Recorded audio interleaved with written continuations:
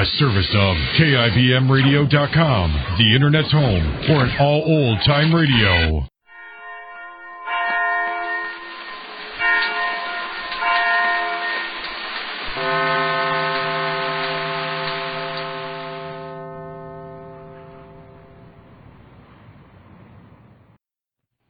This, I believe. Kenneth E. Boulding is an economist, a native of Liverpool, England. He started his teaching career at the University of Edinburgh. Since 1937, he has been a professor of economics at a number of colleges in America, and is at present at the University of Michigan.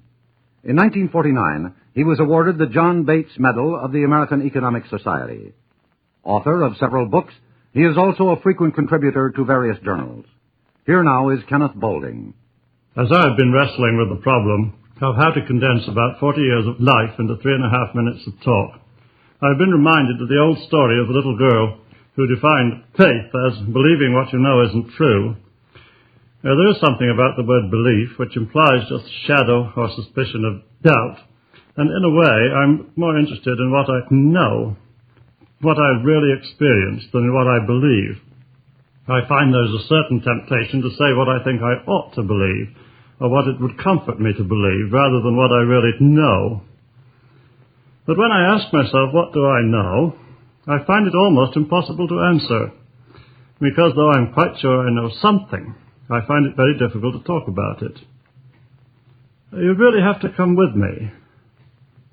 Come with me some Sunday morning into friends' meeting, and sit down in the deep silence and see if something doesn't happen to you.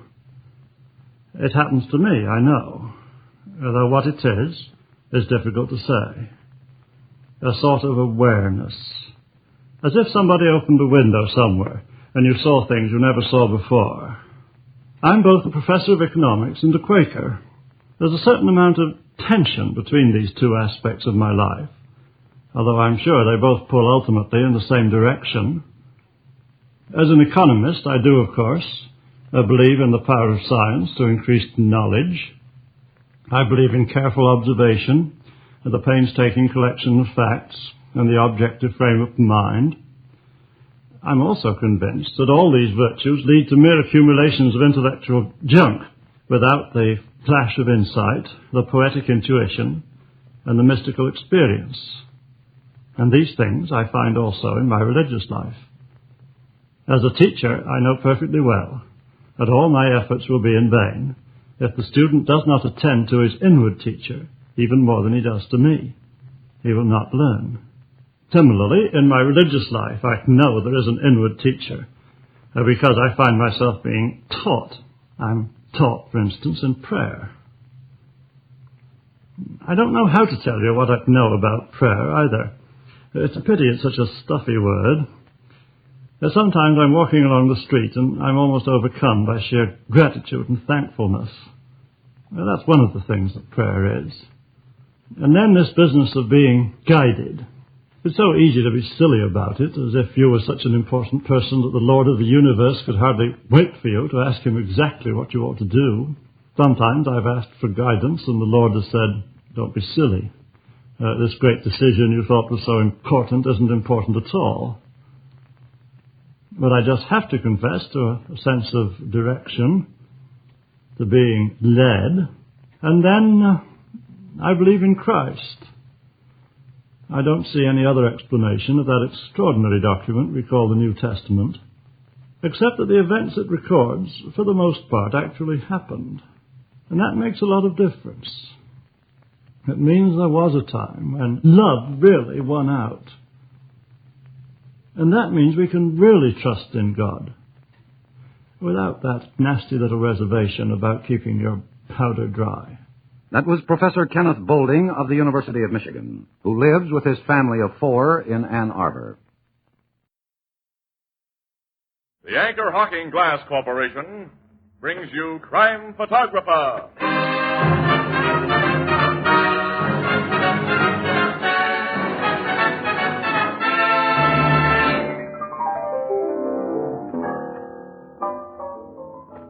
What do you know? The Valentines are coming in already. And here's one addressed to man's best friend. Well, that must be for you, Ethelbert. And here's one addressed to a great snooper. And that must be for you, Casey. And here's one addressed to the most famous announcer, the man you can always count on. I wonder who that could be. I wonder. Oh, I get it. They mean you can always count on me to say, Anchor Hocking, the most famous name in glass.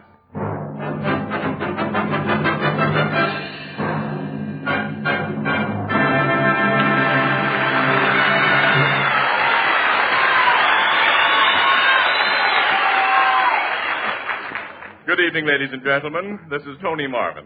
Every week at this time, the Anchor Hocking Glass Corporation of Lancaster, Ohio, and its more than 10,000 employees bring you another adventure of Casey, crime photographer, ace cameraman who covers the crime news of a great city. Our adventure for tonight, Key Witness.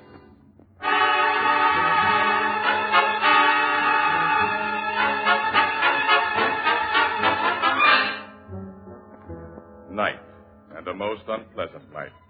Dark, windy, damply cold. Snow is falling, the kind of snow that turns to wet gray slush as it strikes the ground, and then in spots turns to a treacherous film of ice. On an almost deserted highway, far out on the city's fringes, a car moves cautiously over the slippery pavement. In the car Oh, had to be our luck to draw an out-of-town assignment on a day like this, Casey. The day part of it wasn't so bad as just coming back at night. I'm not familiar enough with this road. I can't see. Well, Casey, there's a big electric sign just ahead. I think it's on a roadhouse. If it is, let's pull up and have a cup of Oh, coffee. we certainly will. A warmer-upper is something both of us need. I can make out the sign now. 5-Spot Cafe. That's for us. That's for us. 5-Spot Cafe. Seems I've heard of the place. Yeah, the name's kind of familiar to me, too, but I can't remember. Well, I guess we drive in here, huh? Yeah, that was a big parking spot. Yeah. Good spot for our bus right here. About as near as we can get to the main door, I guess. Well, I'll come around and help you out, Annie. No, don't bother. I can make it. You have cameras inside. Don't forget to lock up. Yeah, I won't. Casey, doesn't some racketeer run a place like the 5-Spot? Hey, wait a minute. That's right, kid. You got it. This is Shark Yardley's headquarters. I've known the rat for years. Never been out to this joint, though. Well, I've never heard of him selling poison food, so I guess this place is as good as any other on a night like this. All right, we're all locked up. Come on. Uh-oh. Electric signs just went out. Oh, nuts. It's the only light we had out here, too. I can't see 10 feet in front of me. Now, wait a minute. I got a pencil flashlight in my inside pocket. Stand back in the car, Annie, out of the wind while I dig it out. Yeah. Careful with him, Pete. I'm not being careful. Which is our car? I can't see. Yeah, I know where it is. Let's get a minute and get going. All right. Someone else is having a little trouble in the dark, Casey. More than we're having. You see that drunk those two guys had between them? They passed close enough for that. He could hardly stand. They were practically dragging him along. Well, he want to take the pledge tomorrow. Where's that darn flashlight anyway? I found it here.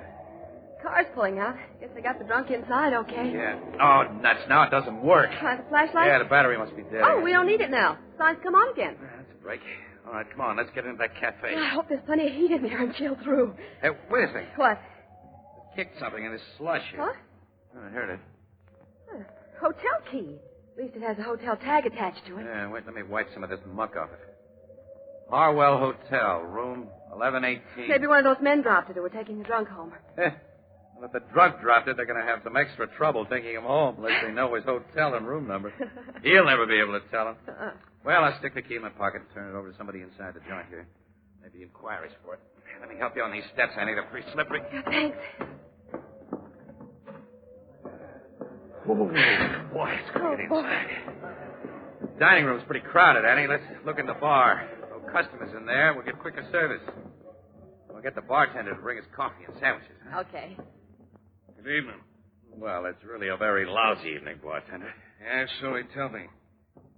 You just drove up here? Yeah, give me a menu, will you? Okay. Here. Casey, where'd you get that blood on your hand? Huh? Blood? Yeah, look. Yeah, I see. Cut yourself, mister? Not that I know of it. Annie. This hotel key I found. I thought it was simply wet with slush and snow. But look at it under these bright lights. Tag is streaked with blood. Hey, you You found that key, mister? Yeah, to room 1118, Harwell Hotel. Well, give me it. Somebody might come and ask you for it. I didn't say I found it anywhere near here, did I? No, you didn't. Excuse me a minute, will you? Casey, how did fresh blood get on that key? I don't know, Annie. I don't know why that bartender showed such an interest in it, either. I do know this joint belongs to Shark Yardley, who's made quite a few guys bleed plenty. The bartender just went into that back room. Yeah. Annie, I got a hunch we'd better get out of this place. So have I. Okay, come on. Oh, the door of the back room just opened. It's Yardley, one of his rod men. Well, if it isn't my old friend Casey. Hello, Shark. Well, I never hoped to see you in this little joint of mine. It's so off the beaten track. We newspaper guys get around, you know. So I've heard. I want you and the lady to have a drink with me. In my private office. Well, thanks, Shark, but we're in a hurry. But I must insist you step into my private office. I want to talk privately to you about a key. I think I see the outline of a gun in your pocket. Casey. Shall we go to my office? All right, come on, Annie. Thank you. And be very quiet. There are guests in my dining room. I wouldn't want to stir. Yes, come right in. Now, sit down, lady. This chair is the most comfortable. It looks comfortable. Before I ask my friend Casey to sit down, frisk him, Nick. Okay, boy. I don't carry a gat, Shark. Guns aren't part of my racket. Oh, I believe that, Casey, but I like to be sure. He's clean, boss. Here's the key that was in his pocket. Where did you get this key, Casey? You undoubtedly know that I picked it up in your parking lot. You mind telling me why it's so important to you? You've no idea? No. I'm just a dumbbell. Because I don't believe you're a dumbbell, I'm keeping you here for a while. I'm leaving Nick here to watch you while I join my guests in the dining room. How long are you going to keep us here? We'll discuss that when I come back, lady. Now I must return to the cafe. You see, I have reason to wish that my guests see a lot of me this evening. Make Casey and the lady comfortable, Nick. I'll take care of him, boss. Now, excuse me, won't you? Looks as though we've walked into something, Casey. I'll say we have, Annie, and without our galoshes on. Yeah, and you ain't walking out of it neither. Shark told you to make us comfortable, Nick. That's not the way to do it. Oh, thanks for reminding me. Sit down and take a load off your feet. I'd rather stand. Sit down or I'll blast you. Since you put it so nicely, I will. What made the electric sign on this joint go out a while ago, Nick? Oh, did the sign go out? Yeah, just long enough for two guys who were propping up a third guy to get him into a car and drive away. You saw them guys, huh? Well, I think your boss figures we did. The third guy wasn't just drunk, was he? Casey, that Sure, wasn't... Annie, yes.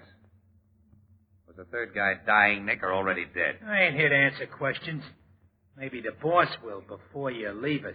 I wish you wouldn't talk like that. Can't take it, huh? Well, it isn't easy to take, you know. The Shark said he'd stand us a drink when he brought us in here.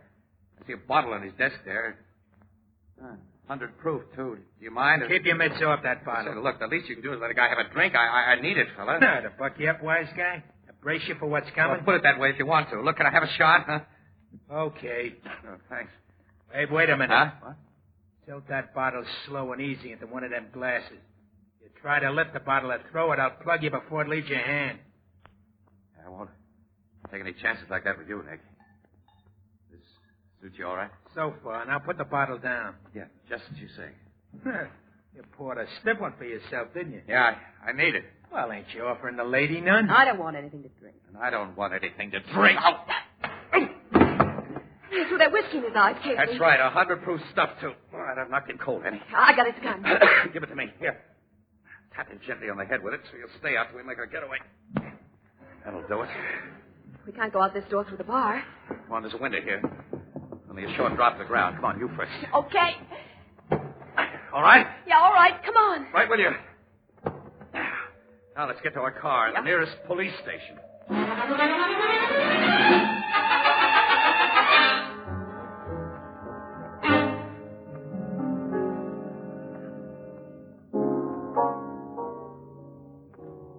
Did you have to throw a half tumbler of that good whiskey in the guy's eyes, Casey? Well, it was worth it, Ethelbert. I'll say. Well, what happened after you made your escape from that joint last night? 20 minutes later, we were back at the Five Spot Cafe with a carload of cops. Yeah, but Shark Yardley and his gorillas were gone, of course. How you figure blood got on that key you found? The body of Chuck Trumbull was found in a vacant lot way over on the south side this morning. Chuck Trumbull? He's the character who's been trying to bust in on Shark Yardley's racket. Uh-huh. Shark paid him off last night. Trumbull was stabbed to death with his own knife. The police found it sticking in his body. And Trumbull lived in room 1118 of the Harwell Hotel. Well, then that key you found... When Yardley learned that we had the key with the blood on it, he knew it would put him on the spot for Trumbull's murder. And as he'd planned the murder, there was to be no evidence that Trumbull had been anywhere near the Five Spot Cafe. In fact, Shark Yardley's alibi would be that he was at the Five Spot when Trumbull was killed someplace else. Yeah, but that key to Trumbull's hotel room, found in Shark's parking lot, was proof he'd been there. Yeah, that's it. Ah. And when Yardley's brought to trial, Casey's testimony and mine about that key will send him to the chair. The cops ain't caught up with the shark yet? No, but they will. Until they do, I'd be pretty worried if I was you. Worried? The shark's a bad baby, Casey. This Trumbull ain't the first guy he suspected of bumping off. No. Cops think he got Ed Clive last year. And with Clive's own gun. Like you think he carved Trumbull with Trumbull's own knife. And there was that gambler a couple of years ago, I forget his name. Oh, Ernie Hastings. Yeah. And the cops could never prove nothing. What I mean is, Shark Yardley ain't gonna like having a couple of witnesses loose that can finally fry him as he deserves to be fried if they stay loose. I'm not worried about the shark. He'll be too busy dodging cops to bother Ann and me. Besides, we've been witnesses against his kind of rats before. Well, he's a special mean kind of rat, Miss Williams. A special dangerous kind. Look, Annie, it's after midnight. It's time I took you home. Yeah, I'm ready to go home. I'm tired. Well, here's what we had, pal. Gee, you're paying for a change. Well, I always pay. Don't I? Well, eventually. Don't I? Yeah. Good night. Night, Casey. Night, Miss Williams. Good night, Ethelbert.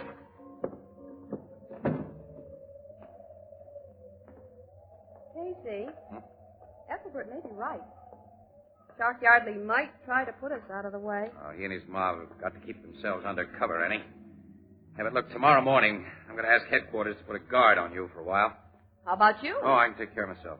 Well, so can I. Oh, wait a minute. Women are different. Really? I wasn't sure you were aware of that. Huh? What do you mean? Nothing. Annie, are you getting one of your humors again? It's a woman's privilege to have humors. Oh. I don't like to discuss nothing but the latest crimes and the newspaper business with you all the time and sit around and be the same as Ethelbert and Captain Logan. Oh, you couldn't be the same as Ethelbert and Captain Logan. Not quite, because my hair is longer and I wear skirts. Well, okay. So your hair's longer and you wear skirts. And that's that. And that's got to be that. I'm not going to lose a pal. Meaning me. Meaning you. I'm beginning to hate that word pal. What's the matter with it? I like it. I like what it stands for, too. Well, come on, the car's across the street. Let's cross over right here. Huh? Okay. Now, look, getting back to Shark Yardley. Sure, there'll be no danger from him for a while, Annie, if ever. The heat's on him heavy, and he's got the lie. Casey, that car! Stop, Annie! It only missed it by hair. If you hadn't pulled me out of the way, I would... Fool driver swerved way across the center line, as though he were trying to run us down. Then he kept right on going. Yeah, well, I think he did try to run us down, Casey. Huh? Yeah, I got to look at that driver. And I'm sure he was Shark Yardley.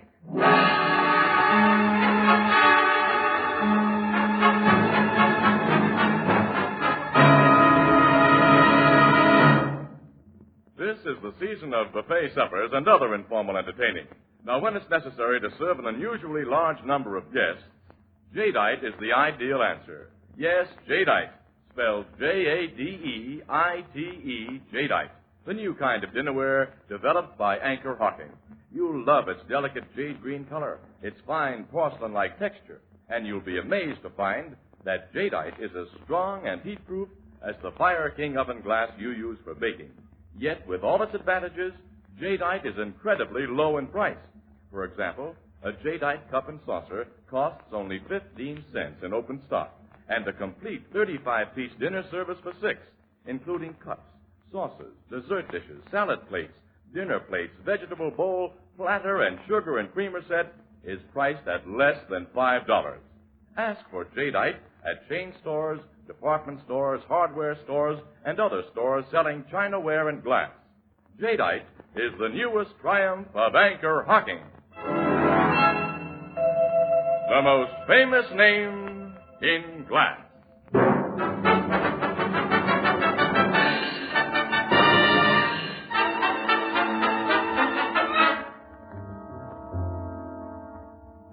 Don't argue with me, Casey. Both you and Miss Williams get police bodyguards from now on. Well, after what happened half an hour ago, Captain Logan, I'm delighted. Well, I'm not, and I won't stand for it.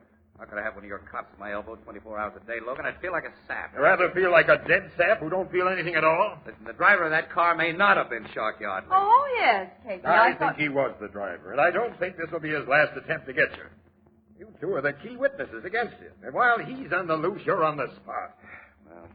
Well, okay, all right, you win. And aside from bodyguards, I'm giving each of you a gun to carry. Now, give one of them to Ann. I'm not looking to gat around. Hey, Casey, please. No, I don't like the thing. I won't carry him and I won't shoot him. All right, bullhead. Now, look, since I must have bodyguards, give me guys who won't be hard to take, Logan, will you? I mean, preferably bad pinochle players. Now put Bradley in charge of your guard detail. Does he suit you? Yeah, Brad's okay. But will he get worn out following me on assignments?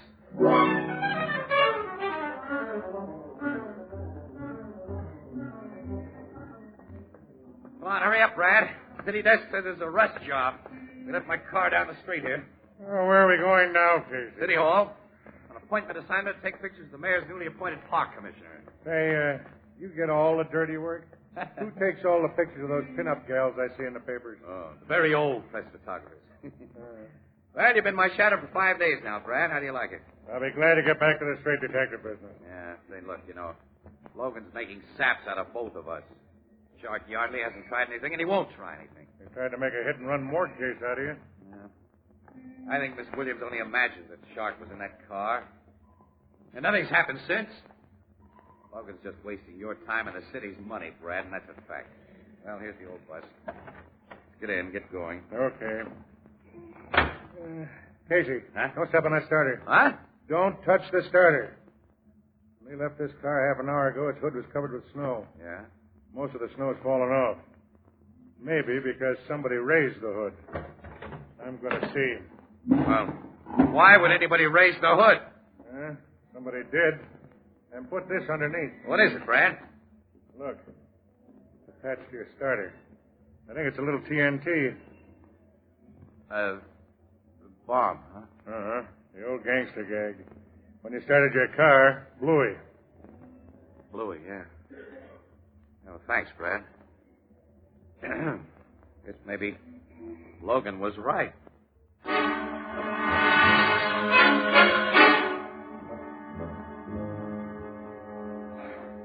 Okay, Logan, all right. I've been the sap and you've been the wise guy. You finally think so, huh? Now, don't rub it in now, pal. Why not? Even after Bradley found that bomb in your car 2 weeks ago, you gave me an argument.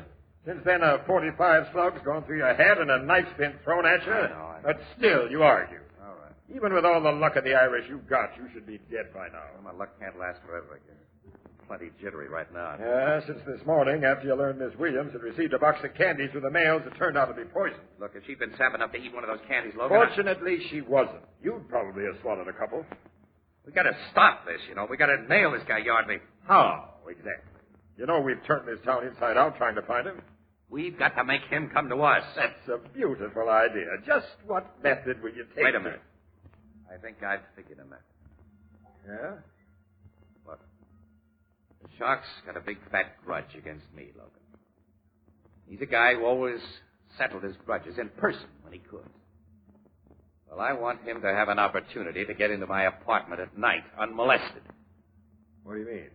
I want the guard who watches my fire escape to apparently sneak away from his post every night and do a little guzzling at a bar around the corner. I'd like him to make a special habit of doing it between 2 and 3 a.m. So Shark will be tipped off and pay you a call by way of the fire escape? Right. Now then what? I'm going to take that gun you offered me. Casey, I doubt if you'd shoot a guy even to save your own life. I'll kill Shark Yardley if I have to, but he ought to save me that trouble. Crooks and killers usually follow a set pattern. They stick to old habits. I don't get you. Well, I'll explain it later, but right now, you tell my fire escape guard to play hooky between 2 and 3 a.m., and do I get a gun?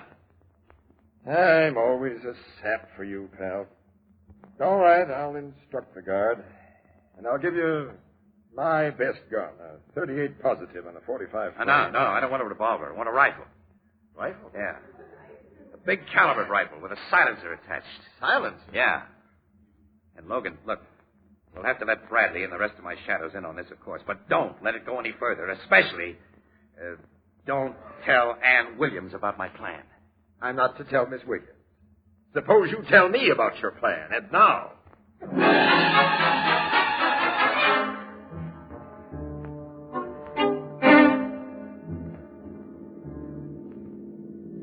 Well, okay, Brad, here's the old homestead again. Time to go through our usual routine. Yeah, well, I don't like the routine that's become usual during the last week, Casey. Yeah. You're taking a big chance with nobody watching that fire escape between 2 and 3 in the morning. I'm watching. But you're not used to handling guns. Well, I can handle a rifle Logan gave me. Also, I've had lots of experience handling crooks. All I can do is hope you'll be okay. Shark may show up any time now, Casey. Maybe tonight. The sooner the better. Mr. Williams is losing a lot of sleep. She's got nothing to worry about. She hasn't a fire escape. Well, come on, Brad. Let's get out of this car. You come up to my apartment as usual, look the joint over as usual, then come back here down to the street as usual. Then you'll turn out your lights as usual. And I'll seem to be sleeping soundly between 2 and 3 a.m. What if you do fall asleep, Casey? Well, in that case, well, I won't.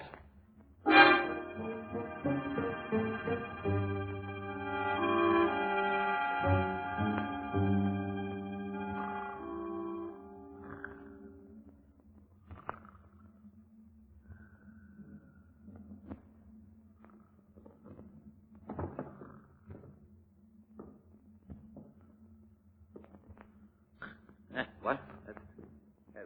Who's there? Who's behind that flashlight? Only me, Casey. Shark. Don't reach for that gun beside your bed. Guess I won't. Don't. Turn that table lamp on so I can see you and that gun a little better. Okay. Thanks. Well, you look like just the same sap who butts into things he should keep away from. Oh, that gun of yours. Nice high-powered rifle that can make a big hole in a guy. Why the silencer on it? Well, it had the attachment when I got it from the cops. Wasn't that nice? Revolver I brought along has a silencer, too. I always like to use the other fellow's weapon if he has one. If I'm unlucky and fall into a pinch, a good lawyer may convince a jury that the other fellow was a suicide. You're going to shoot me with my rifle? Yes, Casey. After I've made sure it's loaded. It is. And now... Don't, Shark. Yellow, aren't you? Afraid to take it? Put down that gun. Putting the muzzle against your head, the cops will be sure this was a suicide. It will be if you squeeze that trigger. You're suicide. What do you mean? You looked to see if it was loaded. It is.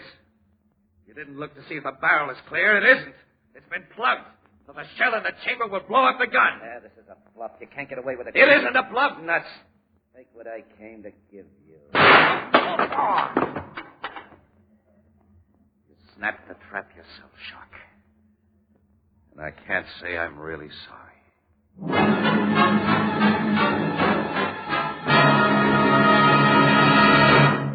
We'll join the crowd at the Blue Note in just a moment.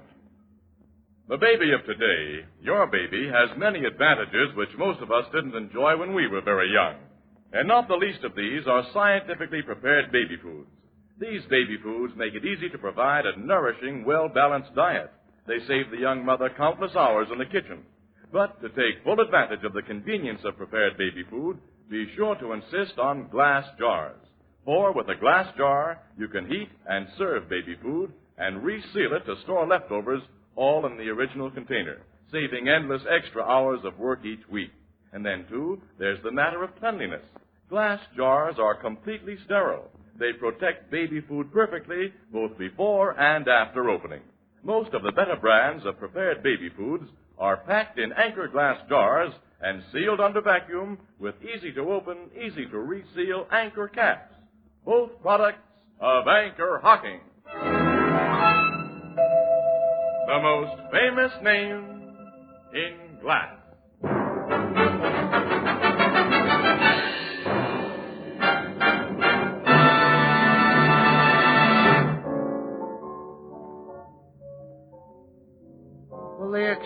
explosion of that rifle didn't kill the shark. Huh, Casey? No, Ethelbert, miraculously enough. The docs will have him patched up for his trial on the Trumbull murder charge, and he'll be able to walk to the hot seat afterwards. But how could you be sure he'd try to shoot you with that rifle instead of his own gun, Casey? Look, now, he killed Trumbull with Trumbull's own knife, huh? Yeah? And Clive with Clive's own pistol. Yeah? Well, that was Shark's murder pattern, don't you say? That's right. Well, I'm awful glad it's over, Casey. Oh, my, Annie. I'm sure glad to get rid of that bodyguard. You know, I'll miss mine. Huh? Miss having a cop at your elbow every minute? Well, my principal guard was nice. I liked him. Yeah? Nice looking, too. You met him. Oh, yeah, I'm not sure. Of course, I won't miss him too much. Oh? We have a date together this evening. Oh. Have a date, huh? With a cop tonight? Mm-hmm. Yeah, but look, Annie, you and I usually go out together every evening. Oh, but you and I are just pals, Casey. Huh? I said we're just pals. Oh, yeah, that's right. Yeah. Oh, I must be running along to meet him now. So long, Ethelbert. Hey, so long, Miss Williams. Good night, pal. Good night. What are you laughing about? Pal. Nuts.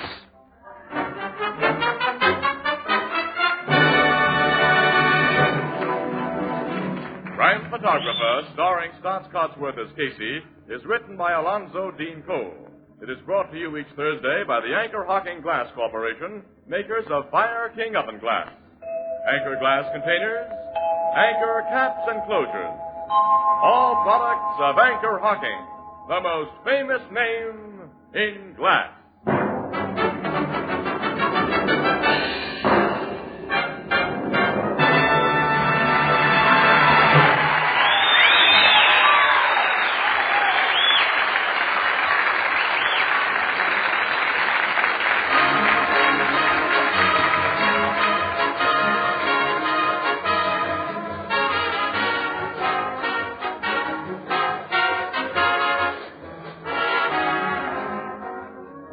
Photographer is directed by John Dietz and is based on the fictional character of Flash Gun Casey, created by George Harmon Cox. Original music is by Archie Blyer, and the program features Miss Jan Miner as Anne and John Gibson as Ethelbert. Herman Chittison is the Blue Note pianist. If you're a young man from 17 to 31 years of age, the Navy is interested in you, and you'll be interested in the Navy. For the Navy offers you training in the most extensive scientific schools in the world, combined with travel and adventure, good pay, financial security, and early retirement. Get in touch with your local Navy recruiting office immediately.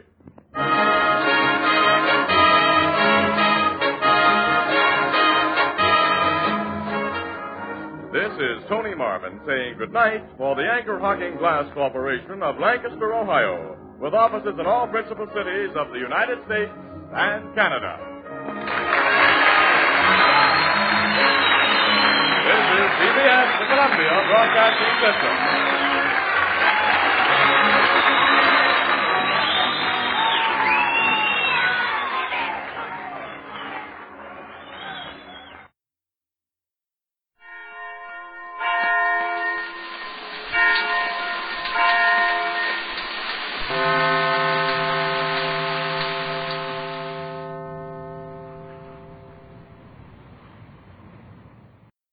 This I believe.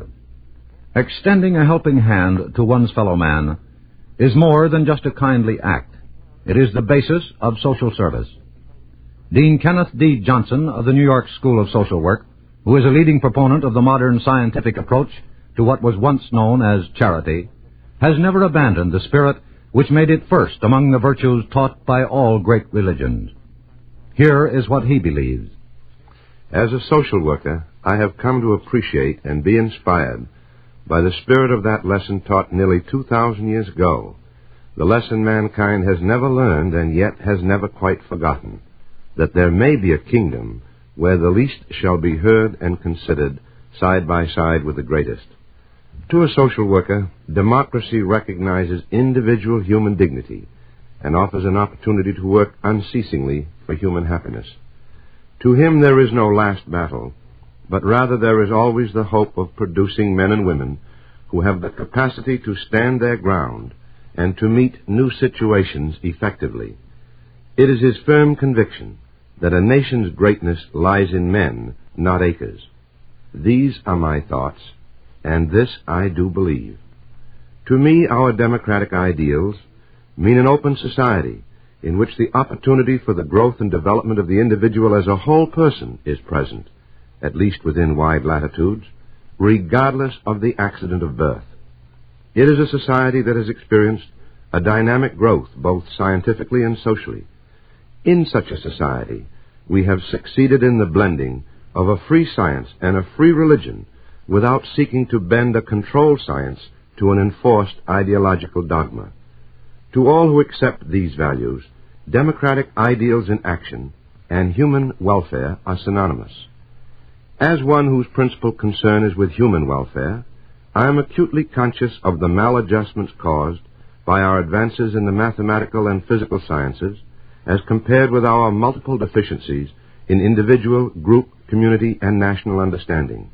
To be sure, we have made a recognized scientific profession of our charitable impulses and desires with the aid and assistance of methods, techniques, and practices distilled from many allied disciplines and social sciences.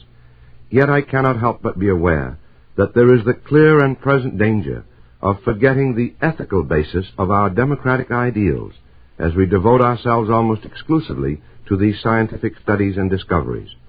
Were we to forget what we know to be our true values, there would be every justification for T.S. Eliot's pessimistic prognosis of a people whose only monument is the asphalt road and 1,000 lost golf balls.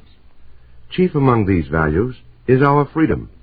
It is because of my unceasing devotion to the freedom upon which our democracy is founded that I can have faith in tomorrow without any crippling fear or destructive doubt. I refuse to be influenced by the Cassandras, the Calibans, and the Cains. Ours is the freedom that permitted us to rise this morning our own masters, to travel where we would, to speak out loud to whom we would, to listen to the radio of any nation unafraid, to know we are not spied upon by any secret police, to read what we wish, to worship God in the manner of our unfettered choice.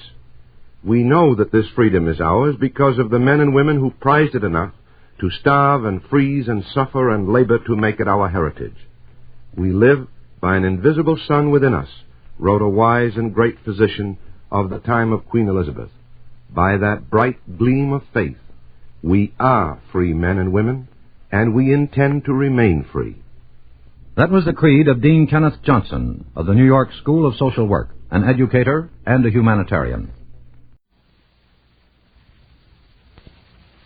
Crime does not pay.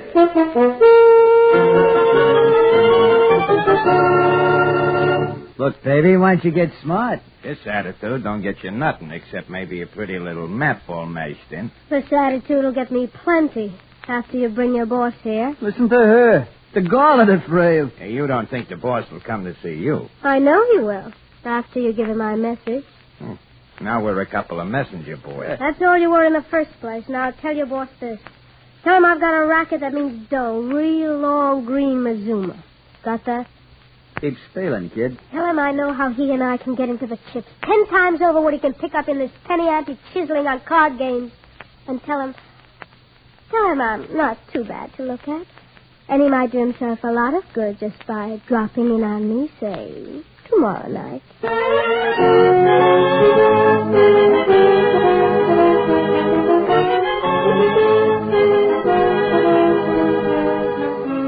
In the interest of good citizenship and law enforcement, we present Crime Does Not Pay, based on the famous Metro-Goldwyn-Mayer series of short subjects. In just a moment, you will hear Cards and Spades, starring Susan Douglas.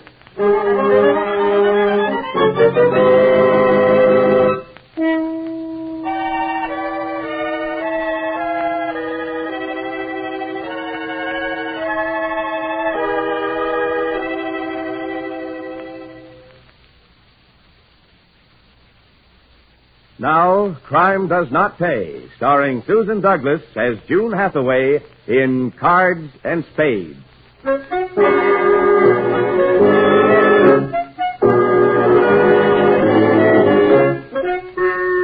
June Hathaway was sweet and pretty and cute. Make no mistake about that. The women who came to her apartment each afternoon thought of her either as a daughter or as they thought of themselves at her age. This was reasonable rationalization for women who sought some excuse for their infatuation with the sight of cards and the sound of the chips clicking against each other on the table. Where June had come from, where she was heading, were matters of no moment to these women. They were matters of great importance to June, whose sharp, cold eyes belied her sweet face for anyone who saw them at unguarded moments. June had a plan. The afternoon card game was only the beginning of that plan. I'll raise 5 blue. 5 and 5 more call you, honey. There you are. 2 pair. Not good enough, darling. Full house. Oh, winning streak, eh? One more deal. I've got to get some of it back. As it is, Dave's beginning to wonder. Oh, you too, Maria. Mine wants to know where all the money goes. Cost of living's always a good excuse. Not with Ralph. He follows the index in the paper every day. Whatever an index is. Don't tell me, ladies, that the cost of living is an item among you. Hello, June. Oh, dear. After all, where one of you loses, the others win. Isn't that right? Right, I suppose so. I was sharing the wealth and having fun besides. You're right, June, darling. Absolutely right. You're a bright girl, June. You'd have been a great success in business, I think. I couldn't wait for that. Me, a career girl with success at 50? No, thanks. You are smart, though, June. Oh, my goodness. 4:30 already. I promised Dave I'd pick him up with the car at 5. Oh, excuse me, the door. One more hand, girls. That's all I have time for. I'll give. Don't make a move, sister. This gun ain't no water pistol. You know what's good for you? You keep your trap shut. But I can't... Shut up, you hear? All right, ladies, this is a stick-up. Oh, no. Coach will be in the bedroom, Huey. Pick the good ones. Jack, take your tables and the wallet. Double check. Yeah, big game you're running here, sister. Yeah, not a bad haul. It was a big game, you sap. I got the coach 4 of them. Not bad. The rest are just dogs. Oh, my God. All right, shut up. You're insured. Got the cash? Let's go. Got it. Let's ride. June, call the police, quick, for pity's sake. You all call crazy. it. You want your names in the paper. I want my fur coat back. You want to go to jail for illegal gambling, do you, any of you? Oh, I didn't think of that. Well, No. I didn't think so. All right, ladies. Cash your chips. The day's play's over.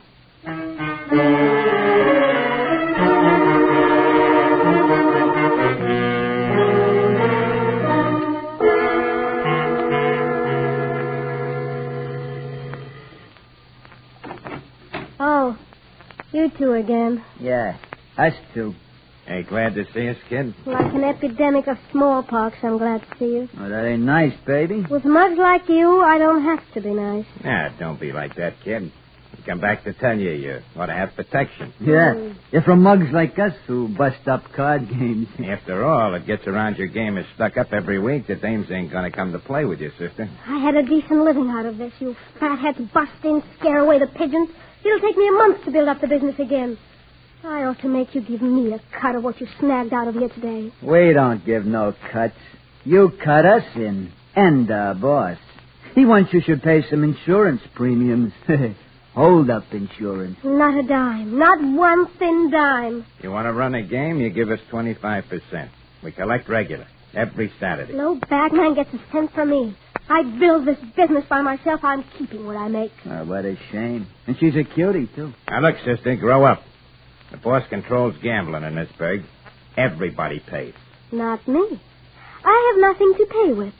You spoiled the whole deal this afternoon. You're gonna pay. You heard me. I'll say it again. No. N-O. No. Look, baby, why don't you get smart? This attitude don't get you nothing, except maybe your pretty little map all mashed in. This attitude will get me plenty.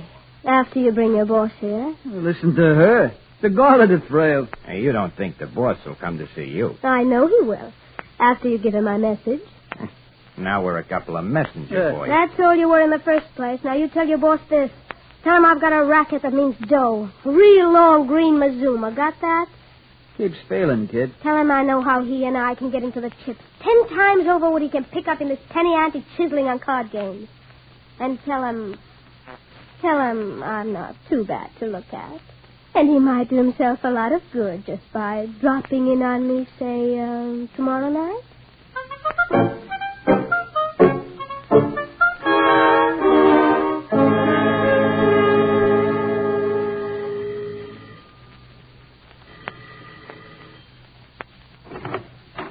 Yes? Well, not bad. The boys have better judgment than I thought. What do you want? I want in, first of all. And then? Then we'll see. Look, Miss Hathaway, are you going to keep me standing in the hall all evening? You know my name. I'm Dick Moorhead, known to you by way of Gus and Huey as the boss. I thought so. I expected Gus and Huey with you. They're with me, downstairs in the car. Come in. Thanks. Sit down. I don't mind if I do. Drink. No, thanks. I never drink. At a business conference. Then start the conference. You had my offer yesterday. Oh, that was no offer. That was an insult. Snappy, aren't you? Do you have a counter-proposal? I may have. If you agree on what basis we're going to talk. What do you mean, what basis? Are you still pointing a gun at me? I'm not even carrying one. Want to search me? I'll take your word for it. Go on. Are we talking as equals? Gus was right. You do have gall. I run gambling in this town by disposition of the syndicate. You run, or ran, a card game, and you want to talk as equals? Maybe you are the boss. I don't think you're so bright. Oh, you don't? Bright boys don't kill the goose. They collect the golden eggs. All right, as equals. What's your proposal? That we go partners. On what? Your game? Oh, that's chicken feed. What then? On what can come out of my game. Enda doesn't like it. Well, maybe you better draw a blueprint. Well, it begins to look like it. Look, Richard. The name's Dick. Richard has been a fighting word as long as I can remember. All right, look, Dick. 99% of the women who play my game or did play in it are afraid of their husbands. Ideal situation. No jokes. They're afraid, but not the way you're thinking. They don't want their husbands to know what they're up to in the afternoon. I think I'm beginning to understand. There's more to it. We might make them pay off a little on a deal like that. But they'll pay off a lot more, and in a lot of other ways if they lose heavily once in a while. Junie, you're a genius. No, I just happen to know my own gender. Well, now that you've given me the idea, what do I need you for? The women trust me. They know me. I look too innocent, too sweet to be bad. They'll never trust a man like you. What do you need me for? A strong arm and, when necessary, and liaison with the syndicate. Junie, you're a honey. You're beautiful. And you're smart. How did you get to learn all these tricks? I was born in the jungle. I survived. I saw the other girls and what they were up against. I figured not to be trapped behind a typewriter or in a laundry. And I don't care for the usual career. So you used your brain. I try. You've got a deal, partner. I thought I would have. Now, how about that drink? The business conference over? It's over. And the social side of our relationship begins? I think it does. If you want it that way. Why not? Make yourself at home. Oh, the liquor's in that cabinet over there. You might as well know where everything is around here. I imagine you'll be coming back fairly regularly.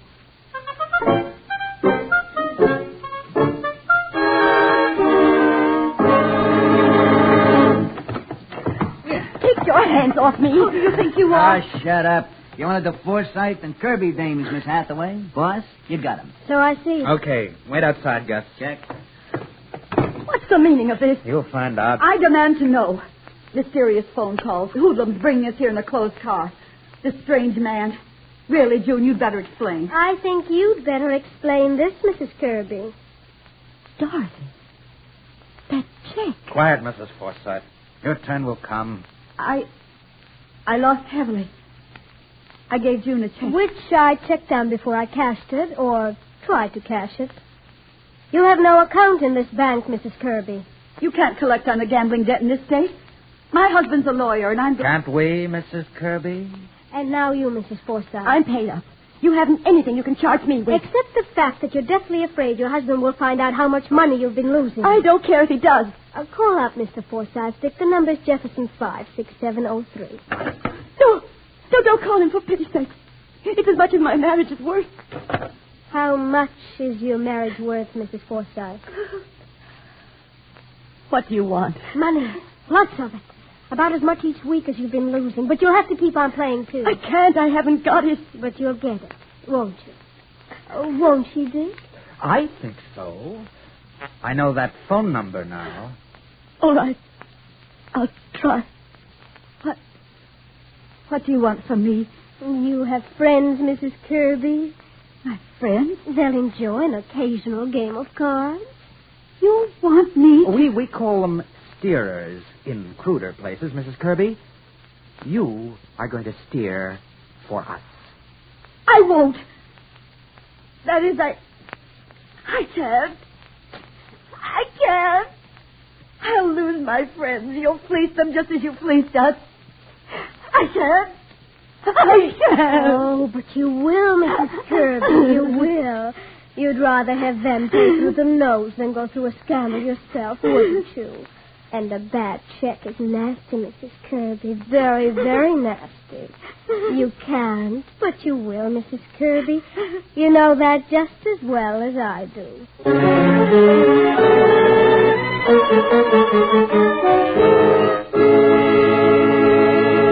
In just a moment, Crime Does Not Pay will continue with Cards and Spades.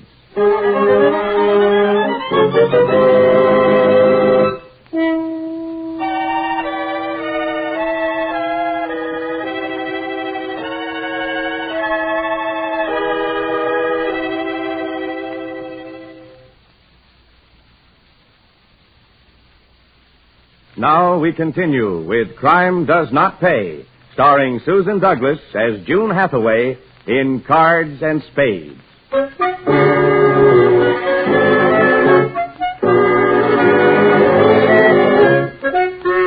The racket worked, and with great success. The women caught in June's web, the mainstay of which was their own desire for the excitement of gambling. The women paid, and in many ways. Beginning with Dorothy Kirby and the friends she brought, June and Dick expanded their activities. For the victims, fear became the dominant feeling of their lives. For June and Dick, power and more power, money and more money became the prime motives. But even these activities can reach a saturation point for the victims. Margaret Forsyth reached that point the morning she came to pay her 5th installment to June. All right, Mrs. Forsyth, just leave the money. I have a busy morning. Your friend Mrs. Kirby is due shortly. I thought you might take something in place of money. From you? The distinguished Mrs. Forsyth? Hardly. I've come to give you... Yes, the money. You have it in your bag, Mrs. Forsyth. I can't. I won't.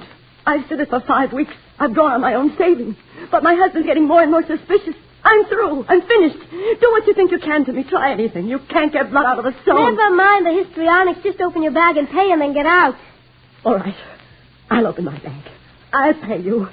I'll pay you exactly what you deserve. I see. A dainty little automatic. Pearl handle, too. A real lady's gun. Only you won't pull the trigger.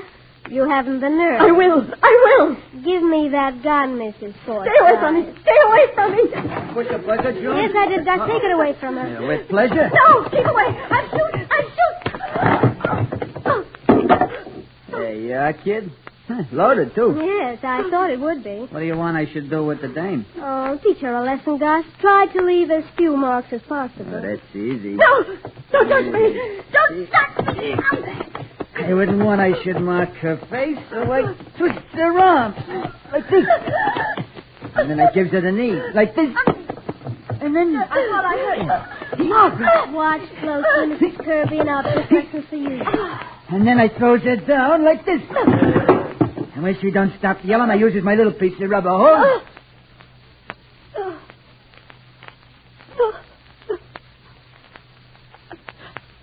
I'll be quiet. I'll be quiet. Much better. Much better. Well, Mrs. Kirby. I came to report. Yes, get on with it. I can't. Margaret. Never mind, Margaret, Dorothy, dear. How many friends are you bringing here this afternoon? 3. No, 4.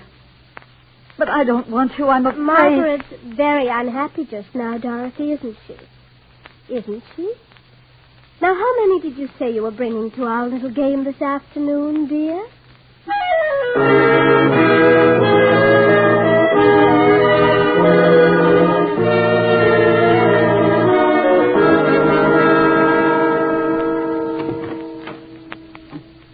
That you, Dorothy? Yes, Dave. Yes, it's me. Where have you been? Out with the girls. That's what you've been saying for weeks. Which girls? I won't be cross-questioned, Dave. Oh, you won't. Well, suppose I say I won't accept the kind of life you've been living and making me live these past weeks. Really, Dave, this attitude is Attitude? Attitude? Night after night, I come home to an empty house, to obviously dissatisfied servants, to a house that's no longer a home, and I have an attitude? You might let me take my coat off before you start shouting. It's got to stop. These afternoon gallivantings have got to stop. Oh. I'm to be a prisoner, is that it? Stop it, Dorothy. I don't know what you're up to, but... What do you mean by that? I happened to make a phone call today to your friend Janice. She hasn't seen you all week. And you told me on Tuesday and Wednesday both that you were spending the afternoons with her. She must have forgotten. She's telling the truth. I won't have you calling my friends behind my back. What are you doing behind my back? You've no right to say that. Apparently, I have no right to decently run home either. Dave. Oh, Dave, I'm so upset. I don't know what I'm saying. That act won't work either. Next thing you'll say is your best friend was run over and she's in the hospital. And that's where you were. I did take Margaret to the hospital. Oh, stop it. It's no go, Dorothy. She probably is there, or you wouldn't dare try to get me to believe you'd been with her. Oh, Dave. Dave, if I only could say... See here, Dorothy. I don't know what's going on, but I'm going to find out. And if you won't tell me, I'll find out some other way. That's a warning, Dorothy. Don't forget it.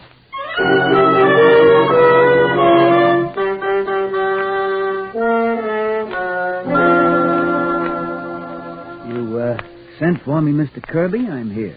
Billings, I understand you're a reliable man in your profession. Reliable and discreet. Good. I want you to trail my wife every afternoon until you're positive you know where she spends her time. And with whom? Not necessarily. After you found out where, we'll both go to see with whom. I believe that's the usual procedure in these cases, isn't it? Well, sometimes the husband ain't anxious to go along, but if you want it that way, that's the way you can have it, Mr. Kirby. I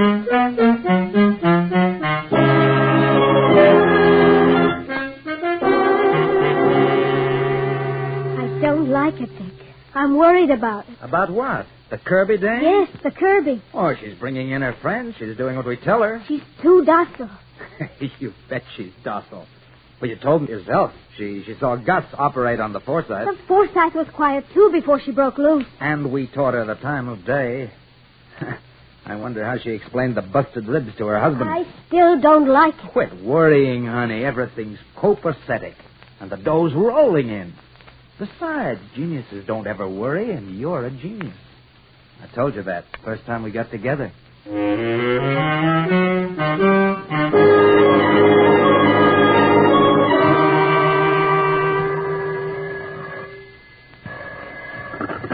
Hello? Mr. Kirby? Yes? Joe Billings here. We got her code. Where? Swank apartment on the boulevard. You want us to go in today? The sooner the better. Who's us?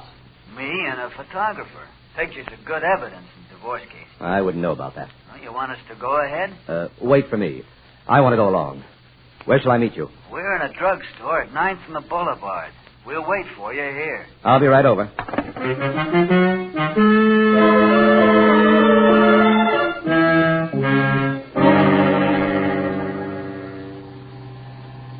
Why all the mystery, Billings? Do private detectives usually operate this way? We have to in buildings like this. We couldn't get past the front desk without being announced. That wouldn't do us much good, would it? Hardly. So the service elevator, Mr. Kirby, which we run ourselves. Standard practice.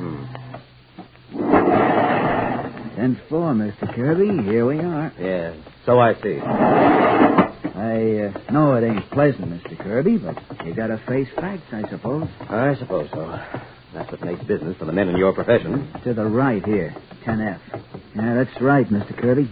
Still, no matter how you look at it, it's not amusing. Okay. Now, everybody know what the deal is? Yes, sir. All right, now let's see. You want me to follow you in and say, that's my wife, and then your friend here shoots the picture. Check. Okay, here we go.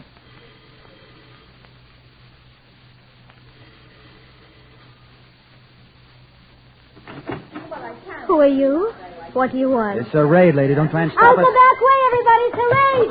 Wait, it's a gambling den. Dorothy, don't run away. It's Dickie took a picture. Get the camera. I think this is a divorce raid or something. Mr. Kirby, look out. He's got a gun. All right.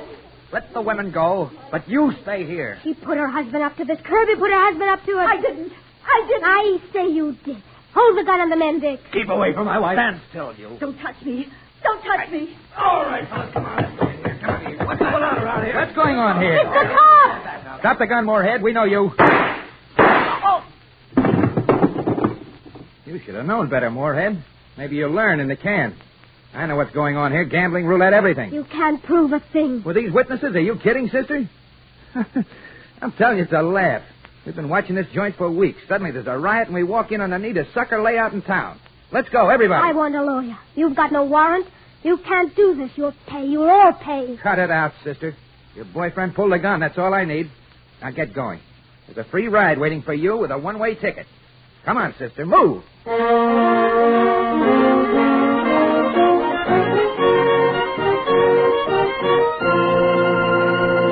Crime does not pay.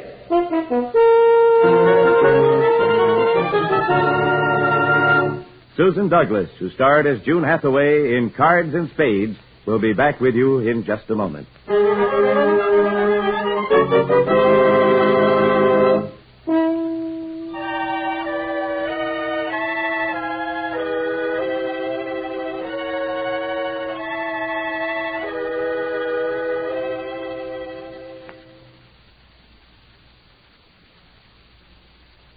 Now, here in person is Susan Douglas. There's no doubt in my mind that June Hathaway knew exactly what she was doing. There is some doubt in my mind that she knew why she was doing it. June never examined the causes of her basic insecurity, the causes of the drive for money through any means, which brought her to cooperation with Dick Moorhead and eventual catastrophe. But it took more than June's schemes to bring about the events of this story. The necessary additional ingredient was the weakness of her victims. The craving for the excitement, the surrender to the temptation of the green table and the bright pasteboard. Without such help, without both sides of this story, there would have been no tears, no shame, no violence. For all concerned, for all those involved, including the victims, it can be said in all these cases, crime does not pay. Thank you, Miss Douglas.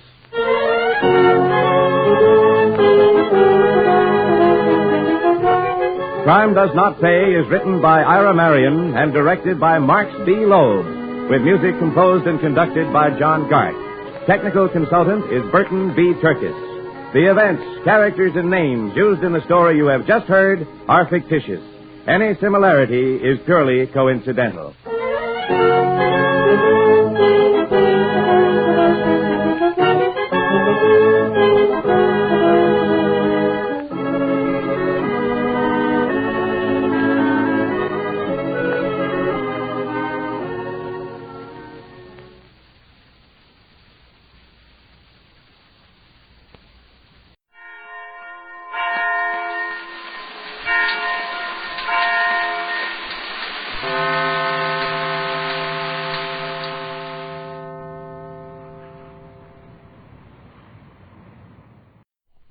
This, I believe, upon the solid base of almost 80 years of living, well over half of which have been spent in educating others, L.A. Pittenger, President Emeritus of Ball State Teachers College in Muncie, Indiana, has built a sturdy structure of belief. This is his credo. When I began teaching at 19 years of age, I possessed an absolute faith in God and life. Early in my profession, a promising boy became a murderer, and a beautiful girl was drowned on the eve of her graduation. I could not understand why a just God permits such tragedies, and I questioned my faith. Later, I suffered an almost fatal illness that drove me from the schoolroom to a farm, where, with the help of my family, I fought my way back to health and an active public life. It was during this struggle that my beliefs became clear and dynamic. I believe that there is a power that created and continues to create all things, established the laws by which chaos is transformed into natural order, and determines, in ways not always clear to me, that all things work together for good.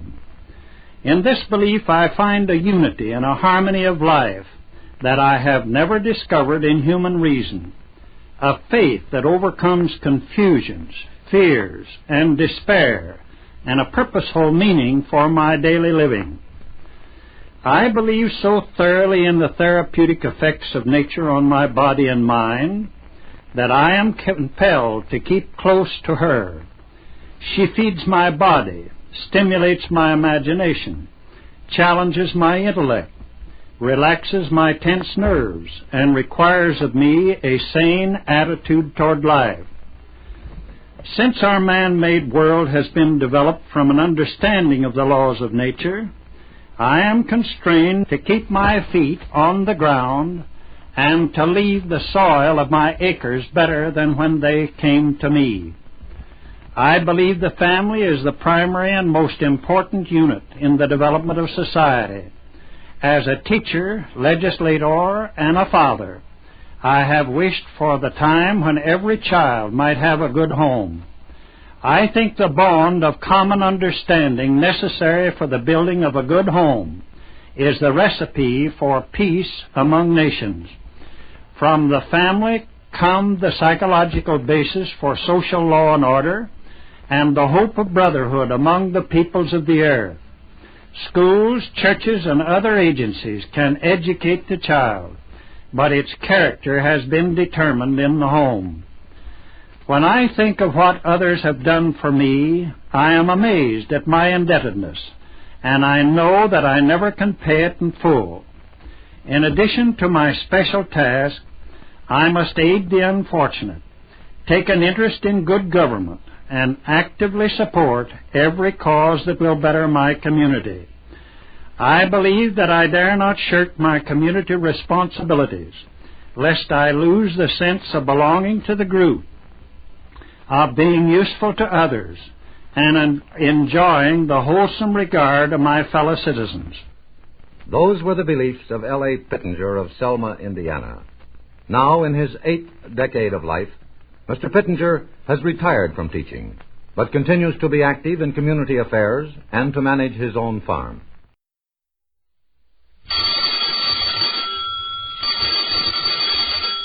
Calling all detectives. When I went into a movie house with an hour to kill, I didn't realize somebody else was planning a different kind of killing. That is the situation on this page from my casebook. The casebook of Jerry Browning, private detective. To a private detective like me, Jerry Browning, the time element in crime is very important. Once I even had a case of a man who had an hour to kill. I picked up my change at the ticket window, handed in my ticket at the door, and sauntered into the cool darkness of a newsreel theater. A few moments later, the usher came down the aisle, leaned over. Is this too far back for you, sir? No, it's okay, thanks. There was a cartoon on. I relaxed and chuckled as did everybody else, except the man sitting next to me. He sat in stony silence, staring at the screen. A moment later, his arm fell heavily against mine and stayed there. I glared at him, and when that produced no results, I nudged him. He sagged over to the other side, would have fallen if I hadn't grabbed at him.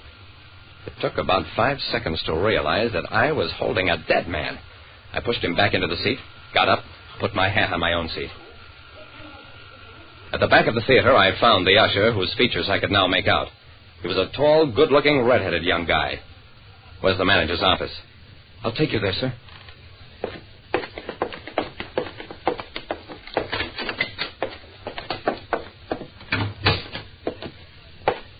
manager was a stout little man who nodded as I told him what I'd found. We'll take care of it, Mr. Browning, and thanks for telling me instead of maybe starting a panic in the theater. Red, get another usher and go with Mr. Browning. A couple of minutes later, we had the dead man in the manager's office.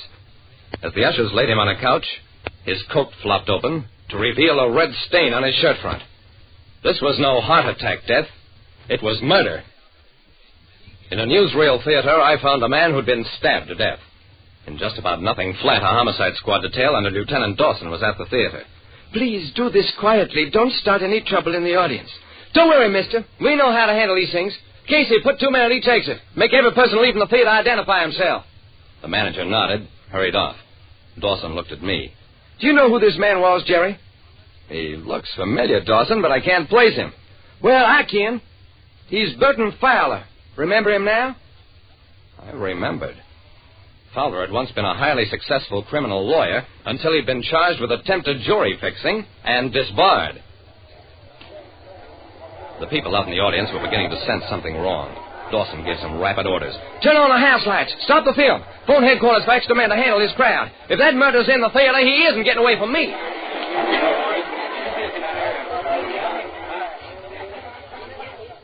The situation seemed under control, so I strolled to the far end of the lobby, talked to one of the ushers on that side. Say, what time do you boys go off duty? We work staggered schedule, sir. Some, like Red Bailey, are almost through for the day. Red goes to night school, but me, I like this graveyard shift. Red Bailey was the usher who'd led me to the manager's office and helped get the body out of the theater. Tell all the ushers to stick around after the audience is cleared out. The boy nodded. Sure. We won't leave.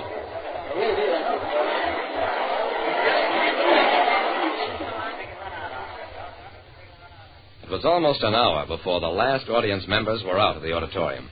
It was brightly lighted now and swarming with cops. In a center aisle was all the stuff they'd collected. Gum and candy wrappers, gloves, scarves, all sorts of junk. But no sharp-pointed instrument that could have been the murder weapon. Dawson was discouraged. Maybe the killer took it with him.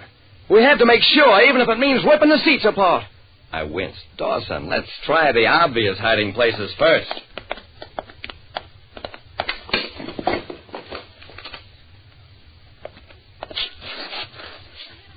That's where I'd have hidden it. In one of those big stone urns filled with sand and intended for theater patrons to snub out cigarettes. We found the weapon, all right. A tiny knife shaped like a scalpel and as sharp as a razor. Jerry, it's a good thing I know you, because a man sitting alongside of you was killed, and then you lead me straight to the weapon.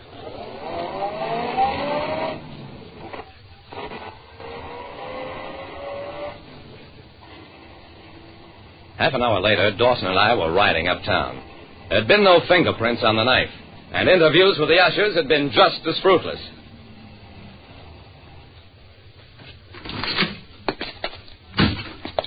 We searched the dead man's suite at the Wingate Towers Hotel.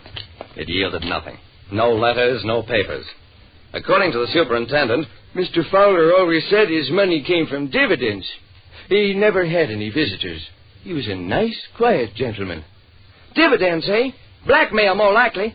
Fowler had plenty on a lot of people in this town. Jerry, we'll have to trace all his old clients, check court records, get some names to work on. Okay, but it'll be an awfully long job. Dawson shrugged. Yeah, mighty ticklish. The law doesn't like people who've been acquitted to be reaccused. We'll have to handle them with kid gloves. I turned sharply. What did you say? Why, just we'd have to handle any suspects with kid gloves. Kid gloves? Dawson, that's it. Come on, we're going back to the theater.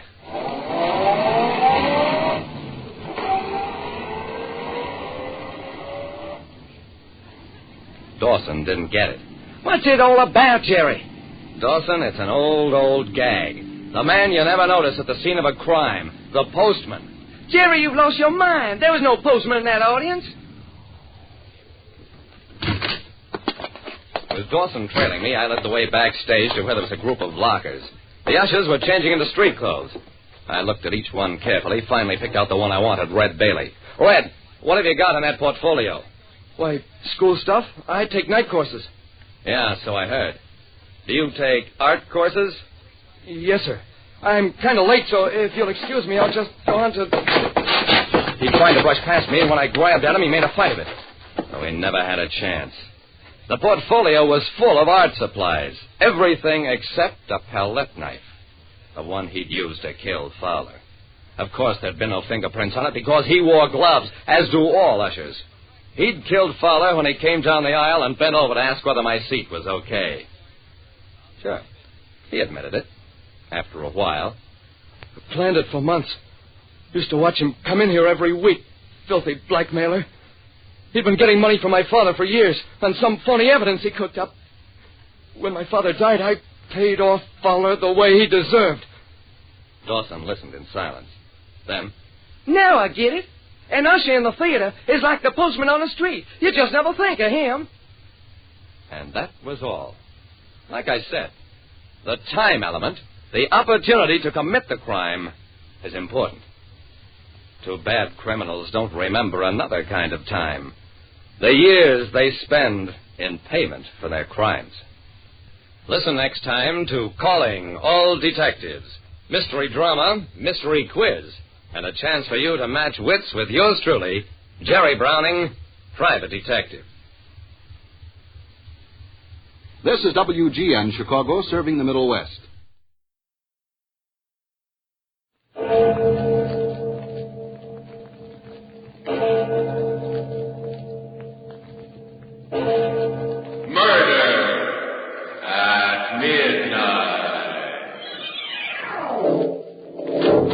Good evening. What?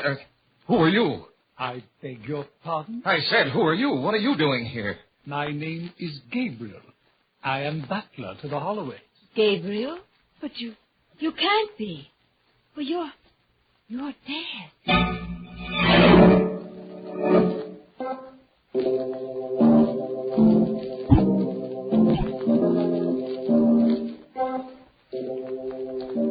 Midnight, the witching hour when the night is darkest, our fears the strongest, and our strength at its lowest ebb.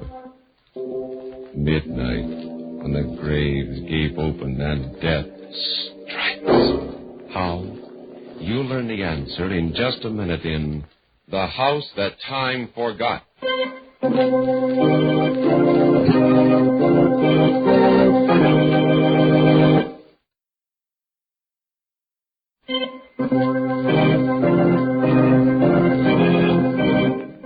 And now, Murder at Midnight.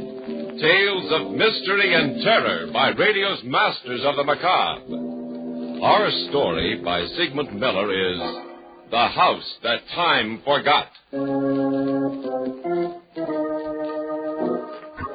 Early evening on a desolate part of the Virginia coast. Along a road near the beach comes a car with two people in it. I guess we've done enough looking for today, Eva. Oh, it's really beautiful country around here, dear. Wild and lovely. Mm-hmm. Darling, if we can't find a house, perhaps we should buy some land and build. Well, we'd better start back to town. It's getting dark, and I think we're in for a storm. Oh, look, Fred. Look at that house we're coming to. Huh. Oh, now, isn't it a beauty? Oh, yeah. Mm-hmm. Nobody that owns that one would want to sell it. Drive slowly, dear. I'd like to take a good look at it. All right. There's a for sale sign. Yeah? This house for sale. See Mr. Cecil Smith, Westfield, Virginia. Oh, that's interesting. Well, let's drive in there, into the ground, right by... Oh, we can come back tomorrow, Eva. It's really starting to blow up. But it'll only take a minute. I've just got to have a close look. All right, but we're going to get caught in the rain. I'll back in to save time. Well, watch the fenders on that side. All right, dear, I would. Come ahead. Am I clear? Okay, you're all right. Fine. Ah, there's a light in one of the gable windows. I guess somebody's home. Beautiful, Fred. Simply magnificent. Yeah, the grounds look a little neglected, though. Grounds? Who cares about that? Go ahead and knock. Okay. I wish they'd hurry. We're going to get caught in the storm. Oh, don't worry about it. They don't seem to answer, do they? Try knocking again. That's odd. Must be somebody home. We saw a light in the window. Maybe they can't hear us. Let's try calling them. Oh. Hello there. Hello? That's very strange. Yeah, What? I hear something. Listen. It's a clock striking. Now, let's try the door. It's not locked. What do you think? Let's go in.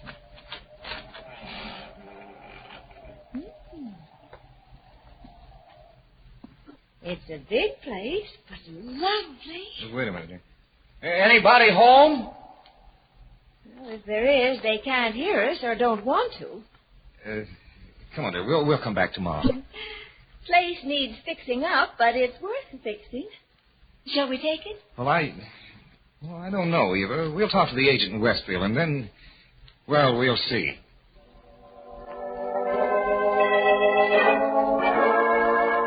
So you're interested in buying the Holloway house? Yes, Mr. Smith. It's just the kind of house we've been looking for. It's a fine place, all right. Even got a private inlet to moor a large-sized boat. It's got everything except... Except what, sir? Well, it's only fair that I tell you all its defects. What defects, Mr. Smith? Well, you see, Mrs. Jordan, it's kind of hard to put your finger on it. There's something very queer about the house. Huh? Oh. You mean it's haunted? Well, I don't know exactly, Mr. Jordan. No one has seen a ghost there yet. Well, we don't mind ghosts, do we, Fred? No, we don't believe in them. Well, I didn't say it was haunted, but, well, people say that the house is alive, that it has a life and a will of its own. A life? Well, I don't know what you mean. Well, I've had 4 caretakers in the Holloway house since I took possession of it, and none of them stayed more than a few days. Well, why did they quit? I don't know. They didn't see any ghosts or apparitions, but they all felt the same way, that the house was alive. Every one of them. Oh, well, there must have been something that scared them away. Well, I'd better tell you the whole story. Yes, we'd like to hear it. Please do. Now, the house originally belonged to Richard Holloway. 7 years ago, in 1939, Richard and his wife, Diana, went on a short cruise in their yacht, the Viking II. That's an interesting name, isn't it? They never came back. Oh? They had 2 friends visiting them who refused to go with them. The strangest part about it is that these friends warned them that they'd never return alive from the cruise. The Holloways laughed at them. Oh, well, how did they know, these friends, that the Holloways wouldn't come back? I don't know. Nobody knows. Well, did you talk to these friends? No, I never saw them. I only know about it through John Gabriel. He was the Holloway's butler. Oh. Been dead for 2 years now. As a matter of fact, even Gabriel didn't know these friends. He'd never seen them before. It's a mystery that I've thought about for years. I'm afraid it's going to be a mystery forever. Very interesting, but we'd still like to buy the house. Mr. Smith, there was a light shining in one of the windows when we were there yesterday, and we also heard a clock chiming. That's funny. No one's been inside that house in over a year. Oh? Eva, perhaps we ought to think this over. Oh, nonsense, darling. You're not going to let some old wives' tale bother you, are you? No.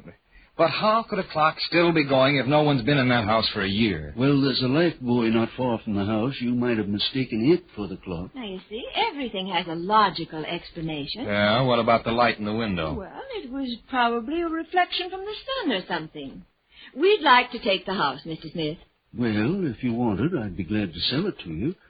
I just thought it fair to tell you all about it, so if anything happens, you can't blame me.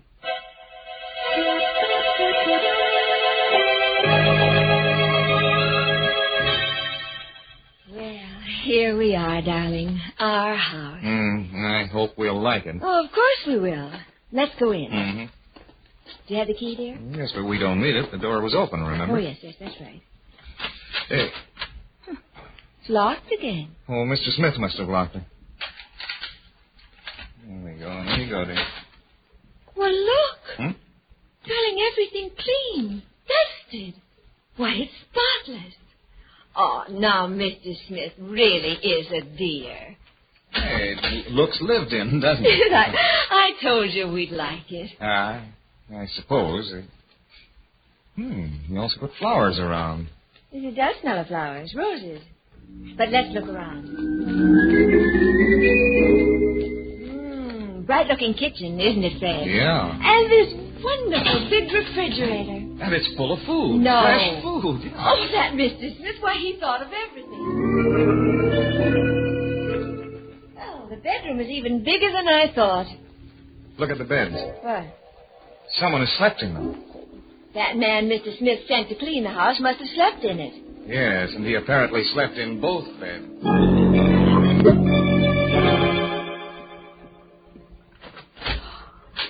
This library. Darling, look at that paneling. Yeah, it's a very lovely room. Everything is charming. But what? Look at the fireplace. Well, what's wrong with the fireplace? There's just some half-burnt logs in it. Yes, just some half-burnt logs, still smoldering.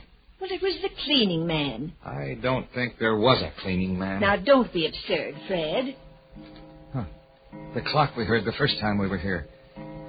Eva, I just can't shake off the feeling that someone is still living here. You're being ridiculous. Well, maybe I am, but I feel like an intruder. Darling, it's that story Mr. Smith told us about the Holloways and their mysterious friends. It's got you all keyed up. Yeah, well, I'm going to call Mr. Smith and find out about that cleaning man you think he sent here. Operator. Oh, operator, give me Westfield 403. You're really being a pusspot, Fred. Yeah, we'll see. I'll tell you. Oh, hello, Mr. Smith? Yes? This is Fred Jordan. Oh, hello, Mr. Jordan. How's everything up at Holloway? Oh, everything seems fine. Thanks for having the house cleaned up. Cleaned up? I don't understand you. Didn't you send a cleaning man to straighten up the house? No, Mr. Jordan. The house was sold as is. I never sent anyone over. Might interest you to know we found the house in a spotless condition. Cleaned and ready for occupancy. Oh. Thank you, Mr. Smith. I'll be in touch with you later.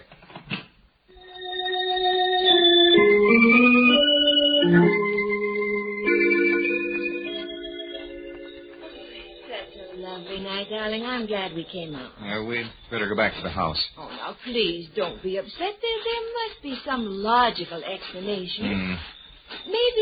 Maybe somebody took advantage of a boarded-up house and was living in it rent-free. I'd like to correct you, dear. Someone is still living in it besides ourselves. Sometimes, Fred, you get very ridiculous. Maybe. Let's go back inside. Look. What? There's a fire burning in the fireplace. Well, now, what's wrong with that? I haven't touched this fireplace since we got here. You didn't? Look. The table is set for tea. Did you do this? No, I didn't. Ooh, the teapot is hot. Somebody must be here, hiding. If they are, I'll find them. Come on.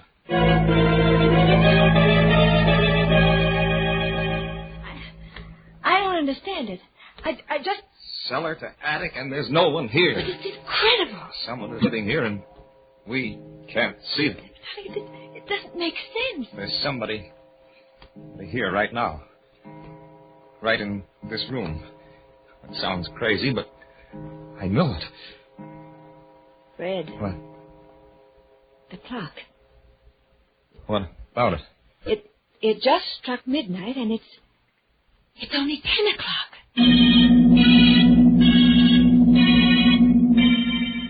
A house that is deserted, except for invisible tenants, and a clock that is running backwards. Has it just struck 12 for... Murder at midnight.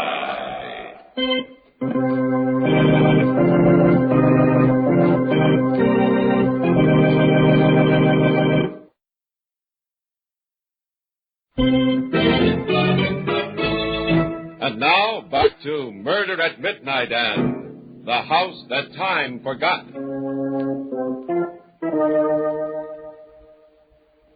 Fred? Fred, wake up. Huh? Get up. Huh? What is it, dear? What's the matter? Look out there, out the window. Why? Get up and take a look. Oh. That what? That boat out there in the inlet? It must have put in while we were sleepy. Can't you read the name, dear? Huh? It's the Viking Second. The Viking Second? Yes. Wasn't that the Holloways yet? The one that never came back? That's what Mr. Smith said. Either Mr. Smith is a fantastic liar or something very fantastic is happening to us. Perhaps the Holloways have finally come back. After 7 years? It doesn't make sense, none of it. Yeah, that's putting it mildly. Darling, we ought to take a close look at the boat. You don't sound very enthusiastic about it, but yes, I suppose we ought to. Whoever's on it might be able to tell us something.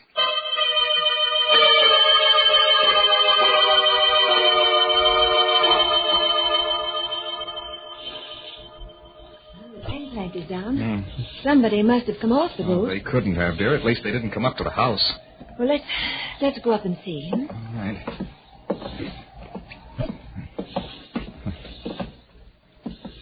There's no one on deck. Anyone here? No answer. Maybe they're down below. They must be. I'd rather not go down there. Well, we've got to find out. Let's both go down together. All right, you keep right behind me. Oh, don't worry, dear. I will.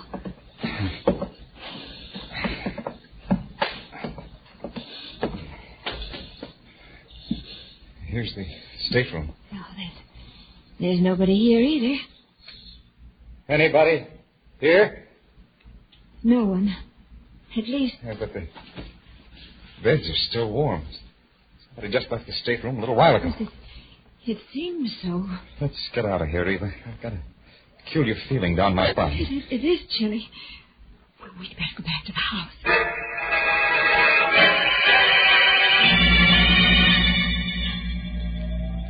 The lights are on in the living room. Did you put them on? Just one of the lamps, a floor lamp. Well, all the ceiling lights are lit. I can see that, dear. Let's go in. Here. The door's locked. We didn't even close it when we went out. No.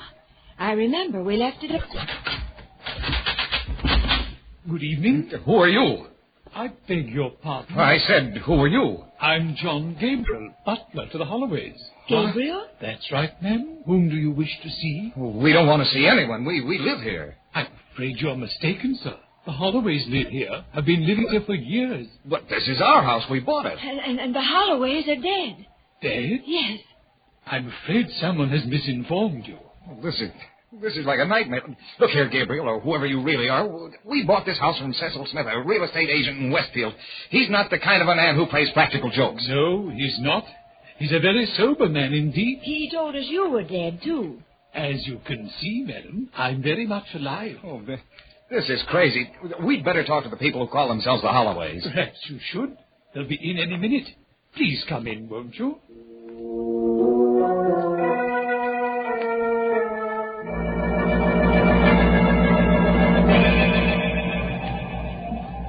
Will you excuse me if I close the windows? We're going to have a storm. Perfectly all right.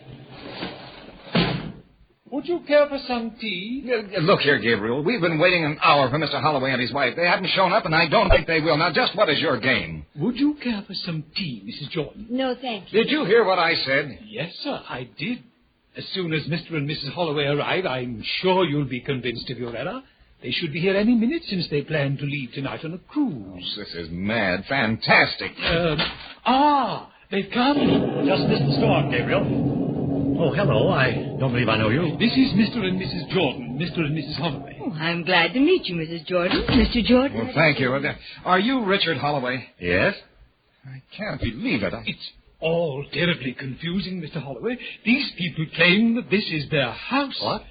That they bought it from Cecil Smith. They also claim that you, Mrs. Holloway, and myself are dead. Somebody's playing some kind of a joke on them. I'd say it was a very unpleasant joke, Dick. We've been living here for years and years, Mr. and Mrs. Jordan. Oh, before I forget, Gabriel, get our suitcases aboard the yacht, will you? We'll be leaving in a few minutes. Yes, sir, right away. Fred, do you suppose that maybe we're dreaming this? Well, if we are, we're dreaming it together. I'm sorry. I don't know how this happened to you. Perhaps you'd better stay here for the night. There's plenty of room. And we're delighted to have you. Would you mind if I called Mr. Smith? Oh, please do. The phone's right there on the table. I know, thanks. Operator, let me have Westfield 403. Never. Hello, Mr. Smith? That's right. This is Mr. Jordan. Who? Fred Jordan. Remember, you sold me the Holloway house? The Holloway house? Yes. You must be mistaken. I never sold it. That property's not for sale. What are you talking about? Who is this? Listen, Mr. Smith, you know very well who I am. You won't get away with this. I'll have you brought into court now. I never heard of you in my life. You must be crazy. Goodbye. Hello. Hello. He hung up. What did he say? He said he never sold the house and he'd never even heard of me. You must have been taken in by someone who posed as Mr. Smith. That's really a shame. You have to be very careful these days. We'd be glad to have you stay here till you find other quarters. Why? As a matter of fact, you can stay for a few days until we get back. We're taking a trip on our boat. Perhaps you'll be able to get it all straightened out in the morning. I just don't understand it. The Mr. Smith we had dealings with wasn't a crook. I know he wasn't. Well, that was my feeling, too, but I... You're not going out to sea in this kind of weather. Oh, we don't mind a little rain. My husband's a very good sailor, Mrs. Jordan. He can handle the Viking second in any kind of weather. It sounds like a gale coming up. No, we like them. Exciting. Well, it's dangerous to set out in this weather. They're very dangerous. Oh, now, don't worry about us. We don't drown easily. Oh, darling, we'd better get started. Oh, yes. I'm all set. Are the suitcases aboard? Yes, Gabriel took them. Something's wrong with your grandfather clock. It only struck 8 times. Yes, it's correct. Now, my watch says 8 o'clock, too. Well, how can that be? It's after midnight. You really are mixed up, Mr. Jordan. It's only 8 o'clock. Well, my watch says 1:30. Well, so does mine. I'm afraid ours is right, Mrs. Jordan. It's very old, but very accurate. Of course, there's a legend about it. The story is that it will sometimes go backwards in time. Has that ever happened? No, it's only a story. It's never gone anything but forward, like any other clock.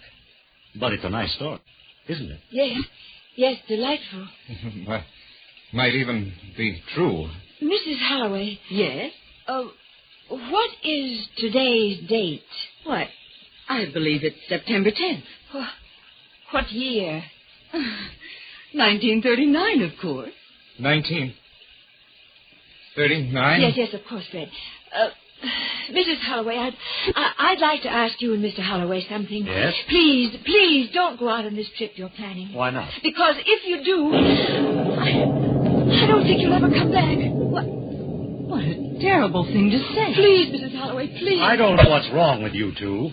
You came in here with a strange story about owning my house, and now you tell us we're never going to come back. She's right. You won't come back. You'll pardon me for saying so, Mr. Jordan, but I think you're both crazy. I don't care what you think, but please don't go. Why, Mrs. Jordan? I have a hunch about it. We don't believe in hunches. Oh, it's more than a hunch, Mr. Holloway. I know you're not coming back. If you'll excuse us, I think we'd better get started. Come along, darling. I'm ready. I've put everything on board. Is there anything else, sir? Yes, just take care of our guests, so that they're comfortable. Goodbye, Gabriel. Goodbye. A pleasant voyage. Make yourself at home, and we'll be back, despite your hunches. Oh, you mustn't go, please.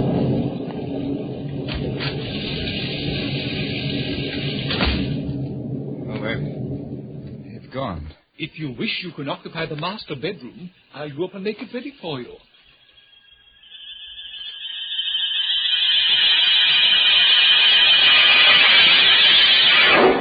Was there anything else you wished, Mr. Jordan? Ma'am? No, Gabriel. Just go to bed. We'll sit here for a while. It's rather late, sir. Nearly midnight. By your clock, Gabriel, but it seems to have stopped. So it has. It needs rewinding.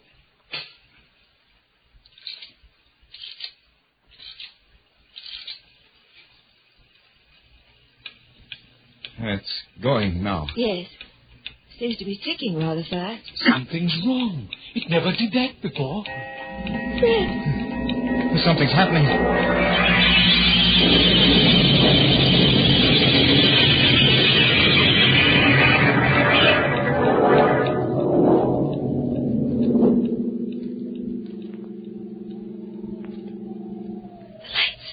Switch them on, Fred. As soon as I find the switch. What happened? I don't know. Maybe it's a storm, lightning. Where's Gabriel? Oh. Gabriel. Gabriel. Never mind, dear. Can't you find the switch? Here it is. Oh. Fred! All that dust. Like the first time we saw the house. It's as if no one had been here for years. Where's Gabriel? There is no Gabriel. We're back in 1946. And that means he's dead. You mean the clock did go backwards? Something else. You understand, too, now, don't you? We were the friends that Mr. Smith told us about. The mysterious friends that urged the Holloways not to go on that trip. Yes. Fred. What? The clock is stopped. Well, it needs rewinding. No, don't touch it. We won't wind that clock again. Ever.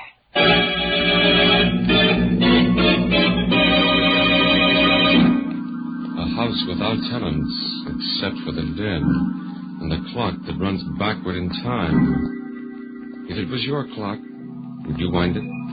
Or are you afraid it would keep you up nights while you waited for it to strike 12 for... Murder at midnight.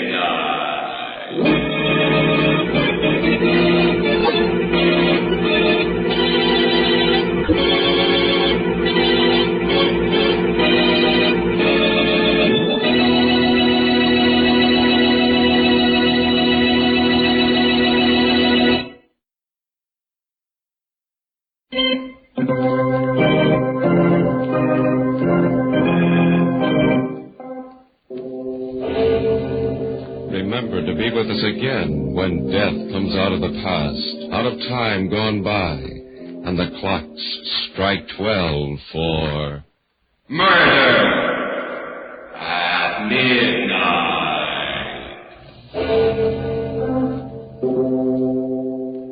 The Jordans, husband and wife, were played by Vinton Hayworth and Elsie Hitz.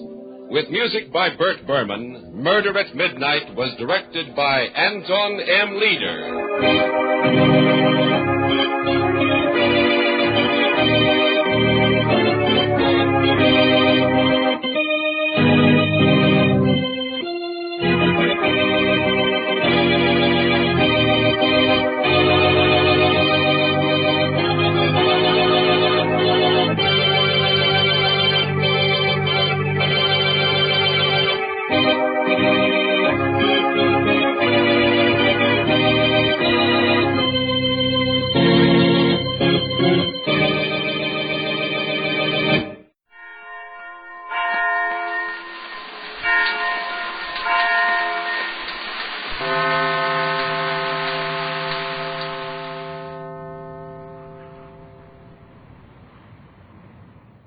This I believe. Lady Rama Rao is a pioneer in the field of women's rights in India. Due in large part to her efforts, women were given equal status with men under the Constitution of India. She is the founder and president of the Indian Family Planning Association and the former president of the All India Women's Conference. She is chairman of the International Planned Parenthood Federation. Here now is Lady Rama Rao. Although my country, India, has been known in all the centuries of its history as a place where religious ideas and institutions have flourished, still I would choose as my most closely held beliefs the words and principles of a modern Indian, a man who always refused the title of a saint or a holy man. The Indian people, in spite of his wishes, called him Great Spirit. The world knew him as Mahatma Gandhi.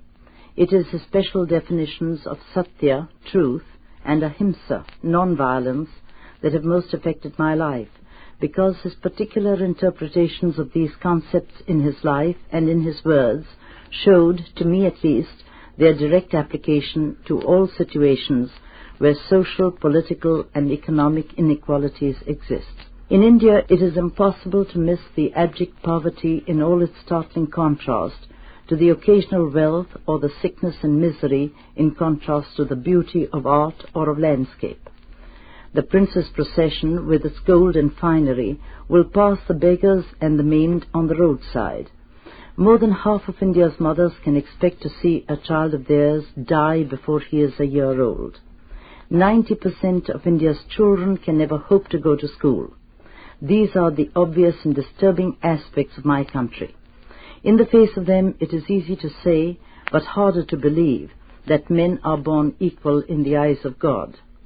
To me, as to so many other Indians, Mahatma Gandhi was a constant reminder of our place and our privilege, and in logical succession, our duty to India. Inequalities in human conditions are, in the Hindu concept, explained by the theory of karma, that this lifespan of an individual is only a part of a much larger scheme, is conditioned by previous lives, and is developing toward future ones. I am content to leave this to the interpretations of philosophers. To me, Mahatma Gandhi's conviction is more real, that there is no reason for human institutions to perpetrate injustices that warp and embitter the human being, that caste and creed and wealth are accidental, and that color, like beauty, is only skin deep. Human dignity in whatever strata of society remains the same and is of paramount importance. Environment and opportunity may play an important part in human affairs, but each individual has the same chance for spiritual attainment. I think, therefore, that it is supremely important to recognize and respect truth, to strive for fair play, and most especially to do all this in an active but non-violent manner. But non-violence should not be interpreted simply as a laissez-faire policy. I feel that it is necessary to voice disapproval of an injustice and to persist in demanding that it be corrected. The theory of non-violence is simple enough. The technique is extremely difficult, but I think that it develops in the individual considerable spiritual strength, or, as Mahatma Gandhi put it, soul force. Equally important, it saves the human being from the demoralization and degradation that violence brings. And it is my belief that the service of any religion must be, at least in part, the service of mankind. That was Lady Rama Rao, one of India's outstanding women leaders.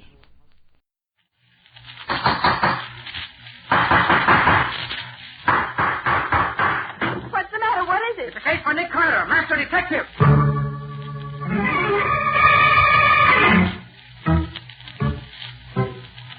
Yes, it's the case of the Red Goose Murder. Another case for that most famous of all manhunters, the detective whose ability at solving crime is unequaled in the history of detective fiction, Nick Carter, Master Detective.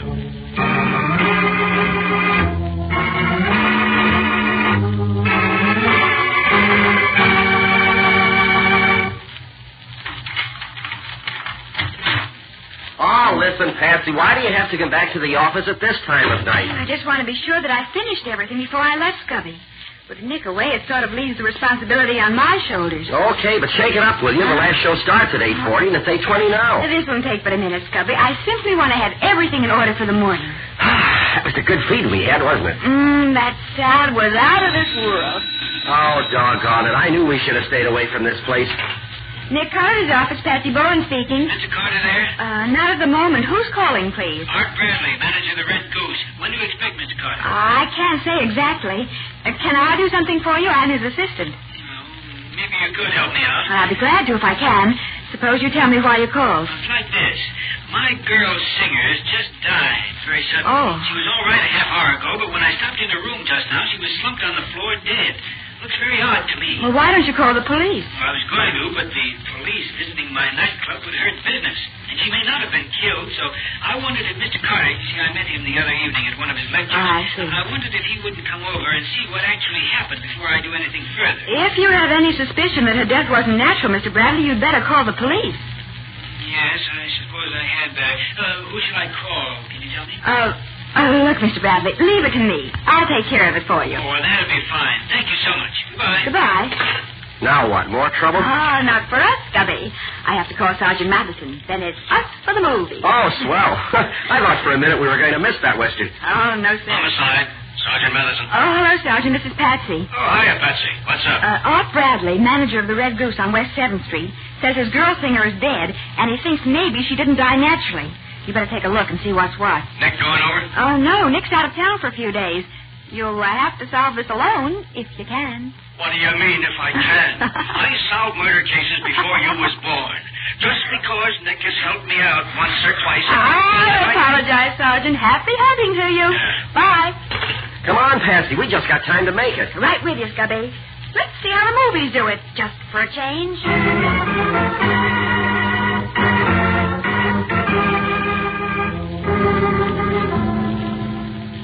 So this is just the way you found her, Bradley, huh? Nothing been touched? Nothing, Sergeant.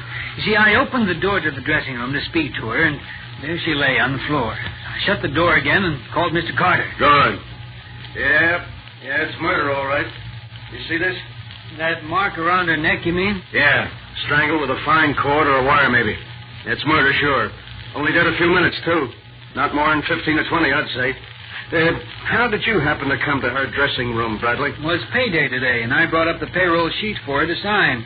Yeah, I'd given her an envelope downstairs sometime before, but she hadn't signed for it. How much did she make? $150 a week. Good racket she was in. Made more than I do. That her handbag on the dressing table? Yes, I think so. Notice it's open. Let's see if she's still got all that dough. Empty, by golly. Not a cent left in it. Hey, that must have been the motive for the killing. Yeah. Robbery. Uh-huh. Beautiful kid like that killed for a measly $150. Wait till I get my hands on the guy that did... Yes, you do, Sergeant. But, Patsy, what are you doing here? And the demon reporter, Scubby Wilson. Hiya, Matty. We were almost to the movies when Patsy's feminine curiosity got the better of her. She just couldn't stand the idea of a murder investigation going on without her being here to poke her nose in it. Well, Patsy, now that you poked your nose in, you can just poke it right out again. I don't need no help from you. Why, Sergeant, I wasn't trying to help. I was just interested. Is that... Was she killed, Sergeant? Yeah, strangled with a cord or a piece of wire. $150 stolen out of her handbag. And no more questions, see? Yes, Sergeant. But please, may I just watch? Okay. Just don't bother me. I won't. Bradley, how many rooms on this floor? Well, there are 3 rooms on the second floor, Sergeant. My office, this dressing room, and the dark room. All on this side of the building. Dark room? What's that for? Well, that's where the girl who takes the flashlights of customers in the club develops the pictures she takes. Oh. As soon as she gets 3 or 4 snaps, she comes up and makes prints for the customers to buy. Then she could have been in and out of this room any time. Well, yes. Yes, she could. I want to talk to her. Sure. Hey, if all 3 rooms are on this side, they must all look out onto that roof next door. Yes, they do. The adjoining building is a 1-story flat-roofed affair, same length as this one is. Windows always kept open, are they? Oh, on hot nights like this, yes. You ever see anyone on that roof? From this club, I mean. No, I don't ever remember any of our people ever going out there. No reason why they... Marie, just a minute. Yes, Mr. Bradley? Sergeant, this is Marie, the girl who takes the pictures. You said you wanted to talk to her. Yeah, I do. Marie, when did you see this girl? Paula! What's happened to her? Is she... Yes, Marie. She's dead. Been killed. Poor Paula. When did you see her last? It was just after her first show, maybe half an hour ago. Was she all right when you saw her? Oh, yes. She was as happy as anything. She came upstairs just as I finished printing my last batch of photos. I asked her for an autographed picture of herself, and she said that if I'd take one, she'd autograph it for me. You took one, did you? Yes, I snapped it right then. You developed it yet? No, I was just going to now. Well, let me see it as soon as you get it done. Might get some ideas from it. I'll have it for you in 10 minutes, officer. And may I watch you, Marie? I used to take pictures when I was a kid. I'm Patsy Bowen, Sergeant Matheson's assistant. My assistant. My pain in the neck. Oh, that's Miss Bowen. I'm glad to have you. Did you ever develop your pictures when you took them? Oh, no, I couldn't do that. Yeah, women. They give me a pain. Mr. Bradley, how many employees do you have here in the Red Goose? Why, there are 12 in the kitchen crew, 7 in the orchestra, 5 front men in the lobby and inside, check girl, flower girl, and Marie. I want to talk to them, all of them. Get them up here. Now, look, Sergeant, couldn't we sort of take it easy, just talk to them one at a time, kind of private-like? And don't want to upset the whole club. Give a club a bad name, you know. Oh, don't give it another thought, Mr. Bradley. Sergeant Matheson is the soul of discretion and the epitome of integrity. Hey, are you calling me names again? Oh, not at all, Matty. They were compliments, if you only knew it. Well, pipe down, will you? Okay, Bradley, I'll take it easy, but I want to talk to every one of them. Alone or together, I don't care. Now, come on, let's get started.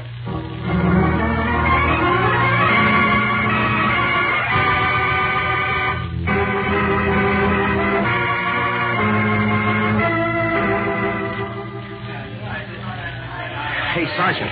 Yeah? Got some news for you. Yeah? What is it, Stubby? Your homicide squad is all through. Just left. Oh, some news. That helps a lot.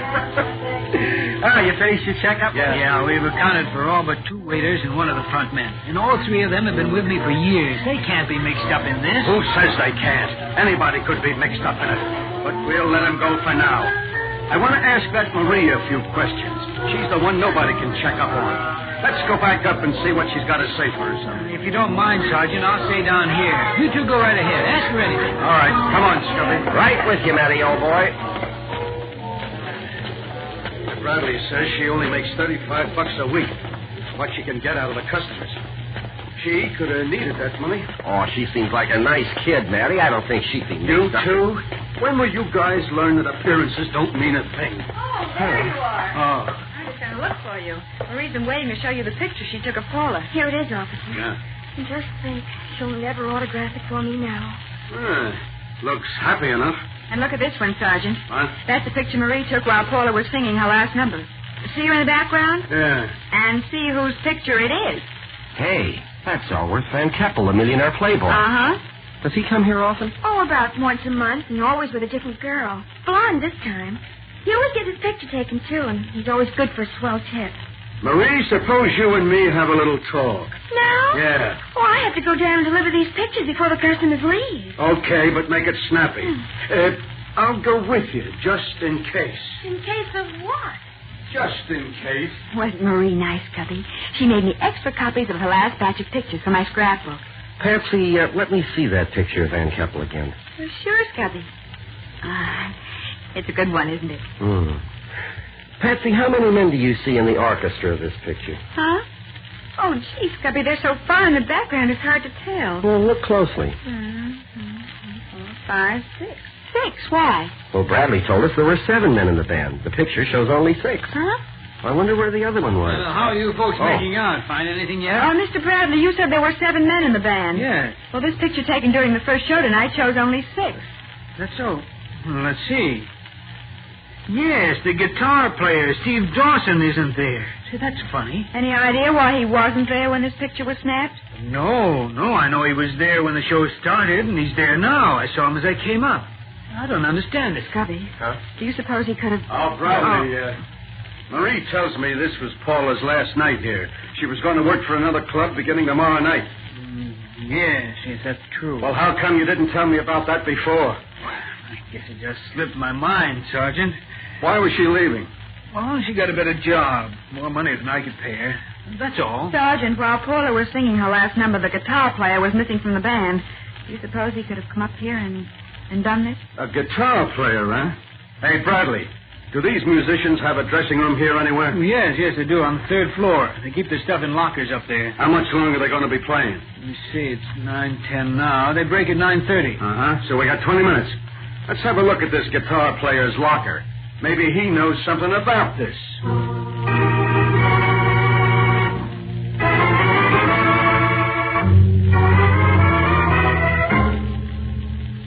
Which one is this Steve's locker? It's the 3rd one from the left. It's got his name on it. Good. Oh, not locked. That helps. Nothing in this old jacket. Just the racing form. Hey, what's that written on it? Huh? Oh, Central 8740, Mike. That's probably his bookmaker. Yeah, probably. These boys play the horses pretty heavily, I understand. Oh, yeah? Then this Steve could need money, maybe, if the nags weren't running for it. Anything else there, Sergeant? No, Patsy, only this old guitar case. And that's empty. Gosh, they use nice velvet for the lining, don't they? Well, maybe it was nice once, but it's pretty well shot now, Patsy. Oh, yes. Look at this big tear in it. It's... Oh, Sergeant, look at this. What? Money. Hidden in the lining. Right. 7 20s and a 10. Say, that's what I paid Paula tonight. What? So Steve took it, but why did he have to kill her to get it? He could have got it without that. Well, we don't know that he did kill her, Mr. Bradley. The guy that got the money is the guy that did the killing, according to my book. Hey, Bradley, get Steve Dawson up here. We'll see if he can get out of this. Certainly, Sergeant. I'll have him meet you in Paula's room right after the band breaks for intermission. And you can bet I'll keep my eye on him until then. Mr. Bradley, do you have a phone we could use? Yes, of course. There's one in my office. The room right next to Paula. Thanks. Come with me, Scubby. I've got a job for you. Anywhere with you, beautiful. Just lead the way.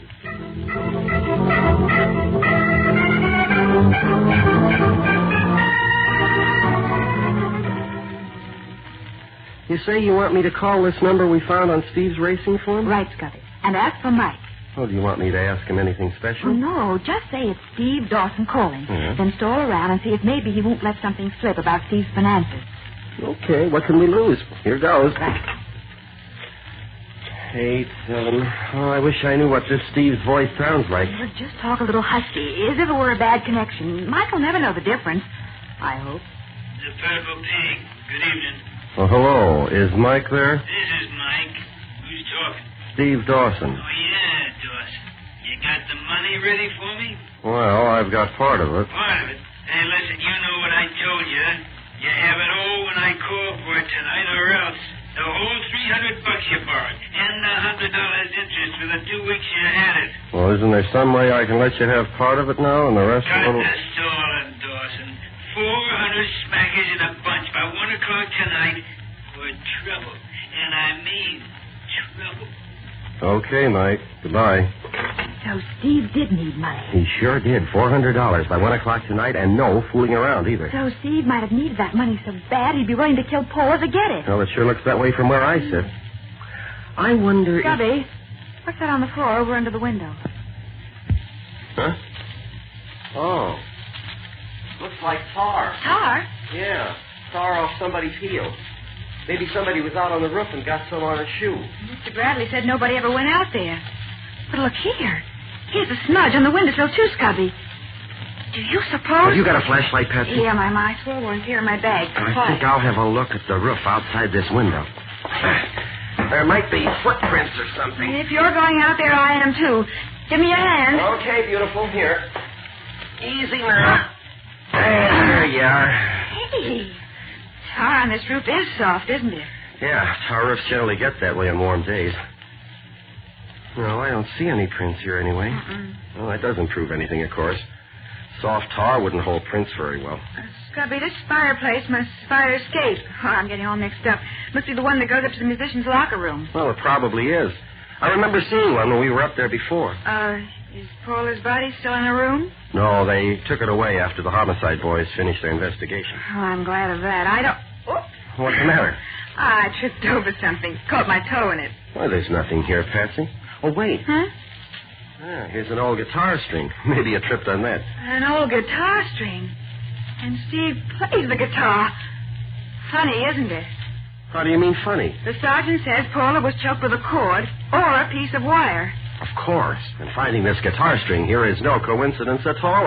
I wonder. What do you mean, I wonder? Huh? Oh, I don't know, Scubby, but that's what Nick always says when he's not sure of something. Oh, his master's voice, huh? Something like that.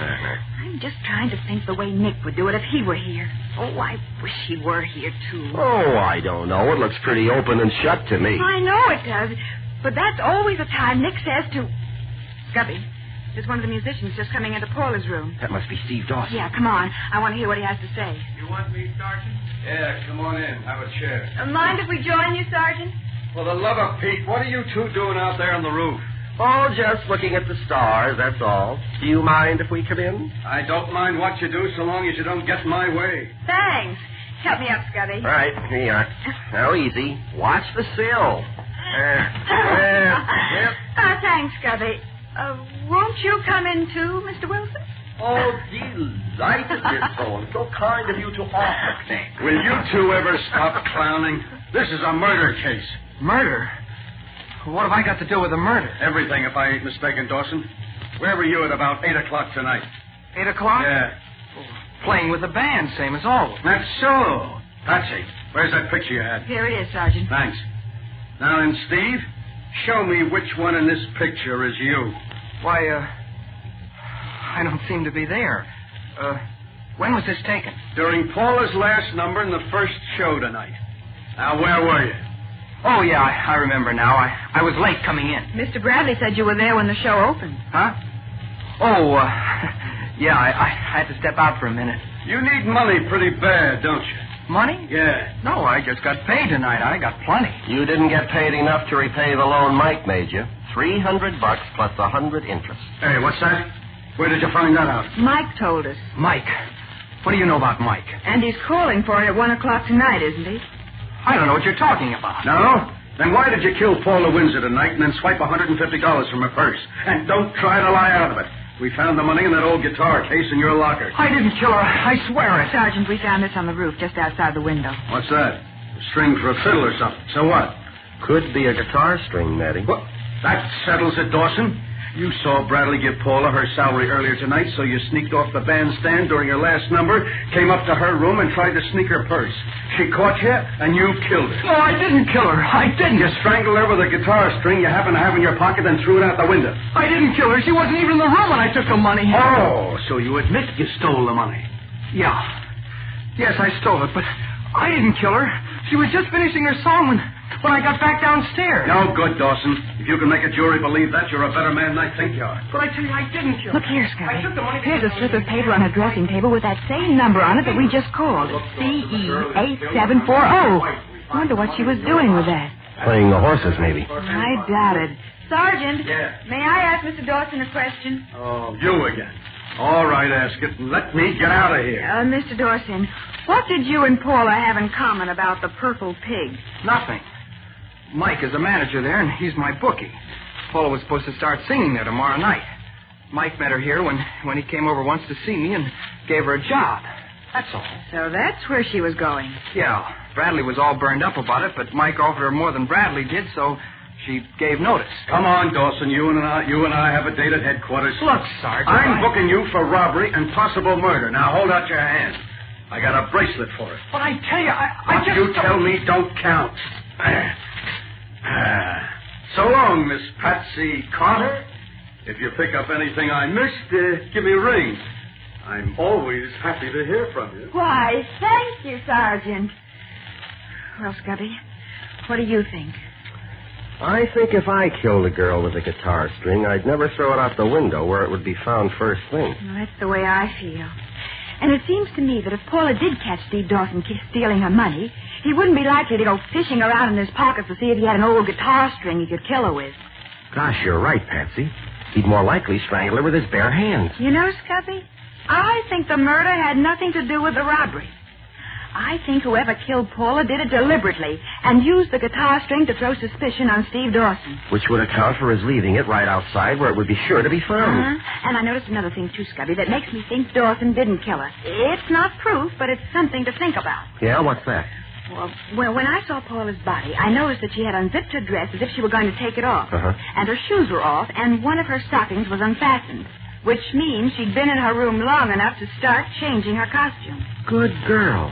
And if she'd been leaning over and fastening her stockings, the killer could have crept up behind her without being seen. Yeah, that's what I was thinking. Oh, the poor kid.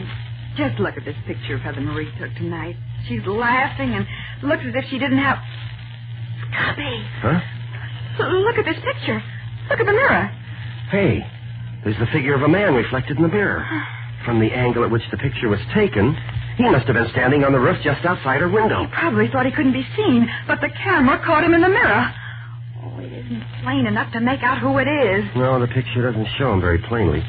But it's definitely a man in a black coat, and the musicians wear white. So it's not the guitar player. Scubby, this man has a flower in his buttonhole.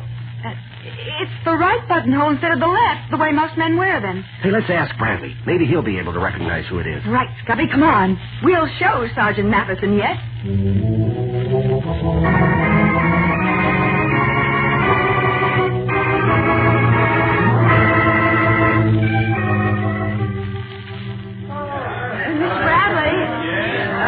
We've got something to show you. Can we go somewhere where it won't be so noisy? Yes. Suppose you go right in here. With the door closed, you can at least hear yourself think.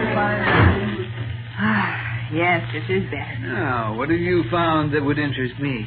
Mr. Bradley, this picture was taken this evening in Paula's room right after the first show. Oh, yes, I remember Marie saying that you took one. If you look in the mirror, you can see the reflection of a man standing outside her window on the roof. What? Yes, I see.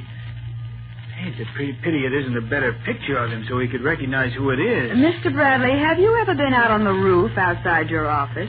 What?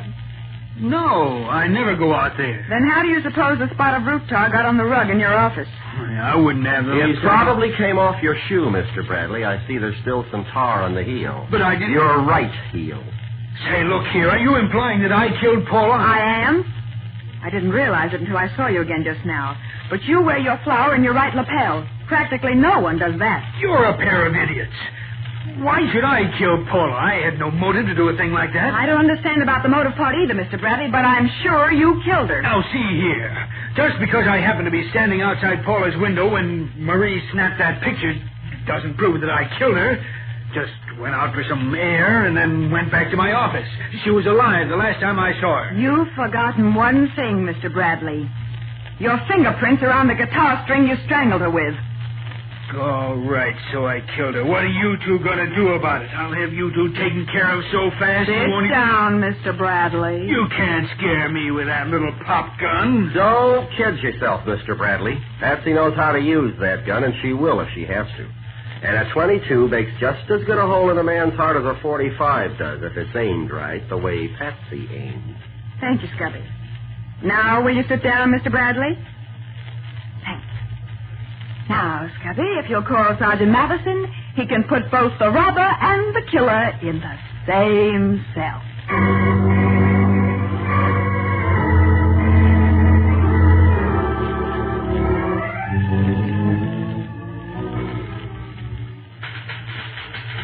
You mean you're going to be at that typewriter for another hour yet? I'm sorry, Scubby, but I have to have a full report ready for Nick when he comes back. And I want to get it down in black and white while it's still fresh in my mind. Okay, I quit. I'm going home. I'll see you again sometime, I hope. Why, I hope so, Scubby. Give me a ring sometime when you're free. Oh, darn you, Patsy Bone. If I wasn't in love with you, I'd wring your neck. Good night, Scubby, dear. Good night. Oh, poor Scubby. Let's see. Where was I? Oh, yes. Nick Carter's office, Patsy Bowen speaking. This is Matty, Patsy. Oh.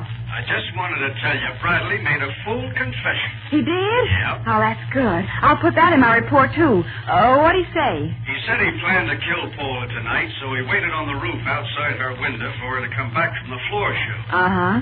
It was while he was standing out there that he saw Steve Dawson swipe the money out of her purse. Oh. Well, that gave him the idea that he could have a perfect alibi by making Steve the goat for the killing as well as the robbery.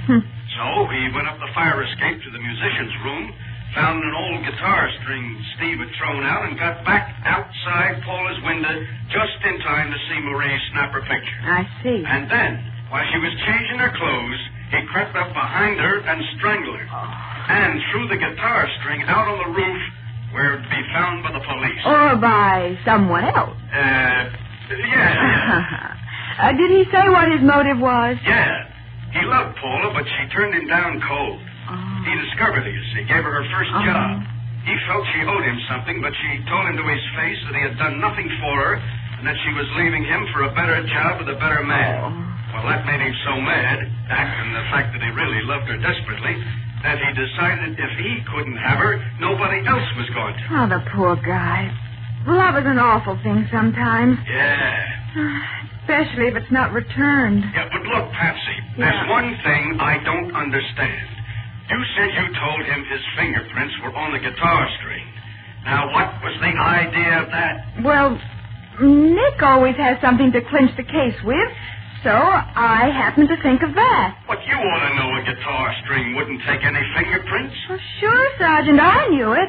But Mr. Bradley didn't.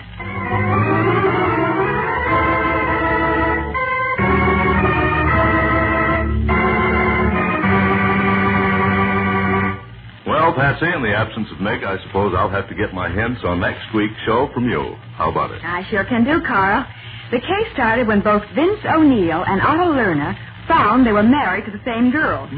What did Nick do about that? Well, he started out to find the girl and straighten things out, if he could. And he found her, I suppose, knowing Nick? Oh, yes, he did. But when he located her finally, she could no longer give him any information. She'd been using a new jar of cold cream and taking a bath. Well, what did that have to do with it? Why, everything. That and the fight on the train. Yeah. All right. What's the name of the story? We call it The Case of the Extra Husband.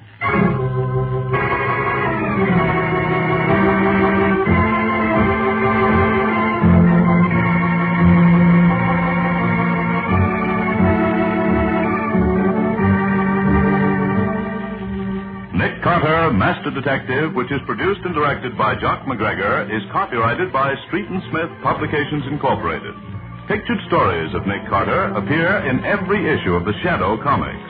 In the broadcasts of Nick Carter, Master Detective, Lon Clark is starred as Nick, Charlotte Manson is featured as Patsy, Mattie is played by Ed Latimer, Scubby by John Kane. Original music is played by George Wright, script is by Jock McGregor. Any resemblance in these programs to actual persons, living or dead, or to actual places is purely coincidental. Nick Carter, Master Detective, is presented over most of these mutual stations each week at the same time. This is Carl Caruso saying, so long until next week.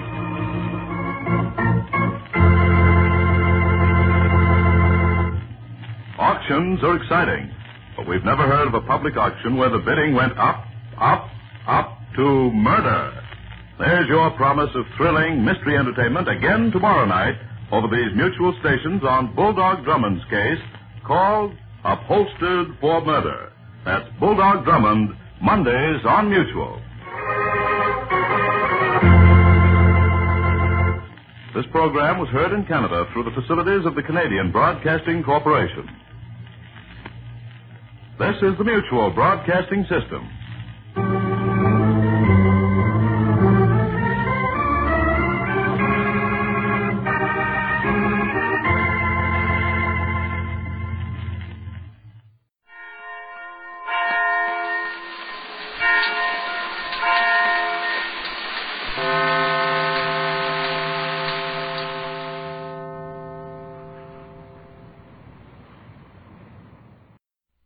This I believe.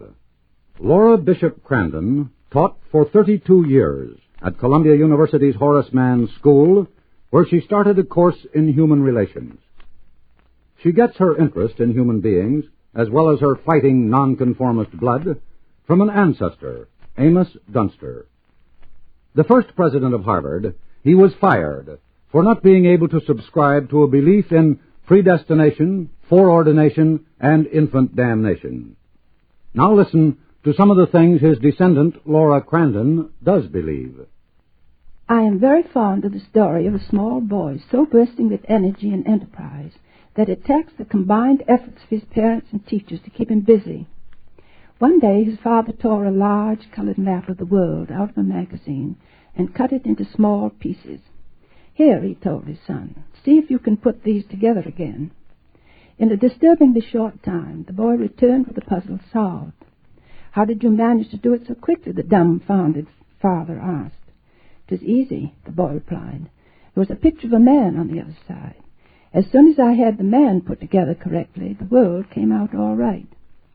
In the same way, I believe the emphasis in our thinking and education should be shifted from the great mystery of the universe to man and what he, as a source of power, can do to solve the world's problems.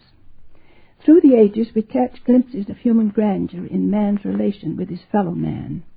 These glimpses lead me to believe that there are untapped potentialities in all of us, which can be a powerful source for solving the world's human problems. I believe creation is a process, not an event. But as a person, I must feel myself contributing as well as the receiving part of this process. I must feel myself a co-worker with sources greater than myself, a co-creator in a human society which is by no means finished, and for which I am in part responsible. It is an obligation as well as an opportunity, I feel, to pay back in part, by my own efforts and my special gifts, the debt I owe to countless unknown human beings, people whose thought and labor, toil and suffering have gone to make up, in part, the life I am now enjoying. I believe that man's fate lies in his own hands, that the evolution into higher forms of excellence in human relations is within man's own power to direct. I contemplate the evolution of the infinite variety of beauty in our physical world. Then I consider what an opportunity I have right now of contributing to the evolution of a lovelier moral world of man's making, the world of human relations, where men live and work together. I believe profoundly in the search for ways to build a better society in which all human beings shall share in the good things of life. Such a search means identifying myself with humanity, past, present, and future. It means making a contract with society and imposes an obligation and responsibility on me to fulfill that contract. Such belief gives spiritual value to my daily choices.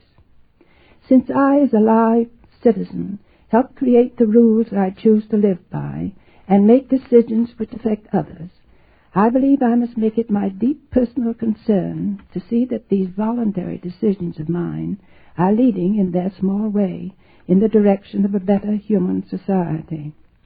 This involves acquiring an inclusive point of view, whose focus is outside myself. Then the better world society, which I wish to help build, will, like the little boy's picture puzzle, come out all right, because I and my fellow humans will have contributed our own bits of excellence to the beauty of the whole. They're the creed of Laura Bishop Crandon of Boston, Massachusetts, a retired schoolteacher who is still an active, irrepressible citizen. NBC presents Frank Lovejoy in Night Beat.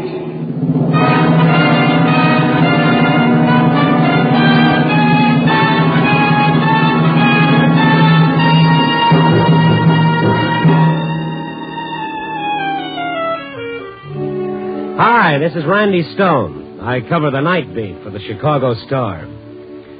Whenever I hear people talk excitedly about Chicago nightlife, I know they mean the bright neon signs of Randolph Street or the near North Side.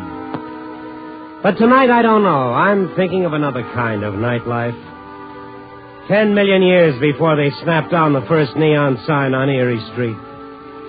Wondering what it felt like to be the first man facing the first sunset. Feeling the air become cold. And seeing the shadows deepen, watching all that gave him security slowly blot away. And leaving him alone, completely alone in a sea of blackness. One man at the mercy of a vast unknown. Yeah, I guess it was Josie that started me thinking about that. First time I saw Josie was around 5 a.m. yesterday. I'd finished my work, and like I usually did, I dropped into the beanery next door, Spivak's all-American diner, known to the faithful as Heartburn Heaven. And there was this girl sitting with half a dozen coffee cups at a corner table. Pretty as those phony plastic steaks Spivak keeps in the window, and ripe as one of his better cantaloupes. But at 5 a.m., I'm afraid the big attraction was a gnawing feeling that I'd seen her someplace before. And a funny premonition that, even if I didn't, here was a kid with trouble. Wasting your time, citizen. So? So. He's interested in nothing but Spivak's coffee. Well, now I am fascinated. I've tasted your coffee. Look, she's leaving. It's dawn, isn't it? Mm-hmm. Every night this week, it's been the same. All night she drinks coffee. At daybreak, she leaves. And nothing remains but a dozen cups with lipstick on the rims.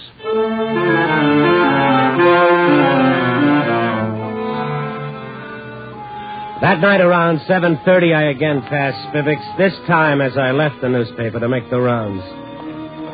But no need to stop, because on Tuesday, Spivak closes the place and you must seek your hyperacidity elsewhere. Only somebody wasn't seeking it elsewhere. Open up! Open up! Uh-huh, the same girl rattling the doorknob like she believed neither the sign nor the darkness inside. I went up behind her. He really is... Take it easy. Why did you sneak up on me like that? I didn't mean to alarm you. I just wanted to tell you every Tuesday Spivak takes off to play quabiash with his Armenian friends on Grand Avenue. Oh. Well, I'll find someplace else. Yeah, you can't do worse than Spivak's if you tried. You know any all-night restaurants around here? Must be all night? Yeah. All-night movie on the next block. No. I mean, someplace where... Where it's light? Yeah. Where it's light, Mr. Stone. I thought we knew each other. This morning I was ready to go into that Vashueva in Milwaukee routine. Josie Costello. You wrote the story about how my husband, Antonio, was killed. Oh, sure. The 8 flying Costellos here in town. A fall from the trapeze about 8-9 months ago. You got quite a memory. Famous from coast to coast. I could make you really famous, Mr. Stone. Is that so? I could give you a story that would chase Joe Stalin right off the front page. What's the trouble, Josie? No trouble. Everything's fine. Tomorrow's my 3rd wedding anniversary. And to celebrate, Antonio is coming back from the grave.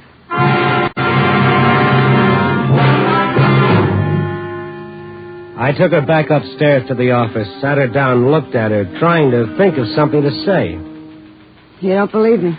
Well, of course I don't believe that Antonio's coming back, but I think you believe it. I didn't at first. Now I do. Oh, now, He'll be there Josie. tomorrow night at 10. Why exactly 10? Antonio was always sentimental about things like that. We were married exactly at 10. Josie, I don't know what's happened, but both of us are a little too old to believe in ghosts. Now, come on. Will you just listen to me, Mr. Stone? I know you think I'm nuts. I'm beginning to wonder myself, but please just listen. I'm willing for you to prove I'm wrong. I'll be tickled pink. Okay, Josie, convince me Antonio is coming back from the grave. You don't know those Costellos. Oh, they're really one for the books. I mean, all that sentimental hooey, kissing each other, jabbering that Italian a mile a minute, and then big family dinners. It's a wonder I kept my figure. You kept it, Josie. Thanks. But one thing I'll tell you, they're really big time. The 7 Costellos. You can't go higher than that. I thought there were 8 Costellos. You're looking at number 8. Huh. Ain't that a scream? Josie Martin, the hunky from the west side of the Windy City. I was a whirling dervish hanging by my teeth. You've seen him, $40 a week and eats. Until Antonio saw me. And fell for me. Uh-huh. Hey, did you hear what I said? Fell for me. I guess that's one way of putting it. He fell for me, all right. 60 feet to the sawdust. Oh, Josie, now, come on. Come on now, Josie. Come on. Oh, all right. I'm okay now. I'm sorry. Gee, I'm getting to be a real psycho. You're frightened. You're upset. You'll be okay. What odds are you giving? You were saying about Antonio. Oh, yeah. Well, after the accident, the family acted like I had the smallpox all of a sudden. They just left without me. So I thought, good riddance to bad rubbish. You go your way, I'll go mine. That was almost a year ago. Then, just Monday, this crazy thing started. With Antonio? Yeah. A telegram under my door when I woke up. You know what it said? Darling, just 5 more days and then I'll be home with you for our 3rd anniversary. All my love, Antonio. That's word for word. Still have the telegram? No, I gave it to Harry Blake. He's a lawyer. Jerky-looking character, but I hear he's smart, you know? Nope. Well, from then on, every morning I get another telegram telling me how many days left. 4 days, 3 days, 2 days. Josie, anybody can send a telegram, except a dead man. But that's not all. Antonio is preparing for our wedding anniversary like he always did. Oh, Josie. Will you just listen, please? Day before yesterday, a ticket agency called me. They wanted to confirm Antonio's order for 2 tickets to the opera Sunday night. The opera. He was always dragging me there. Usually I fell asleep. When I got home this morning, a guy came around trying to deliver some wine. He says Antonio ordered. I got so nervous I just screamed like a crazy dame. Look at my hands. Did you ever see hands shake like that? Me, who had nerves like iron. And this lawyer, Blake, he couldn't find a thing? No, nothing. Now he acts like I'm imagining the whole thing. Josie, don't you get it? Don't you understand? Somebody's pulling a vicious, rotten trick on you. It's happened before, lots of times. I say it's Antonio. Go ahead, tell me I'm nuts. I don't know how or I don't know why, but I say he's coming back. And I say whoever is trying to scare you is doing a good job. Okay, Mr. Stone.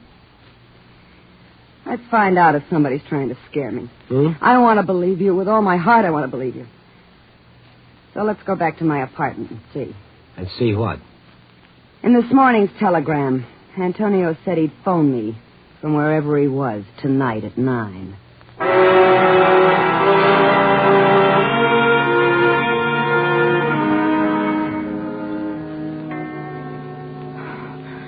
9 o'clock. We were in Josie's 8th floor apartment waiting for a dead man to phone. I realized that for the last 10 minutes I'd been pacing up and down.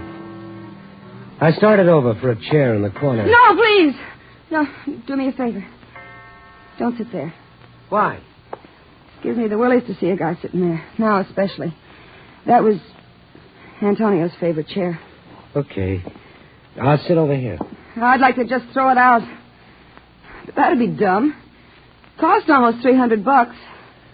Josie, looks like this ghost of yours isn't going to call after all, doesn't it? Look, you think all this could be somebody's bright idea of a joke? Well, of course that's what I... No. Answer it. I can't. You've got to. We've got to find out who's doing this. I tell you, I can't. If I answer it, who's ever behind this will hang up. I answer the phone, No, Josie. Hold the receiver so that I can listen too. I'm so scared. So scared. Yeah? This is Antonio. No! I am so anxious to come home. I hope to I won't see... hear him. I won't. Josie. Oh, it was. It was.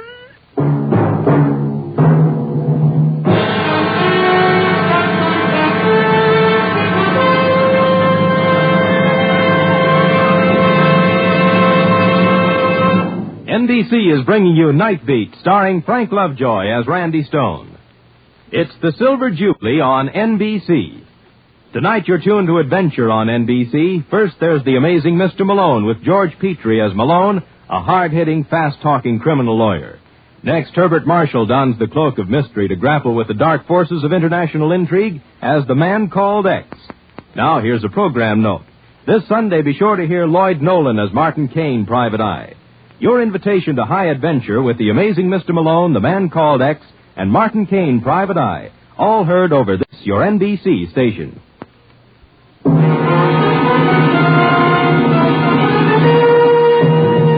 now back to Night Beat and Randy Stone. Now we sat in the big dusty detective room at police headquarters. While Josie told her story to Lieutenant Frazier, a single mosquito fought a losing war against the green gooseneck lamp on the lieutenant's desk. Midnight was a black smear against the big windows. Look, Mrs. Costello. Ghosts.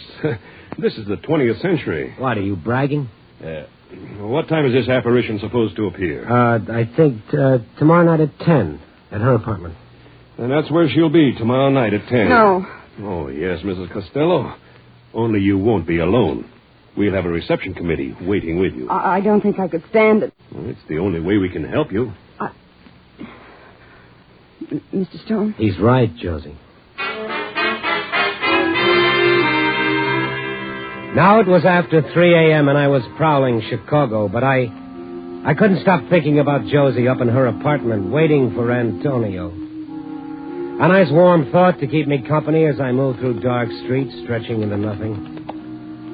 A streetcar rattling by, empty, except for a tipsy soldier boy serenading a yawning conductor with a song about home. And the dark house fronts beyond which the good citizens inhaled and exhaled, groaning suddenly as a dream took a turn for the worse. And a red neon bar sign saying, beer, beer, beer, beer. 4 old charwomen, tired clumps of flesh walking wearily toward the subway. But somehow tonight it all meant nothing. Somehow tonight all I could remember was that voice I'd heard on the phone. This is Antonio. I'd covered the circus story. I'd seen the twisted body of Antonio Costello bleeding in the sawdust. This is Antonio. He was dead. I knew he was dead. And the dead sleep forever. This is Antonio. I stopped. Oh, now, wait a second, pal. What's with you? Now, aren't you so sure? Now, don't be ridiculous. All I knew was that I wasn't going to find another story if it came up and bit me. For me, there was only one story. To prove that Antonio was dead. I remember the name of the lawyer Josie had hired, Harry Blake. He had a 24-hour listing in the phone book. I found a cigar store still open, closed myself in the phone booth, and called him. The phone rang a long time before he answered.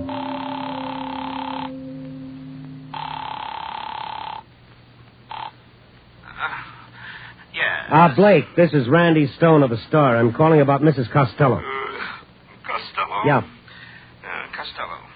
Oh, that neurotic creature, yes. How about meeting me at your office so we can talk about it? Well, yes, all right. Drop in around 11 tomorrow or thereabouts. Perhaps we'll have lunch. I'll drop in at 3 a.m. or thereabouts, and we'll have breakfast. Well, now, you're absolutely mad, dear boy. I couldn't think of it. I'll see you at 11. Mr. Blake, I think somebody's pulling a fast one on the little lady. Oh, bourgeois. What's that? Bourgeois. Oh. Well, anyhow, that's what I think. And being a newspaper man, when I think something, I can spread it all over the place. A newspaper man, huh? Uh-huh. Yes, that's right. Well, can you make it 3:30, dear boy?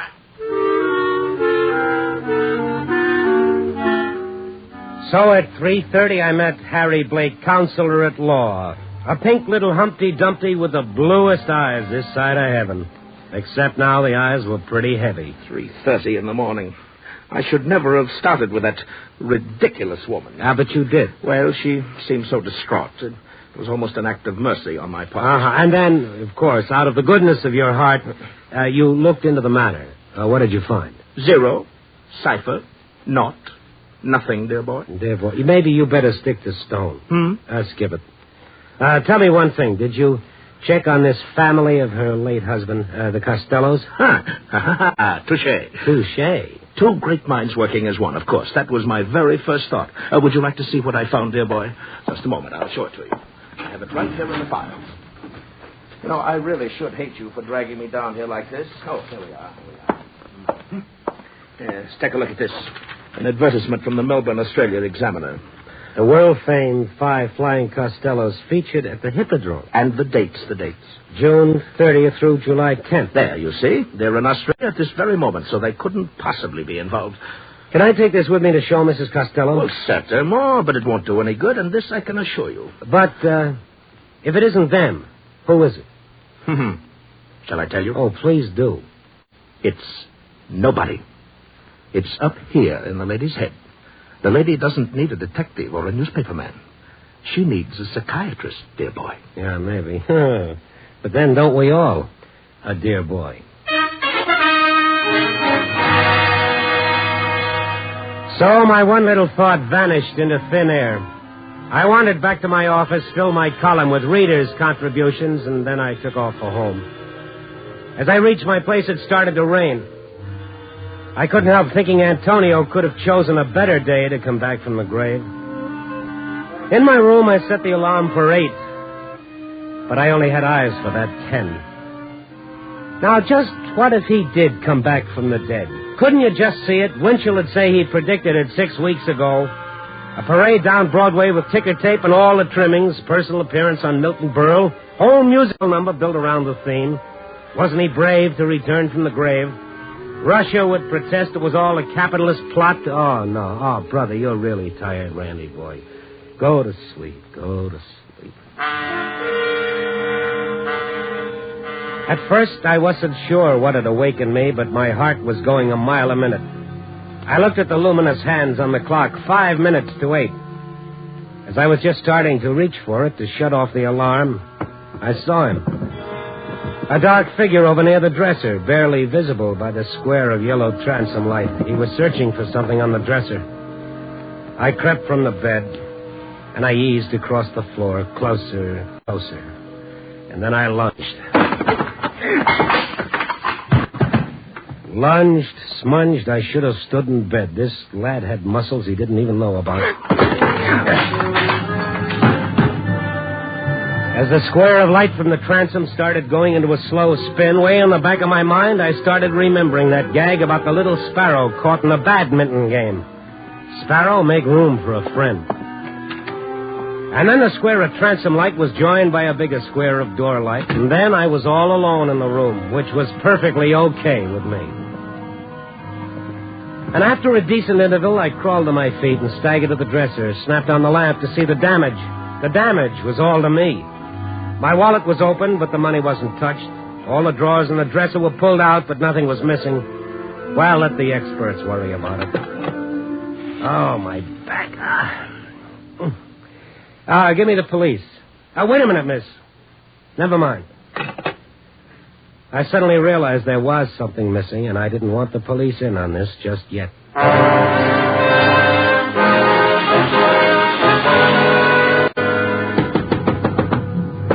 A few minutes after I started pounding on the door, the peephole opened, and one large blue eye looked out at me. And then the door swung open. Oh, my dear boy, look at you. What happened? I couldn't find a cab, so I came over in a cement mixer. Look, Pinky. Pinky? I'm going to get real dramatic. I'm going to give you 5 seconds, one for each of the flying Costellos in Australia. And then you're going to tell me where I can locate Costello number 6, or I'm going to do terrible things to those blue eyes. Well, I don't understand you. Sure you do. He must have been pretty angry when he found out you gave me the clipping. The seconds are racing by, Pinky. Now, let's not act like savages. That might be fun. Where is he? I haven't the slightest... You cry real nice, Pinky. He found out you were helping Mrs. Costello, so he came to you with a better offer. Is that it? No, That's when you decided she was nutty in the head, huh? Where is he? Where is he? This gets in the blood, Pinky. You better tell me. Yes.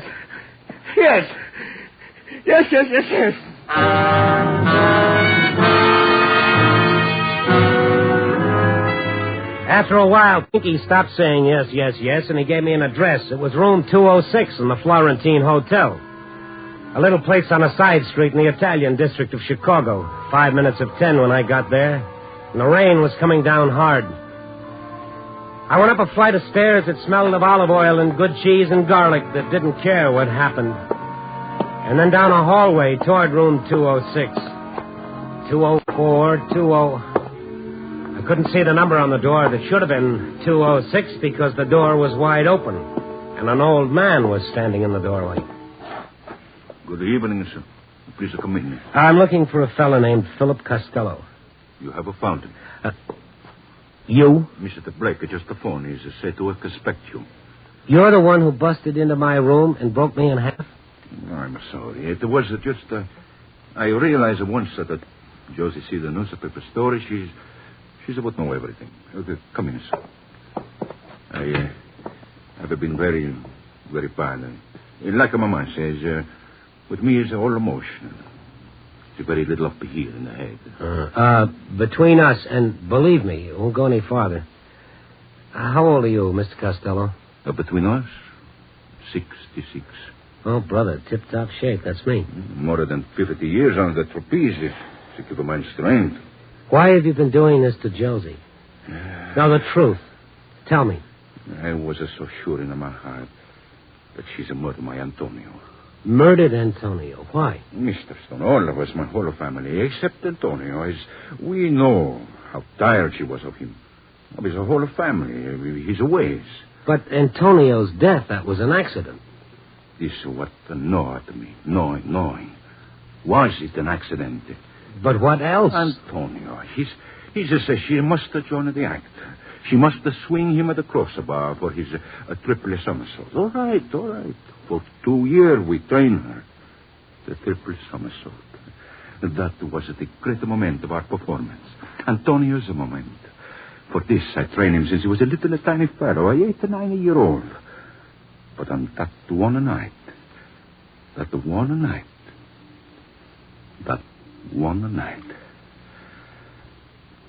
I look and I close my eyes for a single second. It all come rushing back. It was so real. Ladies and gentlemen, to present the magnificent Antonio and his unbelievable, world-famous triple somersault while blindfolded, 60 feet above the arena and without a net, ladies and gentlemen. And now, our Antonio is a leap so graceful from the deck of a platform, swinging out under the crossbar, and in our hearts we all begin to count. 1. Higher and higher, he's going at great the flashing arch. 2. His smile of confidence under the blindfold is meant for Josie, who stands on the other platform, waiting to send him the second crossbar. 3. All over the stadium, everyone's heart is thundering with the drums. Higher and higher swings Antonio. His hands leave his bar. He's beginning to somersault. Over and over and over. Every face is a turn upward. 5. Now his arms reach out for the odd crossbar. Josie's. 6. His fingers throw the air. The bar is an instant late. And minutes roll like a train rushing at you. The crowd is on its feet, screaming because Antonio's falling.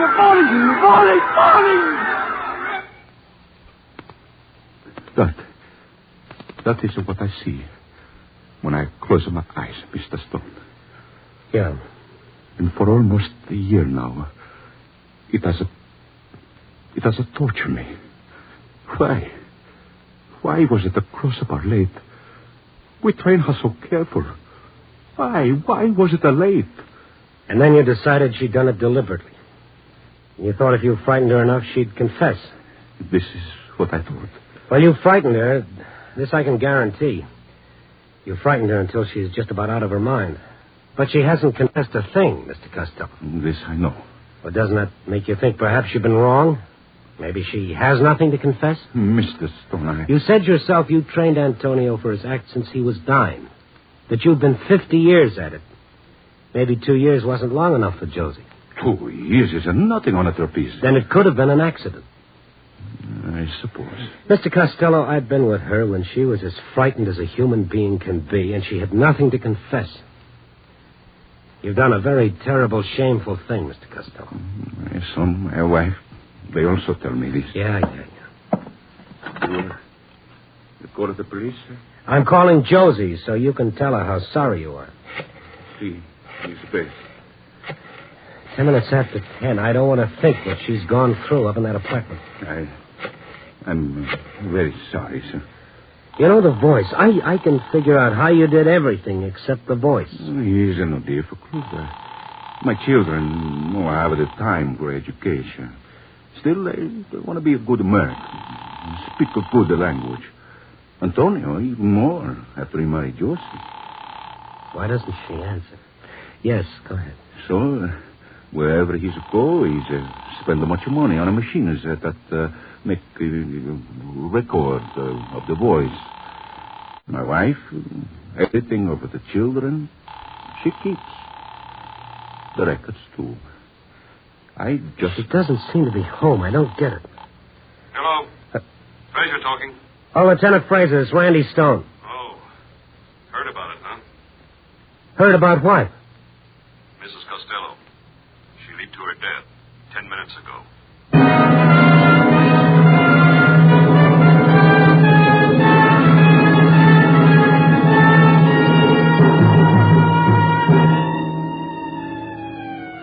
10 minutes later, I was standing with Fraser at the broken window in Josie's apartment.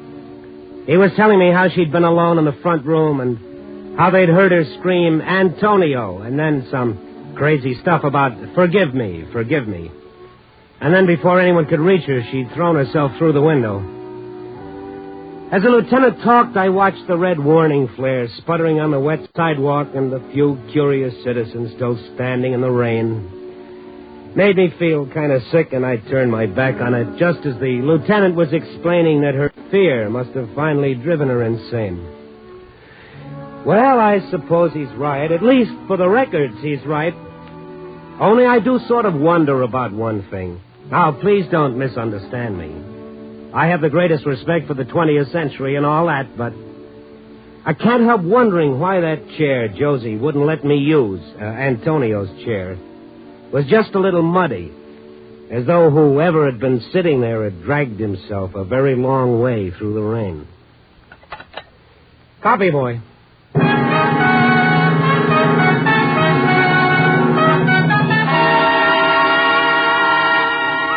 Night Beat, starring Frank Lovejoy, is produced and directed by Warren Lewis. Tonight's story was written by Larry Marcus with music by Robert Armbruster. The part of Josie was played by Joan Banks.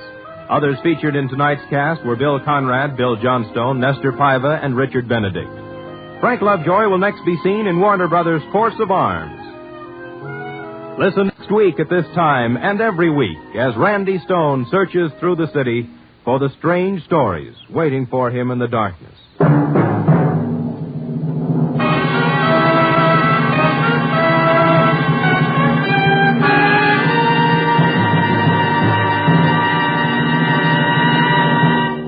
Night Beat came to you from Hollywood. It's the Silver Jubilee on NBC.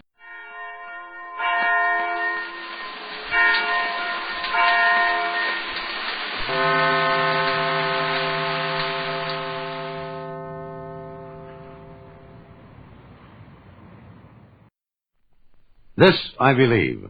Laura Buchanan is an education specialist with the Alaska Native Service. Supervising the programs of 93 schools takes her throughout the vast expanse of Alaska by boat, airplane, and dog team. Out of her experience on our last frontier, she has built a balanced creed. Here is Laura Buchanan. I believe that all men are the same. This cherished ideal is the consequence of years of association as an educator with people of all racial and culture groups. It is also, I contend, a belief that is synonymous with our Christian democratic way of life. The social myth of inequality is perpetuated by only the insincere who give but lip service to true American ideology.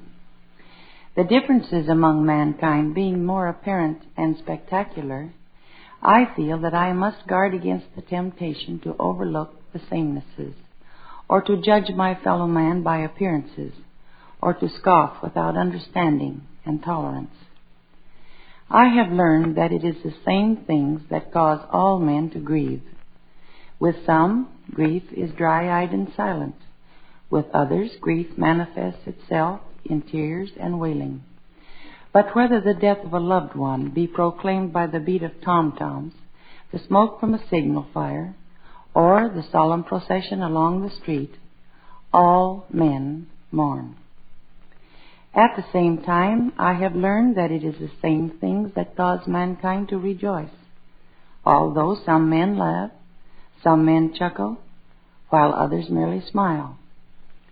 A mother's joy in her baby's first steps is dissociated with her complexion. A father's pride in the courage of his son is not governed by the country in which he lives. I believe that universally men are driven by the same compulsions. Hunger refutes discrimination, be it raw fish or rice or black bread or T-bone steak that men envision in their deliriums of starvation. Home is dear to the heart of all men, be it a tent in the desert, an Arctic igloo, a tumble-down shack, a tenement in the slums, or a mansion on the hill. Playing no favorites, the basic elements of survival are no respecters of class, color, and personality.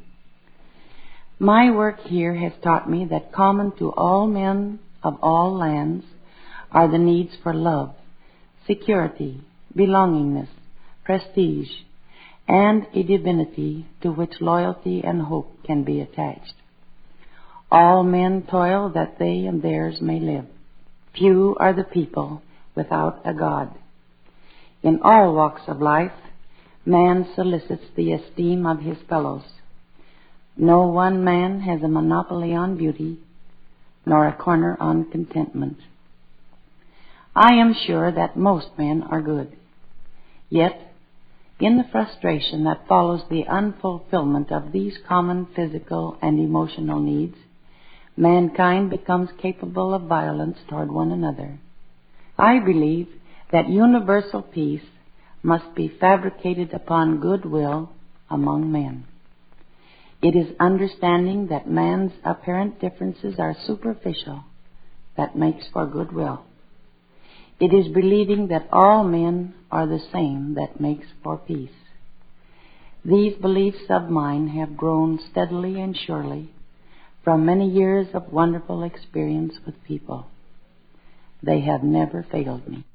That was educator and writer Laura Buchanan of Juneau, Alaska. She is co-author of Hearth in the Snow. Listen while the makers of Rexall drug products and 10,000 independent Rexall family druggists bring you Dick Powell as Richard Diamond, private detective.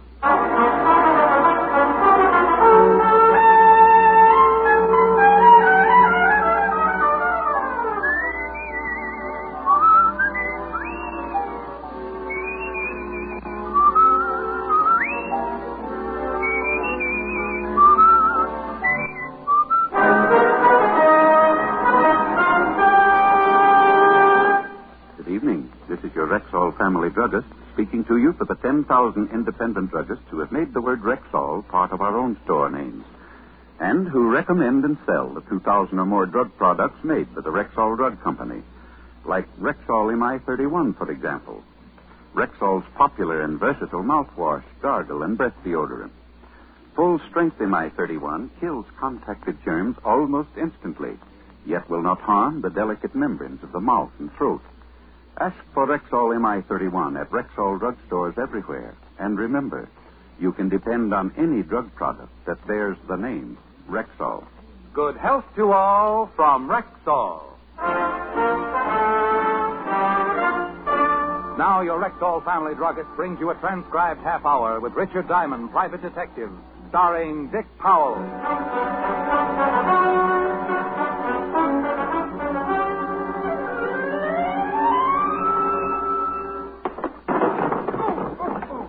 Oh, gee, Diamond, I'm sorry. Did I hurt you? Oh, no, Seymour. I feel great. Oh. Who needs seats? Come to think of it, though, I might be more comfy down here if you'd lift this desk off my chest. Oh, yeah, sure. There you go. Oh, well, thanks. Sorry, I didn't mean to knock you over. So forget it. I enjoy having my chest crushed as much as the next guy. Okay. Now, the throw I'm going to show you now is called a Japanese shoulder toss. Look, Seymour, you've convinced me. Judo is a wonderful sport. I didn't realize what I'd been missing all these years. I love this sport, judo. Now, what'll it be, canasta or old maid? What? How about hopscotch? Oh, come on. Let me show you just one more throw, huh? Not even if it was with a beanbag. Hey, maybe some wrestling holds in. I know a lot of wrestling stuff.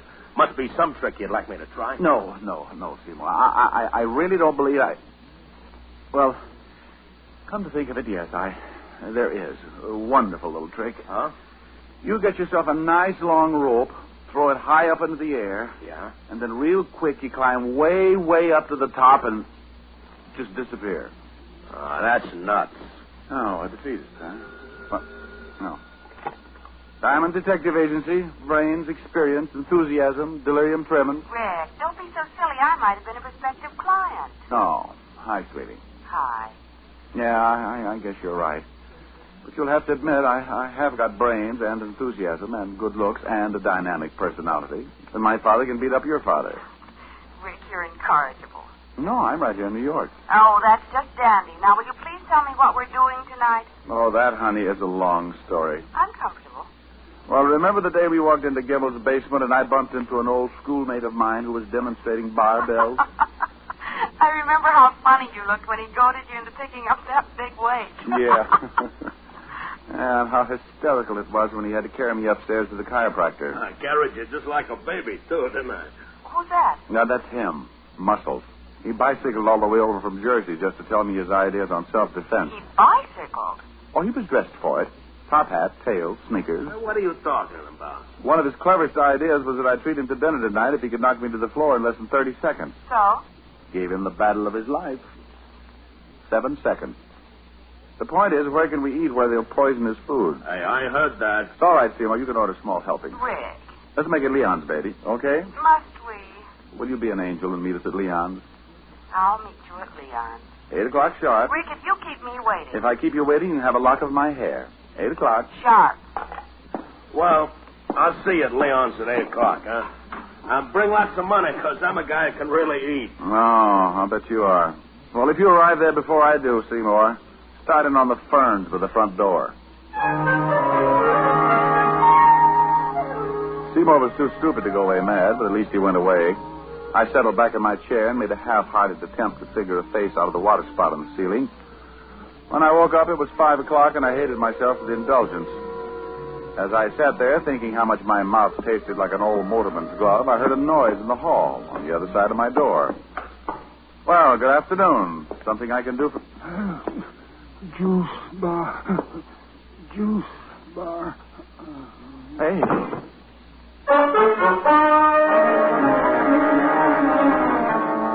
He fell face forward into the pool of blood at his feet, like a wino who'd stumbled into a fountain of muscatel.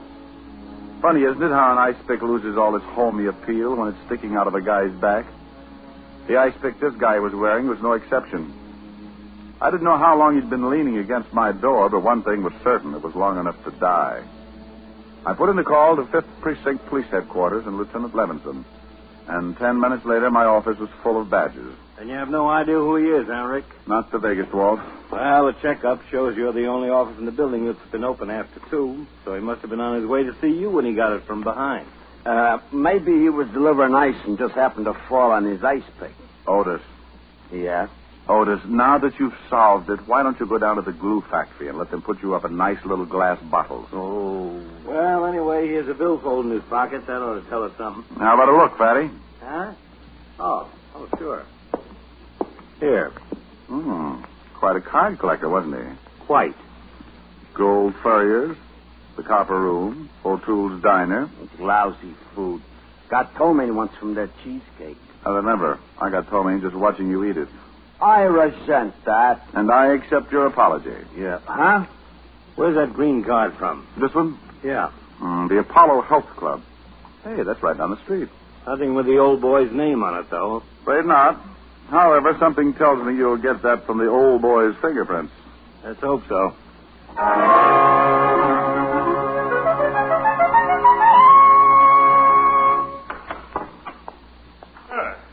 This afternoon to you, sir. Welcome to the Apollo Health Club.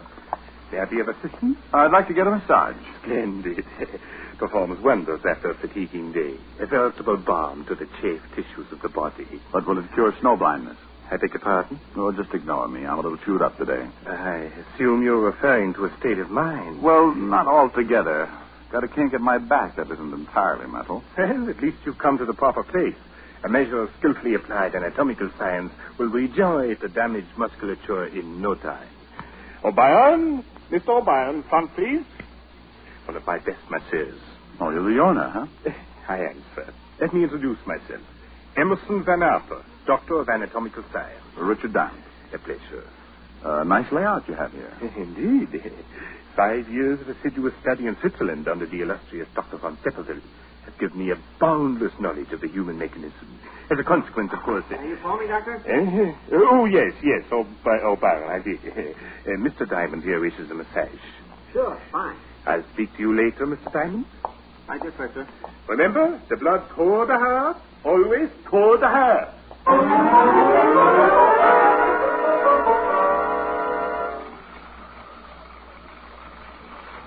A real private detective, huh?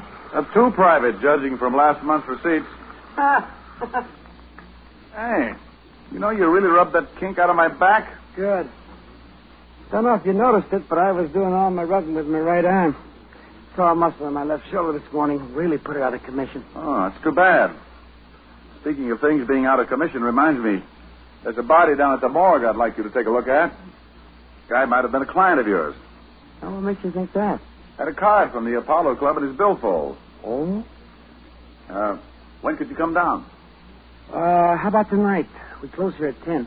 Fine. Make it, what about 10:30? Know where the morgue is? Yeah. How'd this guy die anyway? Somebody hid their ice pick in his spinal column.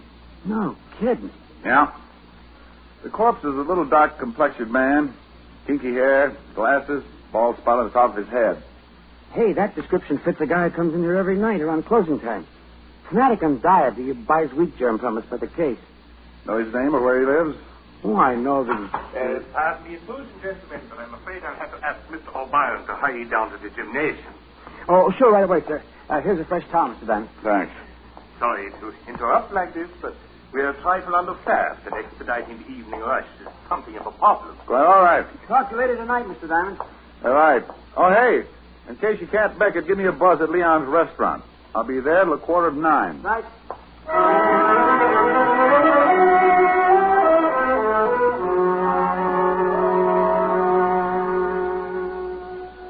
Monsieur Diamond. Hello. Bonsoir. Hello, Leon. Par ici. Which translated into English means? Right this way. Both my guests arrived? Oui. First the young lady, then a few minutes later the gymnast. But, Mr. Diamond, a telephone call is waiting for you. Oh, thanks, Leon. Hello, Diamond speaking. Hello, Mr. Diamond. This is Red O'Brien down at the Apollo Club. Oh, yeah, O'Brien. Hey, listen, you gotta come down here right away. I really stumbled into something. Yeah, what's that? Can't tell you over the phone. Just get down here. Drop everything and get down here. Hurry. Look, Red, I'm right in the middle of the... Hello? Hello? Hello? Oh.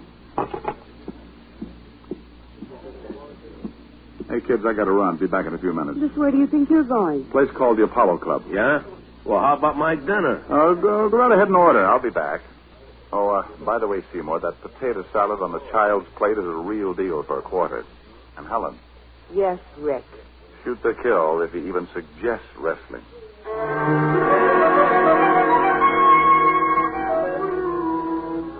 I walked out of Leon's, flagged down a cab, and spent the trip back to the Apollo Club, wondering what Red O'Byron was so worked up about and why he'd hung up on me. As my cab started to swing in toward the curb, I got that lousy feeling again, and I decided definitely it was not one of Leon's martinis, but rather the large white ambulance parked in front of the Apollo Health Club. I was halfway up the steps of the club when Dr. Van Arter appeared in the doorway. Oh, good evening, Mr. Diamond. This is terrible. Terrible. What is? We've had an accident. Red O'Byron? Yes. Oh, terrible. Like losing a son. Losing? He's dead? Yes. He was performing a handstand on the rings in the gymnasium, and he slipped and fell. Broke his neck.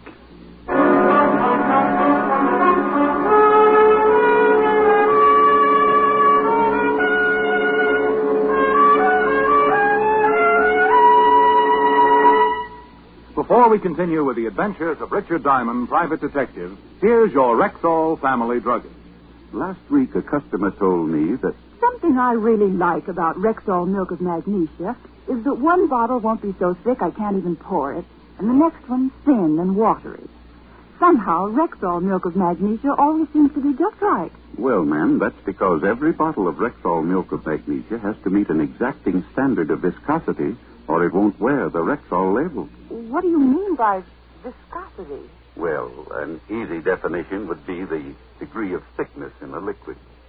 Now, Rexall scientists conduct scientifically precise tests on every batch of Rexall Milk of Magnesia to make sure it meets this constant standard of viscosity, because that's one big reason why you'll always get a uniform dosage from every bottle. Oh, and I thought it was all just an accident. Oh, no, ma'am. There are no accidents behind the fact. You can always depend on any drug product that bears the name Rexall. And now back to tonight's adventure with Richard Diamond, private detective, starring Dick Powell.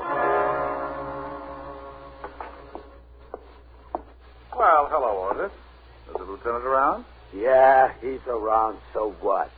Otis, did you ever think how silly you'd look hanging from your thumb? Ah, go soak your head. You mean that's how you shrunk yours? Well, now, isn't that a coincidence? Is it? I was just thinking how peaceful it is around the precinct when you're not. Yeah. You shut up, you. You tell him, Patty. How would you like to... I'd like a little information, if you don't mind. I'd like you to see what facts you can scare up on the guy who runs the Apollo Health Club. His name is Van Arter. If I remember right, the stiff we hauled away in front of your office today had a card from the Apollo Club in his billfold. You remember right. And we found out his name was Rudy Lubin. Narcotics has a file on him that goes forever. How about the ice pick? Any fingerprints? None. Well, that's always a help. I should say. Personally, I think Otis did it. Think I did what? You see, Walter, typical pathological reaction. What do you mean? Oh, don't worry, Otis. We won't let them hang you, right, Walt? Right. Not as long as we have a rope and a tree. No. Hey, what's up? Who you calling? Leon's restaurant. Ellen's over there breathing with a diaphragm. And Seymour... Oh, you don't know him, but he's tearing phone books apart. Good evening, Leon. Oh, hello, Leon. This is Richard Diamond. My friend still there? Oui. They are waiting for you, no? They're waiting for me, yes. Let me speak to the noisy one with the biceps, will you? Oui, bien entendu. What's all this about? It's about a guy who got stabbed in front of my door, a masseur named O'Byron who got his neck broken doing tricks on the rings, and something that O'Byron mentioned earlier. Hello. Seymour? Where are you, anyway? We've been waiting an hour. That's not the point. The point is, I want you to listen to me. Could a guy do a handstand on the rings if he had a torn muscle in his shoulder? Are you kidding? I'm very serious. Heck no, he couldn't. It's impossible. Shoulder muscles are the ones do all the work. Deltoids, trapezius, upper pecs. Yeah. Okay. Look, Seymour, You got to do me a favor. Meet me in front of the Apollo Health Club as soon as you can get there. Well, how about your girlfriend? Tell her to wait there till I come for her. Oh, okay then. Only, what are we going to do? Trap a murderer. I hung up, assured Lieutenant Levinson that I was just going to do a little reconnaissance work, and then left for the Apollo Club. Seymour was waiting when my cab drew up in front. I explained to him the part I wanted him to play. Just leave it to me. If this doctor's a phony, I'll find out for you. Let's go.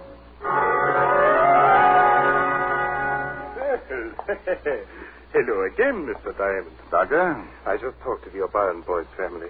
Oh, it was heart-rending, absolutely heart-rending. I almost broke down. No, you will before it's over. Hmm?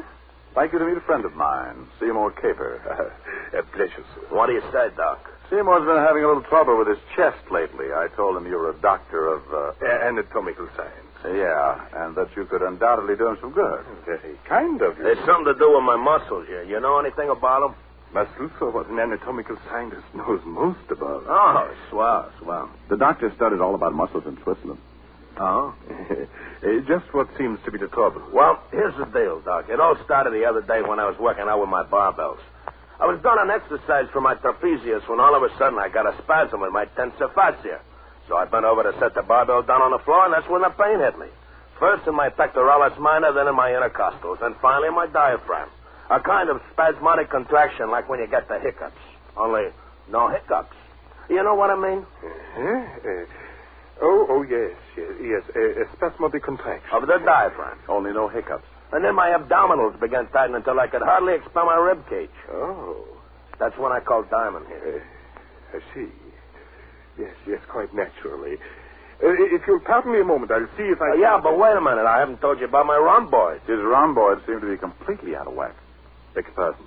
Well, it must be either my rhomboids or my dorsal spinalis. Awful pain right between my shoulder blades. What do you figure it is, Doc? Well, actually, hasty diagnosis isn't feasible. Huh? I really couldn't... Yeah, but you just put your hand on my left rhomboid and feel how knotty it is, huh? Left rhomboid. Yeah, go ahead, feel it. It's right under the middle trapezius, Doc. You know where that is. Please, Seymour. Don't insult the doctor. Any old quack knows where that is. Yes, certainly. Middle trapezius. Oh, great Scott. I'd almost forgotten. I left a client under the sun lamp. Pardon me, gentlemen. I'll be back in a moment. Have a hunch he's heading straight for an anatomy chart. Yeah, you're not kidding. That guy's as phony as the title he uses. Doctor of Anatomical Science, my gluteus. Mine, too. Come on. I took Seymour by his rhomboid and led him out onto the street, down to the middle of the block, and up 3 flights to my office. While I did my thinking, Seymour did his push-ups. 302. 303. Well, Seymour, we know 3 things. O'Brien couldn't have been exercising on the rings with an injured shoulder. 5 right. And the doctor's a phony. 6 right. Then the doctor is a front for something that's important enough to kill people over. 300 and right. 8. As a consequence, you and I are burglars. 9 right. What? Starting as soon as the Apollo Club closes. But you mean we're going to bust into the joint? We're going to bust into the joint or flatten your head in the attempt.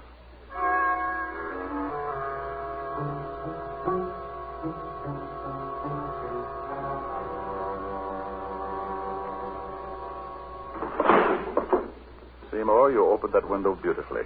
Thanks. Remind me to autograph your biceps later. Hey, this detective business is dangerous, ain't it? Oh, yes. But think of the advantages. Long hours, no time for meals. And on a good day, a guy can pick up as high as 200 or 300 bullets in his back. I don't like it. Go on, crawl in. Okay. Don't push. I followed Seymour in, and we waited a minute for our eyes to get accustomed to the darkness. Then we moved cautiously down the stairway to the first floor. I had no idea what I was looking for, but Dr. Van Arthur's office was the first place where I tried to find it. Hey, the door's locked. You want it opened? Well, of course I do, Seymour. Use your head. Okay. Seymour would be pulling plywood out of his scalp for the next week, but it got us in. I took the place apart, but came up with a big fat nothing. So we left the office and headed down the hall toward the back of the building. Hey, look. What's the matter? It's a fruit juice bar. Oh, boy, am I thirsty. Well, go mix yourself up a juice bar. Juice bar, that's it. Yeah, good stiff belt of celery juice. No. This is what the little man who was stabbed outside my office was gasping about when he died. A juice bar. Come on. Nothing but juice. Oh, I wonder what's in this cupboard under the counter. Is it locked? Yeah. Think you can pull it open? Just watch me. You see? Seymour. Yeah. Will you marry me? I'll give you a belt in the solar plexus. Later, huh? Right down. Let's see what's in this cupboard. You got a match? I don't smoke. That's all right. I found one. Well, what do you know about that? Nothing but cans of wheat germ. Hey, you know what that stuff is, don't you? I know that the masseur who got killed here told me that the guy who died in front of my office brought it up by the case. Hand me a can, will you? Sure. Here. This stuff is full of vitamins, you know. You want a handful? Oh, no, thanks. Yeah. Well, it must be some extra special brand. Never tasted anything like this before. Chew a little louder, Seymour. We can dance to it. Hey. Hey. That really hits the spot, man. Hey, you want to wrestle? Oh, quiet, Seymour. You know what, boy? I can fly. Seymour. I can fly. That is, see? Oh, man, do I ever love to fly. While Seymour stood there flapping his arms, I stuck my nose into the can he was holding. Uh-huh. Once you've smelled opium, you can always recognize the aroma, even when it's mixed with wheat germ. I was trying to decide what to do with Seymour when he slid slowly to the floor under the counter and rocked out. I loosened his collar, then started for a telephone. Leaving, Mr. Detective. Wow. Doctor, working late? I'm glad I arrived in time to offer you a drink of fruit juice. Well, thanks loads, but I'm driving. Where you're going, Mr. Detective, the weather is too hot for driving. Now, isn't that a nasty thing for a guy who sticks ice picks in people to say? Oh, that was the most unpleasant experience, I assure you. It's just that Mr. Lubin began demanding a little too high a percentage for distributing my health foods. Even went so far as to threaten me with exposure. So you grabbed up an ice pick from your juice bar and followed him out of the club? Mm-hmm. I doubt if he ever knew what hit him. Oh, I bet he had a hunch. Well, I perceive that you sampled my wheat germ. No, I opened a can or two. Personally, I never touched the stuff without bananas and cream. You've made the same unfortunate discovery that Red O'Brien made, Mr. Detective. Oh, that's why he called me at Leon. Yes, and that's also why I had to resort to the unsportsmanlike expedient of luring him to the balcony of the gymnasium and then pushing him over head first. I was about to call the doctor a particularly dirty name when Seymour's hulking shoulders loomed up behind the juice bar, not over 3 feet from where the doctor was standing. Doctor, you're wrong. Seymour is not a sissy. What? I don't think you could beat up Seymour with one hand. That's what. Mr. Diamond, I'm afraid you're asking to be shot. Yeah, well, just to try it. Who said... Yeah. I'll teach him to call somebody who knows how to fly a sissy.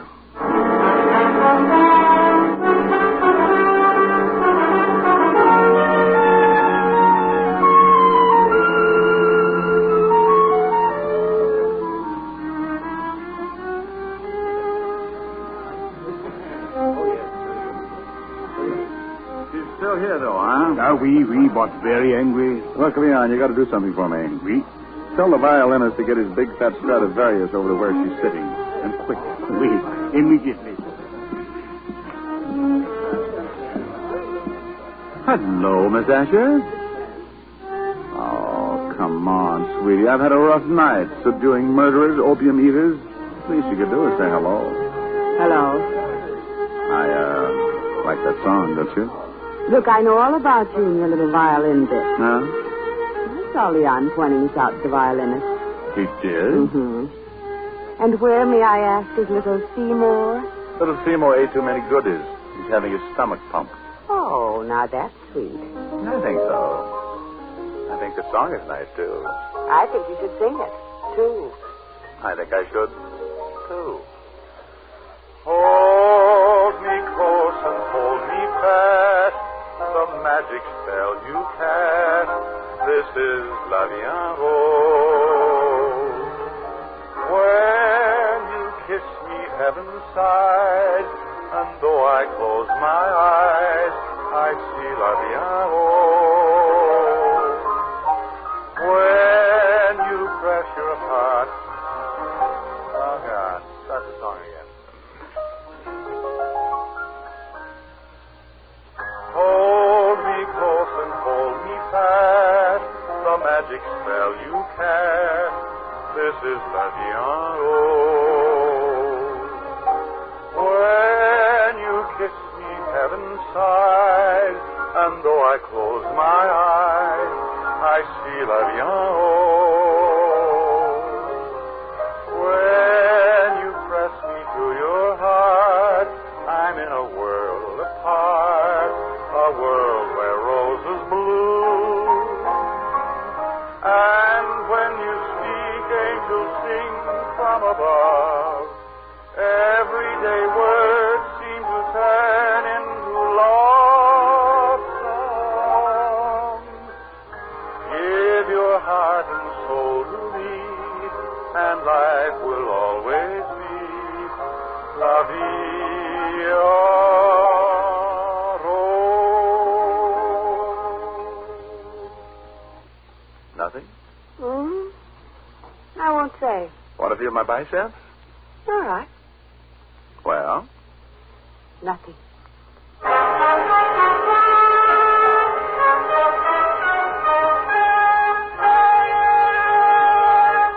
Again, here's your Rexall family druggist. Whenever you have a headache, remember this about Rexall aspirin. When taken with water, the 5 full grains of pure aspirin in every Rexall tablet are ready to go to work for you even before they reach your stomach. So whenever you have a headache, remember that about Rexall aspirin. Ask for it at Rexall drugstores everywhere. And remember always, you can depend on any drug product that bears the name Rexall. Good health to all from Rexall.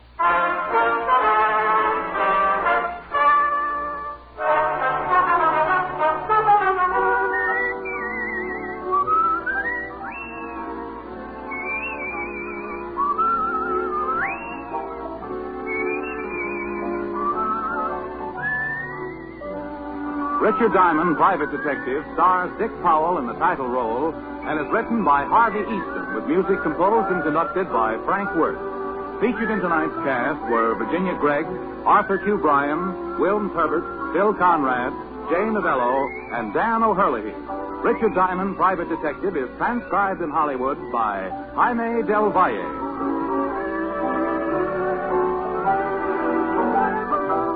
This is Bill Foreman inviting you to be with us next Wednesday at this time when we will again bring you Dick Powell as Richard Diamond, Private Detective.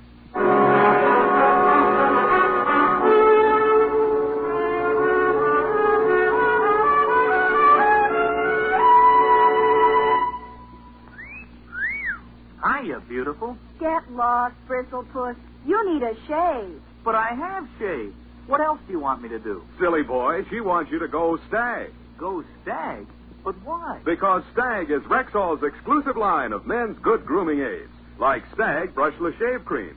No fuss, no massage, just smooth it on, and presto, you get a clean, close shave. Your face stays smooth and whiskerless all day long. I'll do it. I'll go Stag. That's it. Join the Stag line now at Rexall drugstores everywhere. Yes, to make girls care. Go Stag.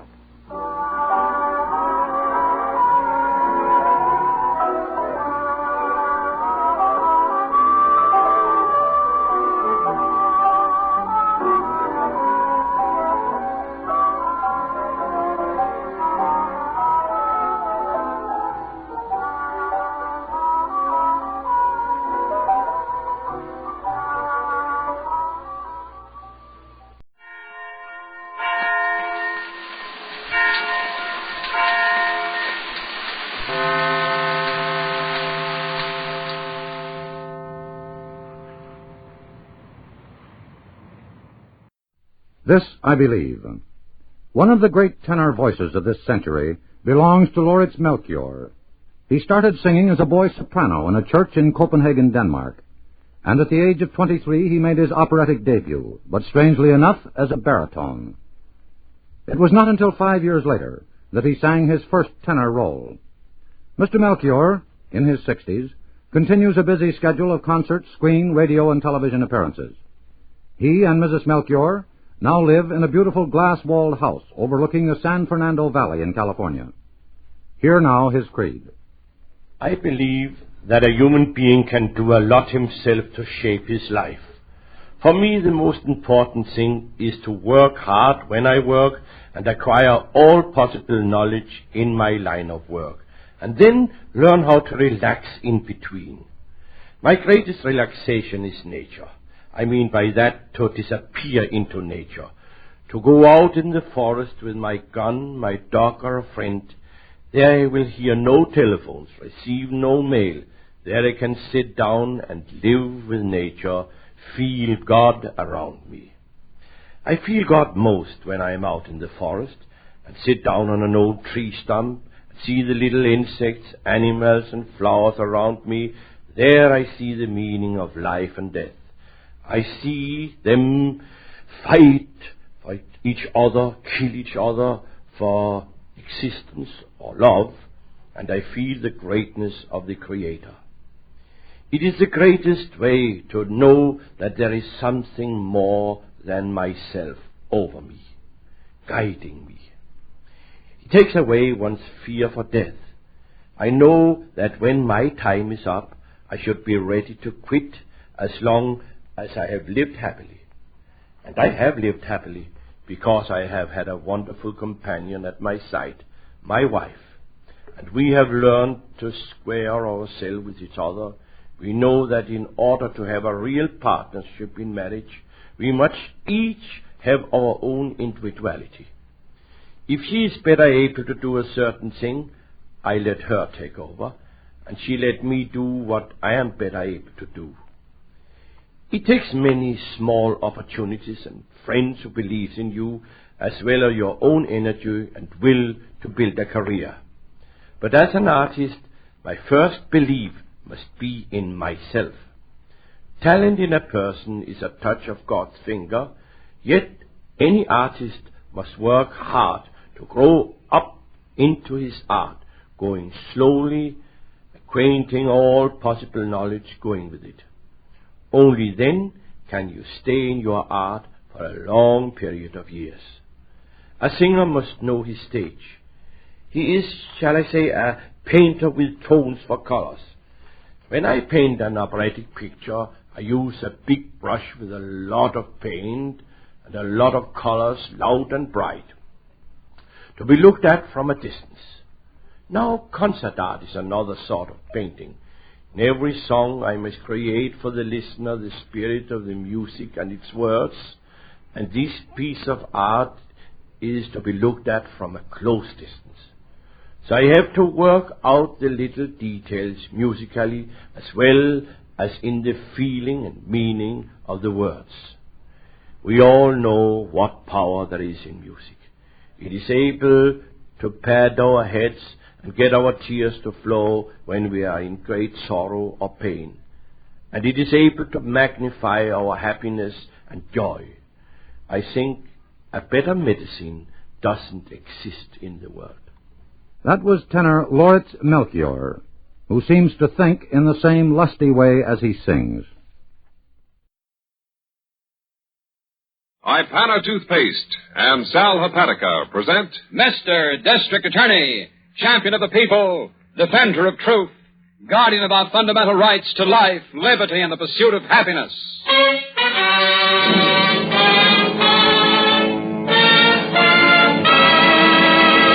Mr. District Attorney is brought to you by Ipana Toothpaste and Sal Hepatica. Ipana for the smile of beauty, Sal Hepatica for the smile of health. Ipana, Sal Hepatica.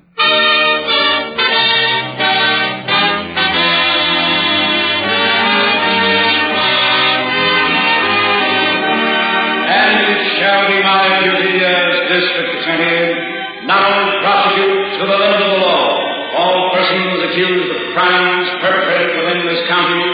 but to defend with equal vigor the rights and privileges of all its citizens.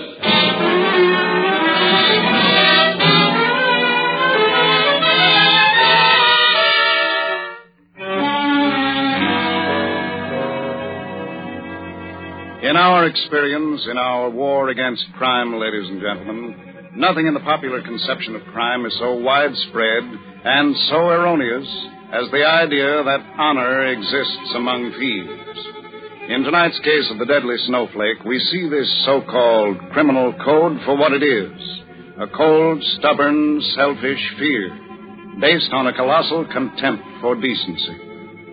We begin in a bedroom darkened by shades drawn tight to the sills. Agnes? Agnes, is that you? Go back to sleep, Laird. The doctor says you should rest. Him a doc. They threw him out years ago. Did you talk to him, Agnes? They told me not to. Don't you think you'd better? What's the matter? Get the bandages off your head, huh? I'm lucky I'm alive, he said, Agnes. That cop's bullet went right across my skull. I know. You're lucky you got home. I still got my fingers, too. That's real talent, Agnes. 1 in a million. What do you mean you still got your fingers? I'll get to that. First, I just want to say I'm sorry about the way I've been treating you. You what? I don't mean to, knock you around, Agnes. I just get nervous when I'm going out on the job. What's come over you, Laird? You know how it is. Feeling those tumblers fall with your fingers. It's tough work, Agnes. Oh, that reminds me. What? I want you to get hold of a guy. You remember him? Rudy Bowie. What's the matter? Nothing. I just haven't heard you mention Rudy in so long. What do you need him for? To help me. I got to get back to work, Agnes.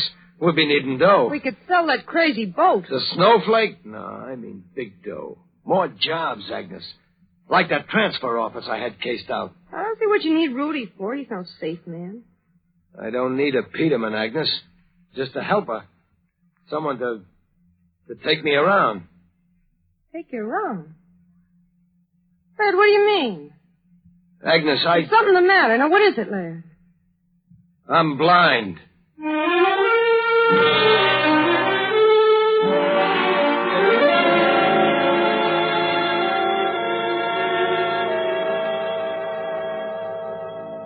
There's a few more, Chief. Squad D report the total arrest on the arson case. Oh, yes, I know, Miss Miller. Send a copy of the findings over to the commissioner, if you will. It's on the way. Good. Well, what about you, Harrington? Anything on that warehouse robbery? Chief, I've been over that job with a fine-tooth comb. I pulled McHenry out of his prowl car all day yesterday just to get his story again. McHenry's the officer who shot at the men as they escaped, Chief. Yeah, shot and missed, I'm sorry to say, Chief. Missed completely? I thought the officer's report a week ago indicated that he might have hit one of the men. Yeah, that's right, Chief, he might, but nobody's been showing up dead in any of the alleys, though. Yes, and that adds up to what? You've no idea at all? Well, just one, Chief. Yeah, and I'll say this before I start, Miss Miller. It ain't scientific. Harrington, I haven't said a word. I know it, but you will. The point is, Chief, I want to play this one on a hunch. Oh. Well, we've played your hunches before, haven't we? Yeah. Yes, and with good results, too. What's your thought? Okay, let's go back to this warehouse job for a minute, okay? I don't have to. The warehouse people have been on the phone about it all week. So what was it? A Peterman job. Am I right? No powder, no dynamite, no blasting, just a straight Peterman. A what? A Peterman, Miss Miller, a man who opens safes. Oh. Yeah, you're welcome. Chief, I went over that warehouse safe 20 times. The guy opened it with his fingers. Yes, you put that in your original report. Right. Now think about this, then. Feeling for those tumblers ain't easy, you know. That's very delicate work. You gotta be trained to it. Yes, go on. Okay, so it comes down to this, Chief. There's 3 guys I know who could have fingered a safe the way that warehouse job came off. Mm-hmm. Yeah, and one of them's in the Happy House. Yes, and the other 2? One's in California, Chief. At least I think he is. I'm checking on it. Yeah. And the other? The other. was a boy named Morton. Laird Morton. I got his file out of the master, Miss Miller. Is that Morton? That's right. He's been quiet for a couple of years, Chief. Might take me time to find him. Now, let me get this straight. You really think you can narrow down that warehouse robbery to certain individuals just on... On technique, Chief. And like I said, on a hunch, too. So, well, can I go on? You've nothing else? Mm-hmm. No witnesses? Fingerprints? Nothing? No, not so far, Chief. I see. All right. I'll hold it over on the disposition report, Harrington. We'll say, how about 3 days? Starting now, Chief? Starting now. Let's see what this hunch of yours will do.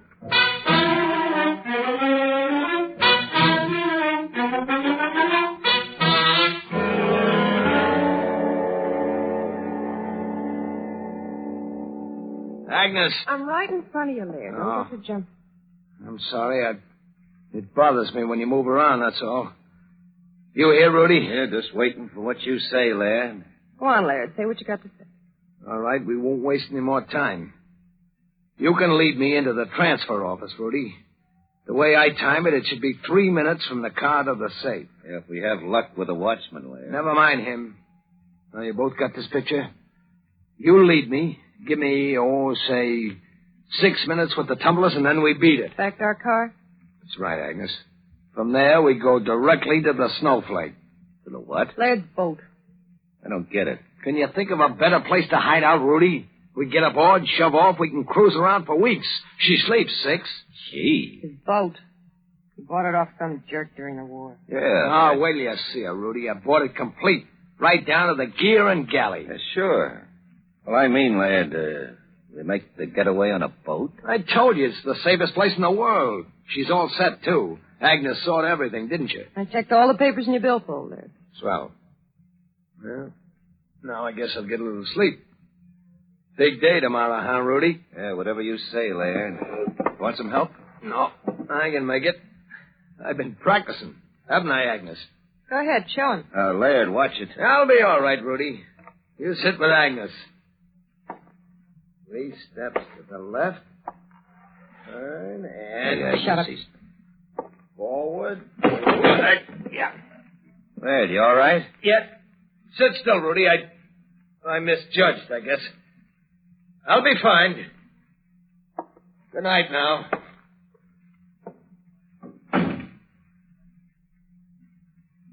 Want a drink?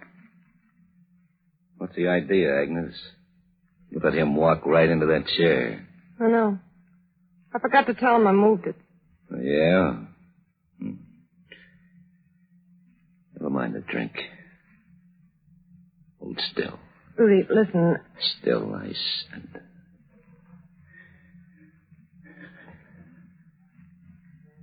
What was that for? Just wanted to be sure of something. Are you? Yeah, I'm sure. Was it your idea, Laird sending for me when he was blind? I just said it was a good idea. You didn't know then? About, 4? Yeah. Don't be funny. I'm not. I'm just getting organized, Agnes. Yeah, watching things around here the last few days, it strikes me you're, For what? Well, you've changed. Laird used to push you around like a lawnmower. That was before he lost his peepers. Yeah. So now you let him walk into chairs. That ain't all he's walking into. I got it all planned, the transfer office job, the boat, everything. What is he walking into, Agnes? Rudy. Yeah? Now it's your turn to hold still. Baby,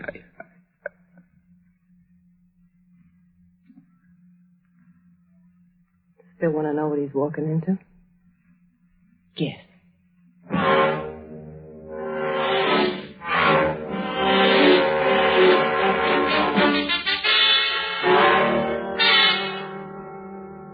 Okay, Chief, so it boils down to this. Yes? Either that warehouse job was a complete outsider, or it's my boy. Laird Morton, you mean, Harrington? Right, and I'm taking bets it was no outside rip and tear job. What makes you say that, Harrington? Because, Miss Miller, when a bunch of the boys plan a job the size of that warehouse deal, they line it up, see? And if they're from out of town, Well, they get permission. Permission to break open a safe? From whom? From the boys in this town that know about things like safes. Yes, and they're pretty well cleaned out, aren't they? Aren't they, are, Chief? And that's why, again, I think Laird's my boy. You know how to find him? Well, he's been off my books now for nearly 3 years, Chief, but I can find him. At least here's where I try.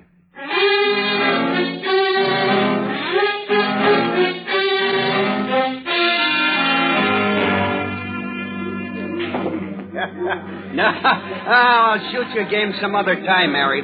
Yeah, and with no chalk on my cue, too. Oh, hey, before I forget it, you ever hear from Morton? Yeah, Morton, you know, he used to play snooker in here. Laird Morton. Give me 3, will you, Rusty? No, the Panatella's that's the only good cigar you got. Hey, Rusty. Harry over at the billiard joint says maybe that you heard from Laird. Yeah, Morton. Come on, Rusty, you know him. Laird Morton.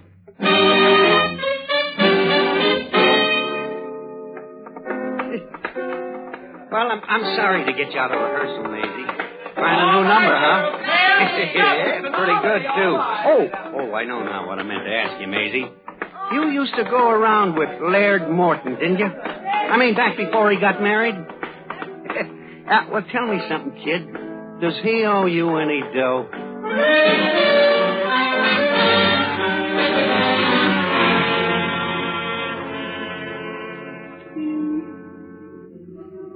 Street's all clear, lad. I look both ways. What about the watchman, Rudy? Is he in the office? What office? I told you a dozen times, Agnes. It should be straight ahead of us, up the steps and to the right. Oh, yeah. I see it, lad. No light on. Okay. That's it, then. Let's go in. You guide him, Rudy. Yeah. That's it. Keep hold of my coat, lad. He won't fall. Remember now, both of you. We come right back to the car and drive directly to the boat. We know that. Go on, Rudy. Door's open. I told you it would be. The watchman leaves it unlatched till 2 a.m. What's the matter? What's that around your neck, lad? What? Please. I got hold of Go on in, will you? Somebody will walk by in a minute. They're binoculars, Rudy. You'll need a good pair on the boat. He's still there. Rudy's opening the door. Okay. So far. Now we take the first door to the right, huh? It'll be open, too. Go on. Try it. Like a barn. Look for the safe, Rudy. Is it there? Should be over in the corner. I see it. All right. Lead me to it. Come on, make it fast. That snooper gets back here every 20 minutes. Right here, Laird. You feel it? Yeah, I got it. Shut that door, Agnes. What? Well, we come in. I didn't hear it shut. I got it. Can you open it, Laird? In a breeze. Just let me warm up my fingers. What's the door, Agnes? Don't worry about me. If anybody comes through it, I'm ready for him. Can you imagine a big transfer company owning a safe like this? The tumblers fall like bowling pins. 2 more minutes and I'll have it. Agnes. Shut up, I hear it. Laird, somebody's at the door. What? Can't be. We come in at 1:05, didn't we? I must have got it mixed up, Laird. Rudy, stand back. Be careful with that gun. Agnes, has he got a light? Oh, he hasn't. Come on in, Grandpop. Welcome home. Told you I had this planned. Come on, give me your hand, Agnes. We've got to get out of here fast. Go on. Yeah, I'm going. Take it out of the car, fast. Agnes, take my hand. Sorry, Laird, I ain't got the time. Agnes, you're not leaving me here. Agnes, no, you can't. Can't I? Watch me. Just watch me. Oh, I forgot you're blind. Agnes! Hey, Agnes, come back! I can't see! Agnes, no! No!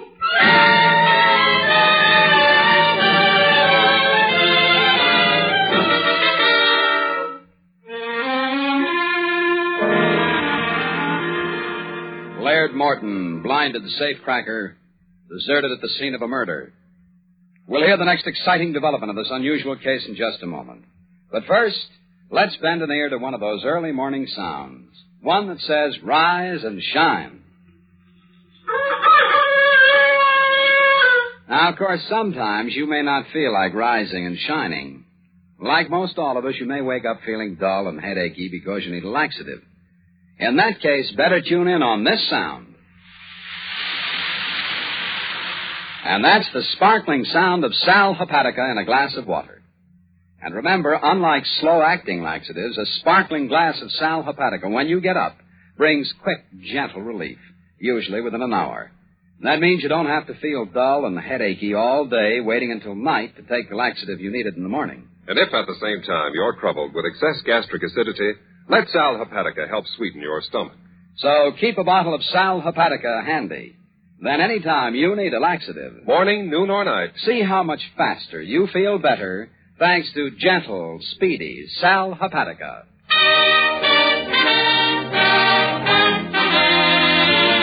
And now back to Mr. District Attorney.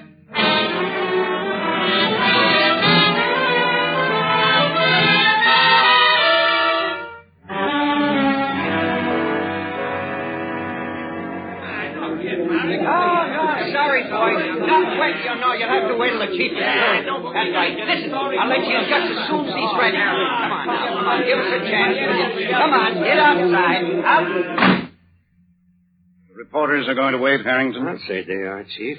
Somebody tipped them to the angle in this thing. The angle, Harrington? Well, wouldn't you call it one, Miss Miller?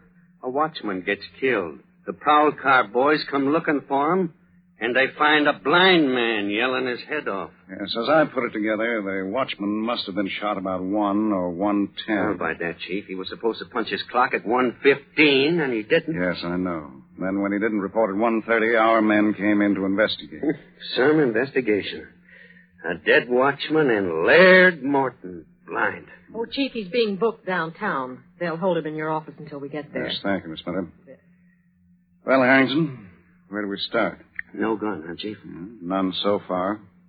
Did you tell the men to search the yard outside? Yeah, Brophy's out there, Chief. If Morton tossed the gun out the window, we'll find it. Well, how could he if he's blind? Yeah, that, Miss Miller, is the break-the-bank question.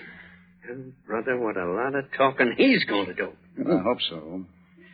There's one thing in particular I'm curious about. Yeah, which one, Chief? If Morton is blind, what was he doing with a pair of binoculars around his neck?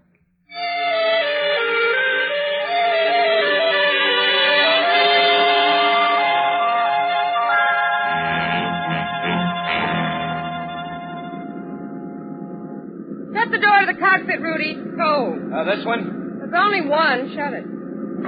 How should I know? I ain't never been on a boat. Well, you are now. Like it? You steer it with that? Sure. It isn't hard. Laird taught me. Okay, so we're moving. Now where does it go? Any place. I figured we just keep cruising around for a while. You know, let things cool down. And what happens when this crate runs out of gas? We buy some more. It's easy. They got gas pumps all along the shore. Well, I still don't like it, Agnes. None of it. It's set up, they tell you. I got all the dough from Laird's warehouse job before. Well, I wondered why we didn't wait and grab the loot at the transfer office. What for? We got plenty. Besides, that'd only stick the insurance dicks on us. They can get nasty, too, you know. This way we're clear. And, what about Laird? He won't talk, if that's what you mean. Well, why won't he? You killed that watchman, Agnes, not him. What's he got to lose by talking? You think I didn't figure? Listen, so they found him with a dead duck, all right. He's blind. No court in the world would convict him. Yeah, Laird knows that. So do the cops. I still say it would have been... I ain't finished. Finally, they gotta find the gun, don't they? I know that much from the movies. Hey, you still got it, haven't you? Certainly I got it. Right here. Come on, Rudy. Relax. What is it Laird was always saying? Oh, yeah. Get a load of that air.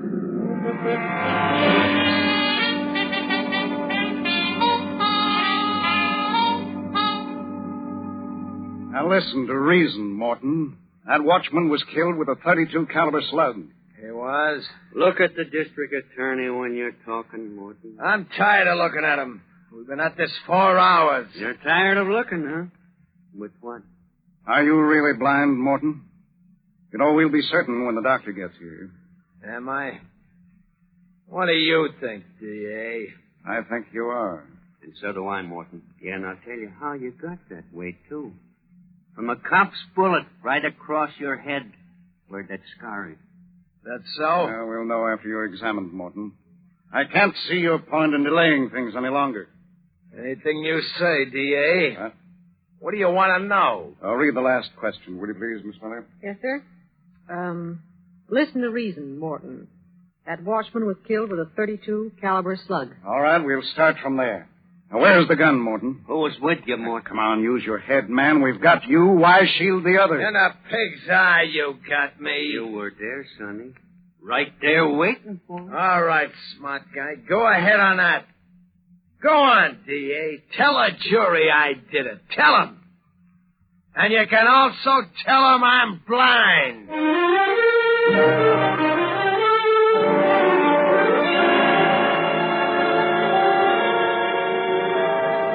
Oh, for Pete's sake, Agnes, let's turn this thing towards land. Not till we need gas. I'm going nuts, I tell you. Nothing but water. That's a nice crack. Huh? I'm here. Gee, I'll say you are. Just what do you mean by that? Oh, look, Agnes, we can't just spend the rest of our lives going nowhere. We got to get back to What town. for? Well, Laird, for one thing. Oh, now, look, I could call one of the boys, Agnes. They'll know if he's singing, maybe. He ain't, I told you. But we don't know, Agnes. Oh, it's driving me off my rocker, I not told knowing. you before, relax. I'm telling you, head this tub toward the shore. No, thank you. Listen, you fleet-brained little idiot. Go on, eat. Get us back, you hear me? Now. Go! Oh, Agnes, please. You'll look at my arm. I'll be black and blue. Will you listen to me, Agnes? That's it, Buster. I planned this show and I'm running it. You try any more rough stuff to help me, I'll toss you over the side.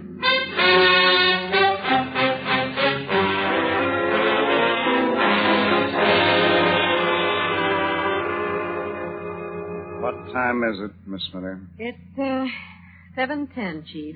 The day shift will be coming on at 7:30. Well, you ought to go on home. We can send for a stenographer downstairs. No, I'm all right, Chief, really.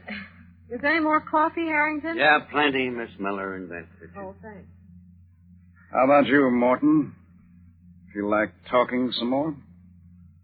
Hey, Morton, the chief's talking to you.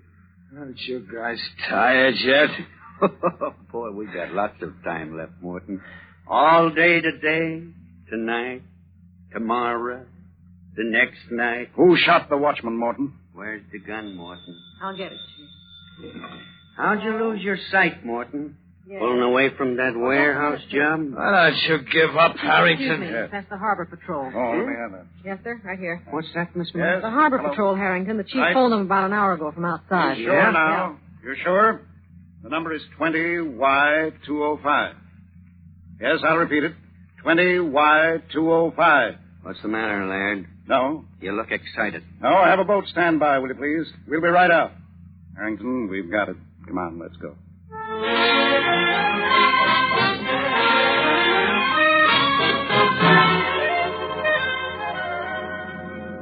No, Agnes, put away the gun, will you? I didn't mean to get rough. Shut up a minute. Huh? It's a boat. See it coming up from the port side. Where? There. See it? What's the... Rudy, that's a patrol boat. I don't get it. What are you talking about? 20Y205. Stand by to be boarded. Stand by my foot. Get out of my way, Rudy. Cut your motors and stand by. You're under arrest. Agnes, it's cops. Listen to them, Don't Agnes. you think I can hear? Get back, Rudy. They're coming alongside. Stand by. We're coming aboard. Watch it, Chief. Get back! Get back or I start shooting! Agnes, don't be a fool. The boat's loaded with police. Cover me, Harrington. I'm right with you, Chief. Easy, Billy. Keep her alongside. The Chief's going over. You rats! I told you to... Don't reach for that gun. Leave it on the deck. Okay, Chief. Here, wait till I cut these engines. Did I get her? Well, just her arm, I think, Harrington. Stand still, both of you. Now, listen, I didn't do anything. Shut up, Rudy! What, can't you see I'm bleeding? Now, we'll have you taken care of as soon as we get ashore. Take the man, Harrington. Right, Chief. No, you don't. Bring her up a little, Billy. All set? Now, let's take this pair back to town.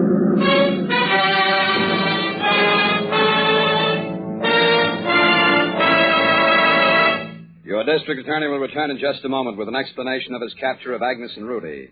But first, Tell me, who should know best the difference between toothpaste? who should know best the difference between toothpastes? Why, your dentist, of course. Your dentist is the skilled guardian of your dental health, the authority on care of your teeth and gums. So ask your dentist about Ipana toothpaste and gentle gum massage. Many dentists recommend gum massage. What's more, A nationwide survey reveals that more dentists recommend Ipana toothpaste than any other dentifrice. And wait a moment. More dentists personally use Ipana than any other toothpaste. There's a difference between toothpaste, all right. And dentists know that difference. Ipana cleans teeth clean, safely, too, without gritty abrasives. And, followed by gentle massage, aids the health of your gums. Help your dentist help your smile. Begin now getting your new Ipana smile. Get Ipana toothpaste. Taste the freshness. Feel the cleanness. See the sparkle. See how you look with an Ipana smile. Ipana toothpaste. Now, here is your district attorney.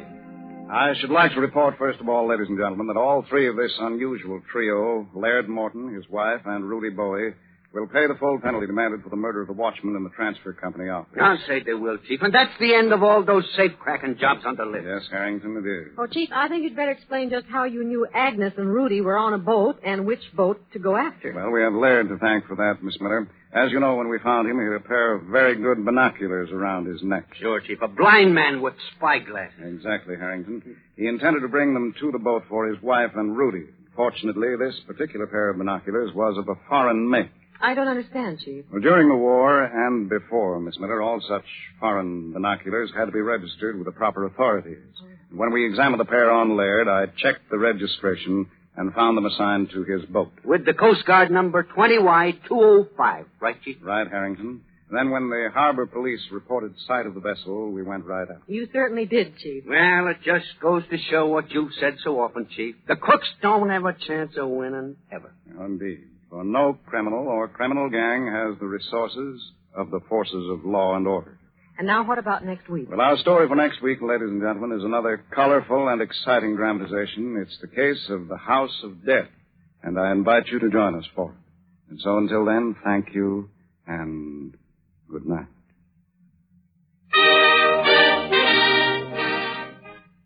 Right dress! Yes, ma'am, the right dress for well-groomed hair. For your hair is Sentry. S-E-N-T-R-Y, Sentry Hair Cream. New liquid cream grooms hair without that unsightly, greasy look. What makes Sentry so different?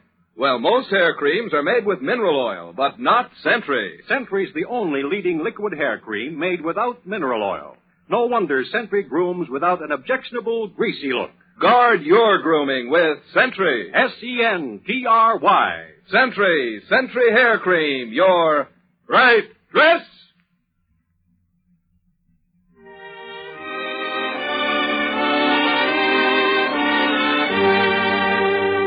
The names of all characters in tonight's dramatization are fictitious, and in a resemblance to names of living persons or actual places is purely coincidental.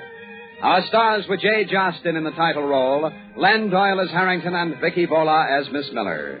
The music was under the direction of Peter Van Steeden. The program is produced and directed by Edward A. Byron and written by Robert Shaw. Mr. District Attorney was originated by Phillips H. Lord. Remember, Ipana toothpaste for the smile of beauty, Sal Hepatica for the smile of health. Bristol Myers invites you to tune in again next week for Duffy's Tavern and Mr. District Attorney.